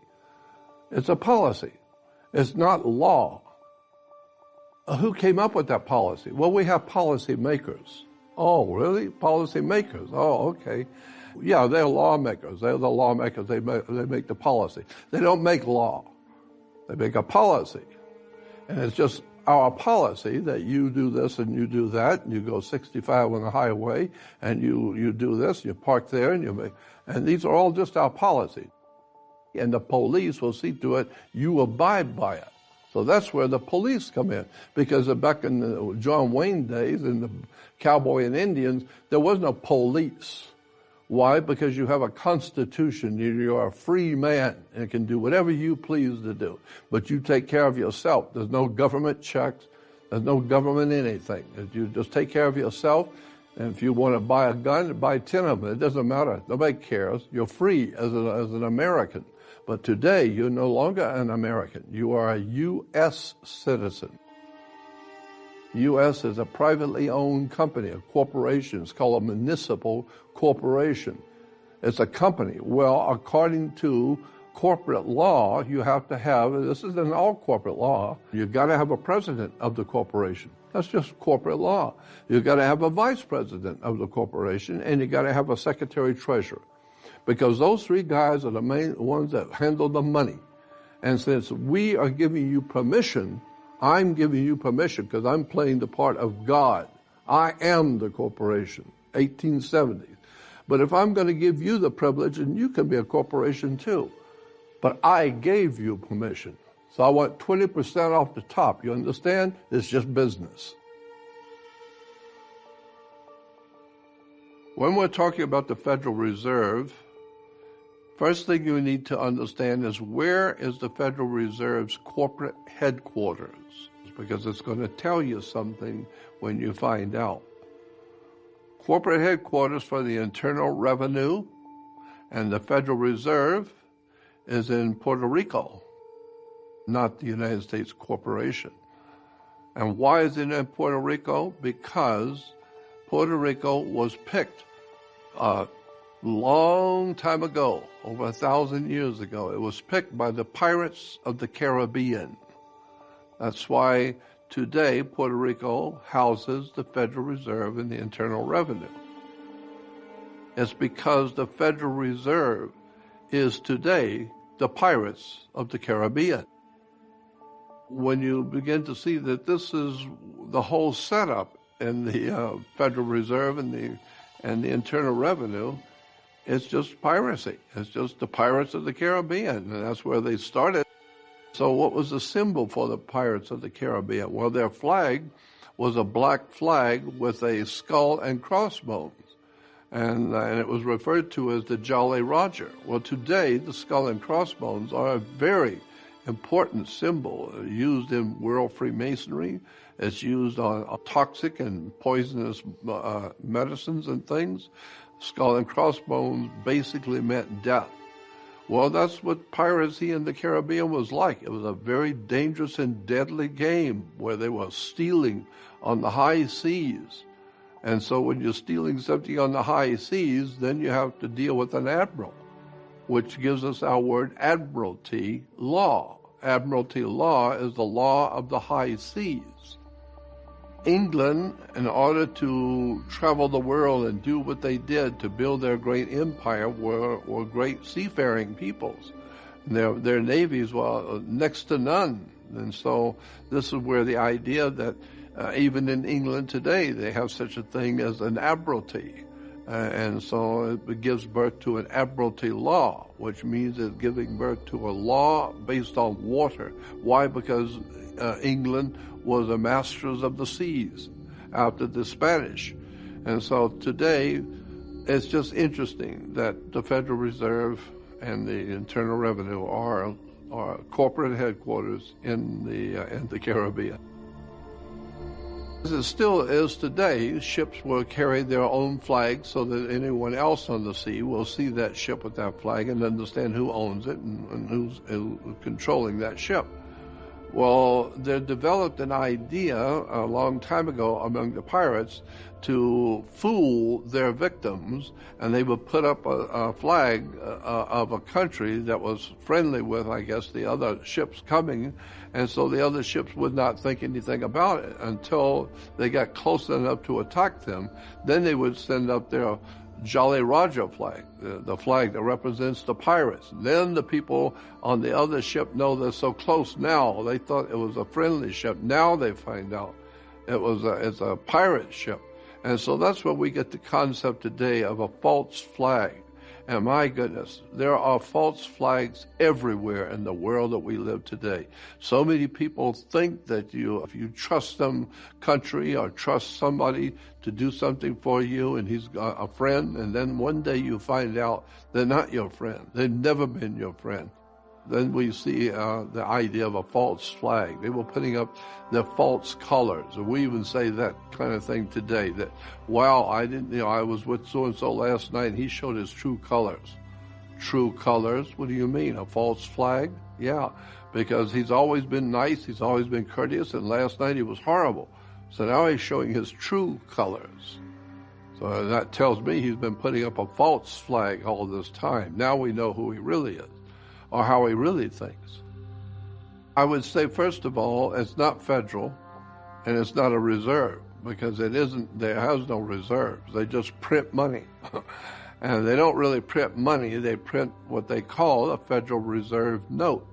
And it says on the Federal Reserve note, it says this note is legal tender for privates, public and private. And then it used to also say that you could take this to the bank and turn it in for real money. That's what it said on the bills. 50 to 100 years ago, it was say on the bill, you can take this to the bank and turn it in for real money. So right off the bat, they're telling you this is not money. It represents money, but it's not money. And so you don't have to go around with gold coins buying everything. Just take the dollar bills that represents the gold coin. But the problem is the government and the founding of this country, the Constitution doesn't say that it's all right to have paper that represents money. No. Money is gold and silver, period. End of the day, that's it. It's either silver or gold, or it's not money. And so if you're going to print paper, and incidentally, in California, the 1848 California Constitution, there's two of them, 1848, and I think the other was 1869. But the 1848 original Constitution of California expressly says, no banking can be done within the state of California. California will not allow any banks to exist in the state of California, period. You can have private corporations who will deal within themselves, but no bank can operate within the state of California. Then later on, they had a civil war, and after the Civil War, well, things changed a little bit. So now you can have a bank in California. So many of our wars are actually economic. The Federal Reserve, I think it was established back in 1913. The way it was established was that the bankers in America, who were not actually Americans, they were living in America, but they were actually British-backed bankers, J.P. Morgan, bankers like that, who actually came from Europe and from England, they got together and they decided to put together a trick and to see if it would work. And so they got together on a private island off of the coast of Georgia. And I'm not an authority on this, but it's well known that these men met on this island called Jekyll Island. Why would it be called Jekyll, like Dr. Jekyll and Mr. Hyde? Is because these bankers were not interested in protecting America. They were interested in buying off everything in America for their British masters. And so they came up with an idea that we will produce our paper money, which represents money, and if we can get that across through the Congress, and the Senate agrees to that, then we will also add a little something we forgot to tell you, and it's called fractional banking. Fractional banking means every dollar we publish, that we give to you, that dollar can make us, you can multiply it by 10, by 9 or 10. So when somebody puts $1 into the bank for on deposit, the bank can then say that deposit was $10. Well, if you put in 100, the bank can say on their records that you put 1,000 in. But if you put $1 million in, the bank now says that you put $10 million in. And that's how America has become so powerful around the world. Because no matter how much money no matter how many Federal Reserve notes we have, there may be millions in the bank, but you can multiply it by 10. And so therefore, oh my goodness, then you can multiply that later by 10. And now you've got a country that has a massive amount of money. If you put, say, $10 in the bank is allowed to loan out to other people 100, because they can multiply anything that comes into the bank, they can multiply it by 10. It's called fractional banking. It's pretty well known that there is an organization in the world today called the Round Table Group. And their idea of this Round Table Group is a round table of the big bankers, the big shots that run the British Empire. And they come together and they sit at a round table. Why they are required to sit at a round table? Because the idea is not one of them is the boss of bosses. It's a group, and they're all equal around the table, but they're all bankers, and they're all working for the same cause. And so ultimately, people don't realize that all around the world, especially in America, you're buying things and purchasing things. And so in 1902, these bankers, these London bankers, they met in 1902, and the idea was that they were going to slowly but surely infiltrate into the United States' business and ultimately get the United States of America into debt, and so that they will ultimately be able to own the United States of America for England. We have documented evidence that the Federal Reserve is a part of that plan to actually take over America and do it in such a way as to get America involved in business, so that eventually the British banking cartels around the world will ultimately own the corporation called United States. And so that's what happened today. We are now under the authority of the British government, in point of fact. Under this system of the Federal Reserve, it was supposed to be, what we were told is that the Federal Reserve was being put together to protect the fluctuation in business. Sometimes we make money, sometimes we're broke, but to make sure that we always have a nice, even flow of money, we need someone to control that. And so once they bought into that idea and accepted the Federal Reserve, now you've had 2 world wars, and God knows how many wars are going on each day that the Federal Reserve is financing the militaries around the world. And the more you finance the militaries, the bigger the wars get. And now they're all over the world.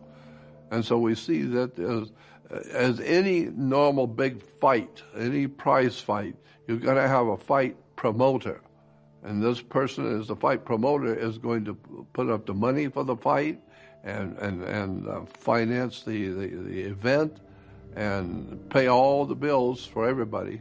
But he's the fight promoter. Why? He's spending millions of dollars. But he's spending millions because he's going to make multiple millions on the fight. So we have today the Federal Reserve, the Internal Revenue, and this secret government that's operating out of London. And ultimately, they are the fight promoters. They're causing the wars all around the world. And United States citizens and people are getting involved, in these wars, never realizing these wars are being financed to have a fight, period. They're called fight promoters. First of all, what we're talking about when I say the dawn of a new day, it's a catchphrase that means something to powerful people in the world that we're not supposed to know anything about. Like George Carlin said, it's a big club and you ain't in it. But if you were in the big club, you would already know what that catchphrase, dawn of a new day, really means. So in order to explain this the best way I can, we need to go back to the California legislature back in 1953. It's called the 11th Report, Senate Investigating Committee on Education, published by the Senate of the state of California. And in it, the lead article talks about the fact that since many intelligent people seem to be unaware of the secrecy of governments and secrecy of things going on that we're not being told. And so the state of California Investigating Committee back in 1953 said, we would like to make a few things clear to you, that communism is rampant around the world. And so as the California State Senate is saying that we would like for you to understand that communism is not synonymous with Russia. Communism is all over the world. Russia just happened to be the first victim.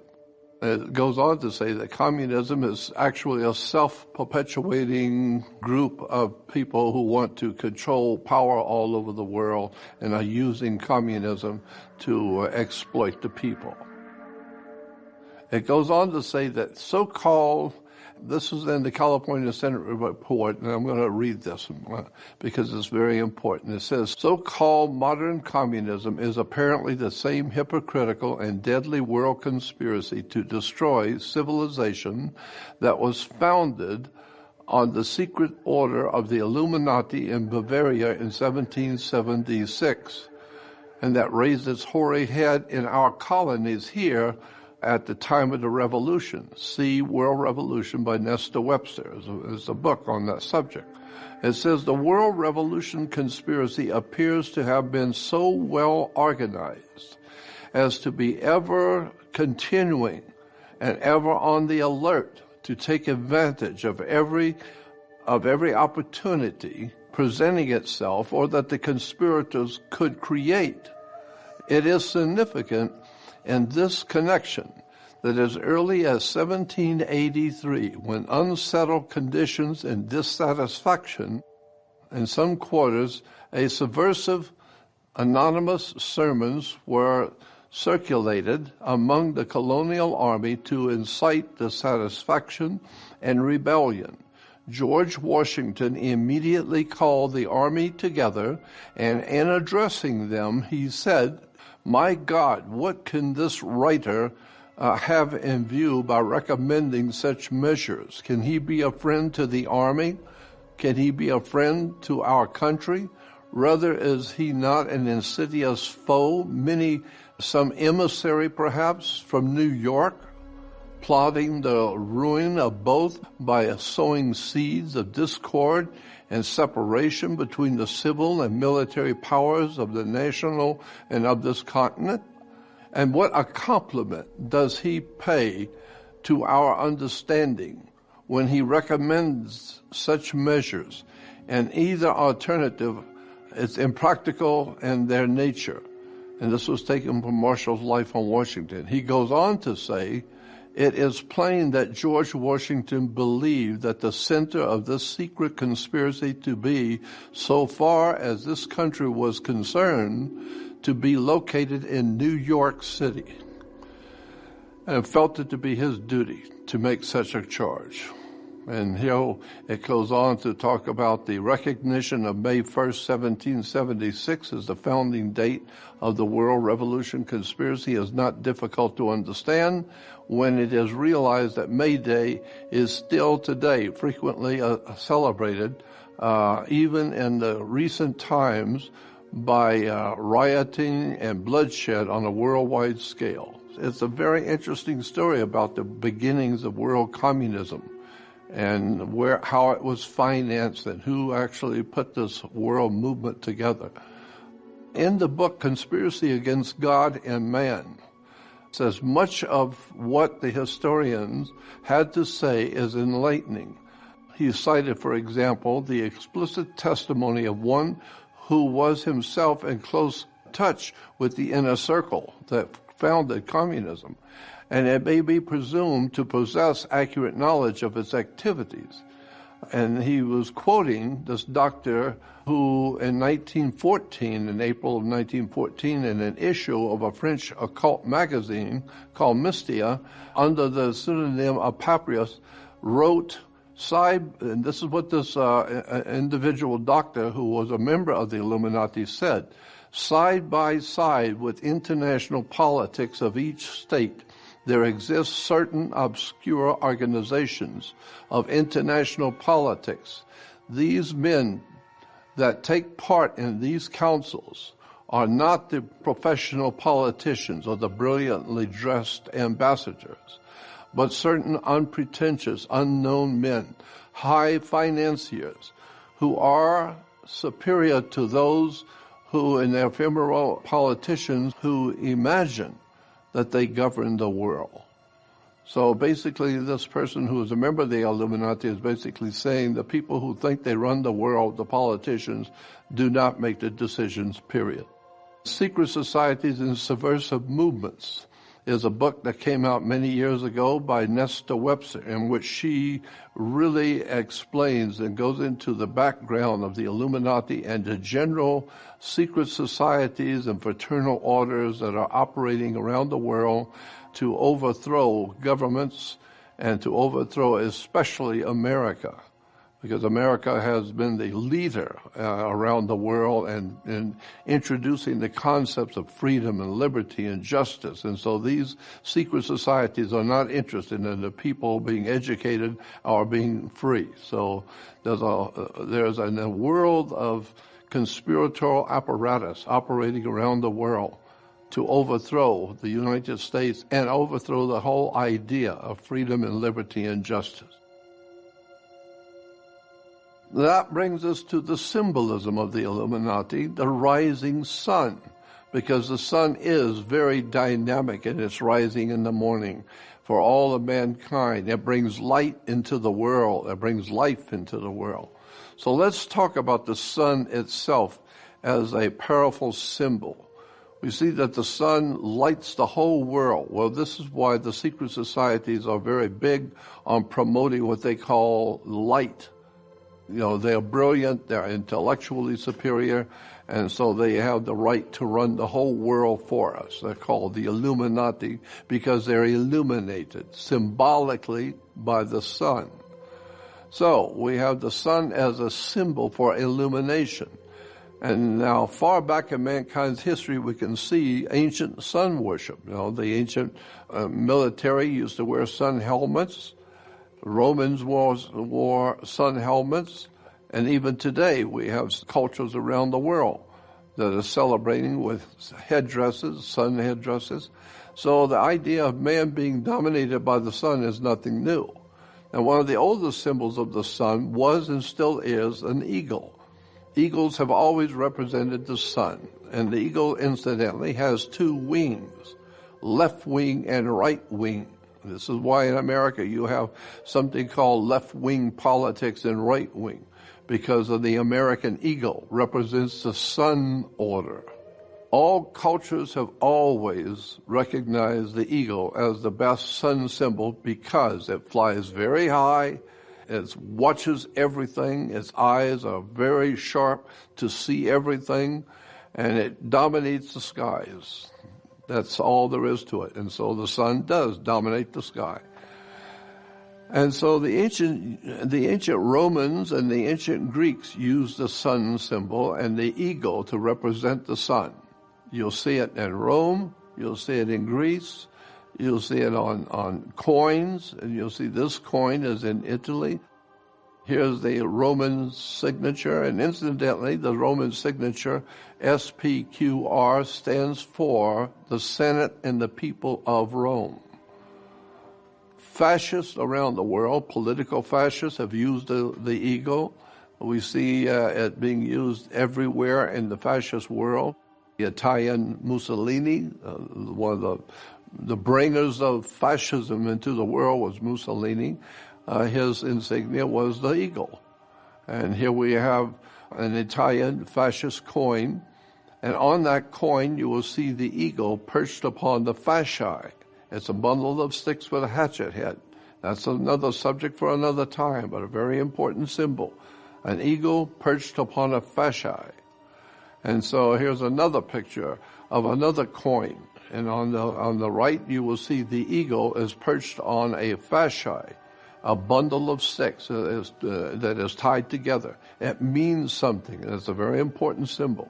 What I think is important is that the American quarter is the same, identical as the Italian fasci, because America is based on the old ancient Italian Roman fascist system. And so the Nazis used the eagle. The eagle is replete throughout the world, especially in national coats of arms, political seals. And there we have a classic example of the eagle actually representing the sun.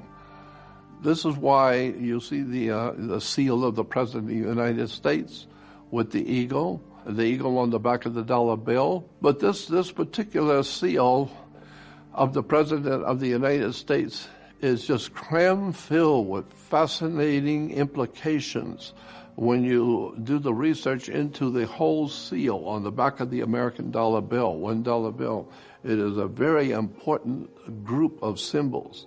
It's all based on the number 13, the 13 arrows and 13 berries and 13 leaves. And here we have 13 stars above the eagle's head, and it's in the configuration of all 13 stars is the Star of David, as you will see. And the 13 lines, the whole seal is based on the number 13. The sun in its rising brings light into the world. And so it became a very powerful symbol for secret societies, especially Freemasonry, to give the idea that they're bringing light into the world.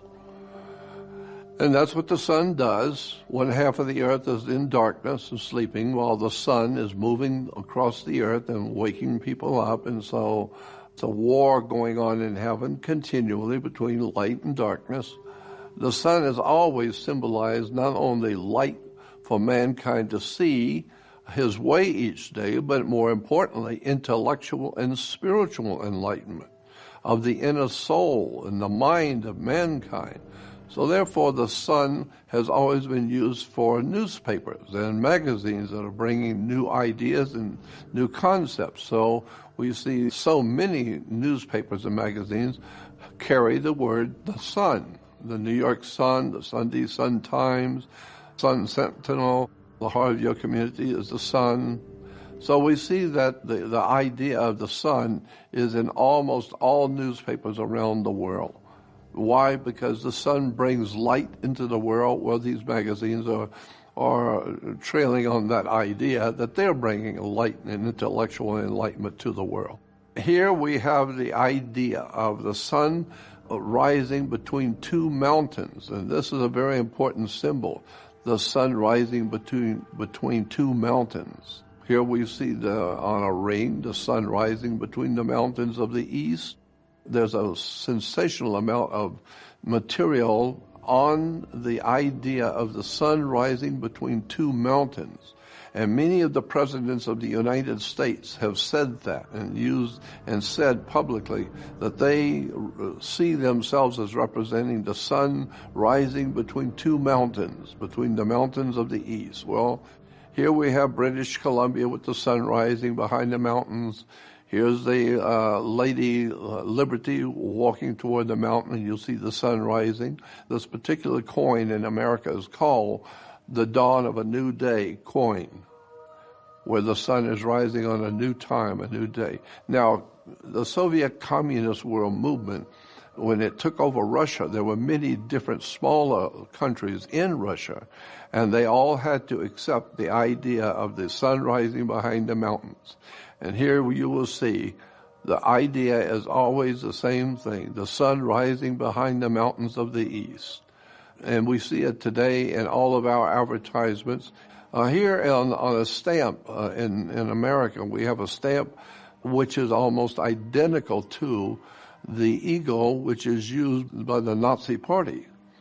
It looks like a Nazi fascist symbol, and you'll see the sun rising between the two pyramids of the two mountains. Now, in churches and religions in general, you will see the Sermon on the Mountain, the sun rising behind the mountain, and stained glass windows in churches. Here's a church in England, and the altar has the sun rising between two mountains. You will see it all around the world, this general idea of the sun rising behind the mountains. But what's important about this is that this is an Illuminati, secret society symbol, which then begins to show you how pervasive the Illuminati and the secret societies are in world religions and world government and world finance. Even in the Islamic world, they still have the same symbol as we do. Basically, it means the two mountains goes back to the ancient Egyptian with the two statues, and that welcomes the sun each morning. And there were two large statues, and when the sun came up in front of them. The rising sun of the morning is called the dawn. So when spirituality and intellectual enlightenment comes into your heart and your mind, we say things like, oh, it just dawned on me, what you were saying. Oh, that just dawned on me. Dawn implies the sun has finally brought light into your life, and you see now something you didn't see before. If you can go back to Christian New Dawn and do some research on that, you will see that Easter is referred to as a new dawn when the sun is rising again. Even in the Kabbalah, there's an article about the Kabbalah, talks about the fragrance of Eden, where the one who is caught between the suns of a dying and a dawning day. Watch the way this term, new dawn and dawn of a new day, keeps playing itself into all the political rhetoric going on, all the political speeches. Politicians are using this term. Bush sees a bright dawn emerging. Brown calls for a new world order. Here, the American Catholic Weekly magazine calls it a new world coming. A congressional record, the proceedings and debates of the 76th Congress. And here it basically says, let me call your attention to the fact that on the reverse of the Great Seal of the United States, which appears on our dollar bills, you will find the exact symbol of the British Israel World Federation movement. This symbol is also carried on literature of other organizations promoting a world government and a world religion. And at the bottom of the circle surrounding the pyramid, you will find the wording Novus Ordo Seclorum, which is the new order that was advocated by Clinton Roosevelt several hundred years ago, and recently by the book Philip Drew, and is now being followed in this government, the United States, by the executive. The book is called Philip Drew. That really explains what is all of this symbolism means. It was written by a Colonel Edward Mandell House, and he was a very close confidant of President Woodrow Wilson. Edward Mandell House wrote a book about his ideas about world government. And here is the President Woodrow Wilson. And on the left-hand side, you will see Woodrow Wilson's friend, Colonel Edward Mandell House, who incidentally happened to be a member of the Illuminati. And here is Colonel Mandell House. Here he is with his wife in England. Here in the table of contents, you will see one of the chapters is a prophet of a new day. Another chapter was the exalted conspirators. The administration of the Republic, talking about a new administration here in America for the Republic. Drew outlines his intentions, a new era in Washington. And another chapter was called an international crisis. And another one was the reform of the judiciary, a new code of laws for America. We can see that there's already a long time ago, at the time of the First World War, there was already a conspiratorial apparatus coming out of England to set a whole new agenda for America. And in the book, The Masonic Orders of Fraternity, written by Manly Palmer Hall, he's talking about the Illuminati and the secret societies, and he said these were the men of towardness, those sons of tomorrow, whose symbol was a blazing sun rising over the mountains of the east. And while it is difficult to trace the elements of a pattern never intended to be obvious to start with, the broad shape of a design is dimly apparent, an invisible empire taking over the world. An invisible empire which was not supposed to be understood to start with. But if you really study it, you begin to see that there is a conspiratorial apparatus to guide the destiny of America. And they were the men of towardness. Here we have the men of towardness, building a new world. George Bush and the communist leader. Here we have a new order of the nations. This was published by the United States military. Here's another book called America and the New Order, back in 1949. Here's New York, and then New York is referred to as the Empire State, which is the new British Empire, or the new, actually, Roman Empire. And so the new empire is here in New York. So New York is a center for incredible treason and all kinds of secret societies and money and all kinds of political machinations are going on in New York against the American Republic. We begin to see that all of this is connected behind the scenes by secret societies that want to be the directors of our destiny as a country and as a people. We need to look at a book by a man named James Billington. He wrote a book called Fire in the Minds of Men. James Billington is probably one of the finest historians America has ever been able to produce. James Billington today is the chief librarian for the Library of Congress. He is considered to be a master historian, and he's taught history in England and America, throughout the world. He's an incredible writer, fascinating his views on the ancient history and the history of the world today. He wrote a book called Fire in the Minds of Men, The Origins of the Revolutionary Faith. And in it he explains all of the machinations going on in the minds of the guys who are putting this conspiracy together to overthrow the United States. In the introduction, he explains something very important.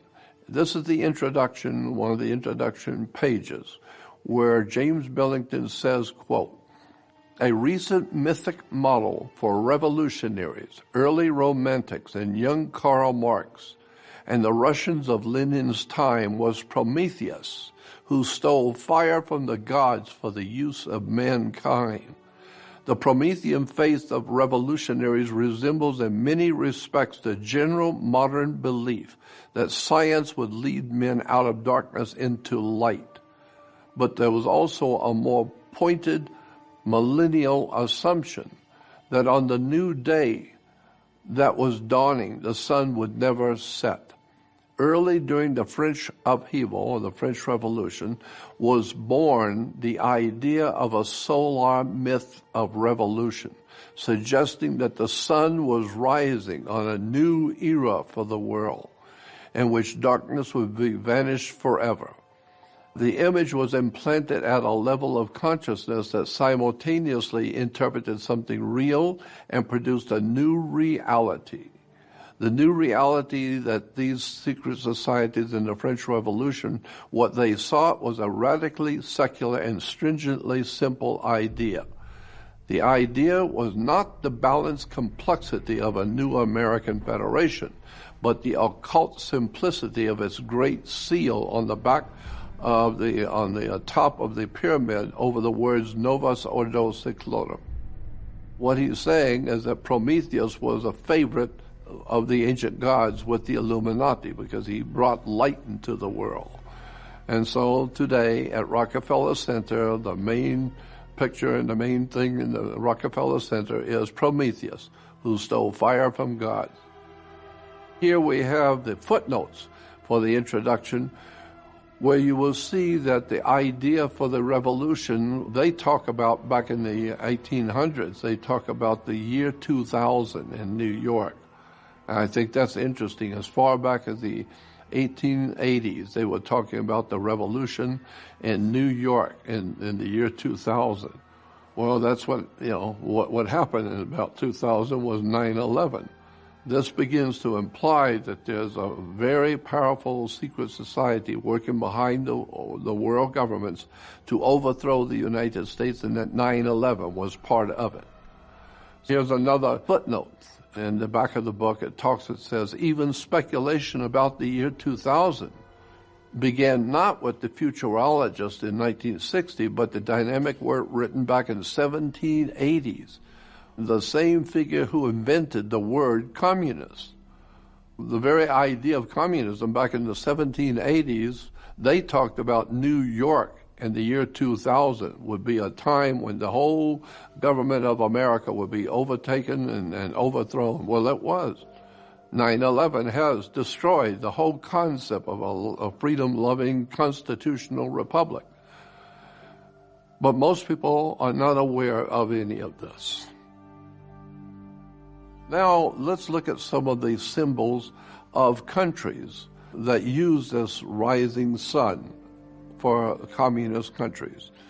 Here we have in Romania, you'll see the rising sun behind the mountains. And this one is Mongolia, Armenia, Arizona, Illinois, Montana. This is Ohio, New York State. So in the book, Flags Throughout the Ages and Across the World, you'll see this entry says, the Soviet coat of arms, which is left, graphically presents the dawn of a new day for the entire world. Here we have another state arms of a country. The rising sun is a symbol of a new dawn for the country. The sun for Liberia, the sun which heralds the new day. Then you have the red dawn. This red flag represents communism. China has the rising sun. So these are just political symbols, but are all saying the same thing about a secret society's idea about how to overthrow the world of mankind. And you get the people to understand that they are going to be living like kings in a new world order. When all of this malarkey is all done away with peace and freedom and liberty and justice, and a constitutional republic is all overthrown and done away with, and now we will have a really wonderful world to live in, when we will all be equal and we'll all live under the dawn of a new day. And the people buy into it because they don't know what the words mean. They don't know where it comes from. So the bottom line is quite simply that the world that we live in today is totally and completely dominated by and guiding the destiny of America and the world, being guided by a secret society, a most powerful, well-organized, well-financed, highly intelligent secret society that has America by the throat and has the world through the United Nations and all other international organizations, banking fraternities, has the whole world in its arms and guiding the destiny of the human race, and we don't know it.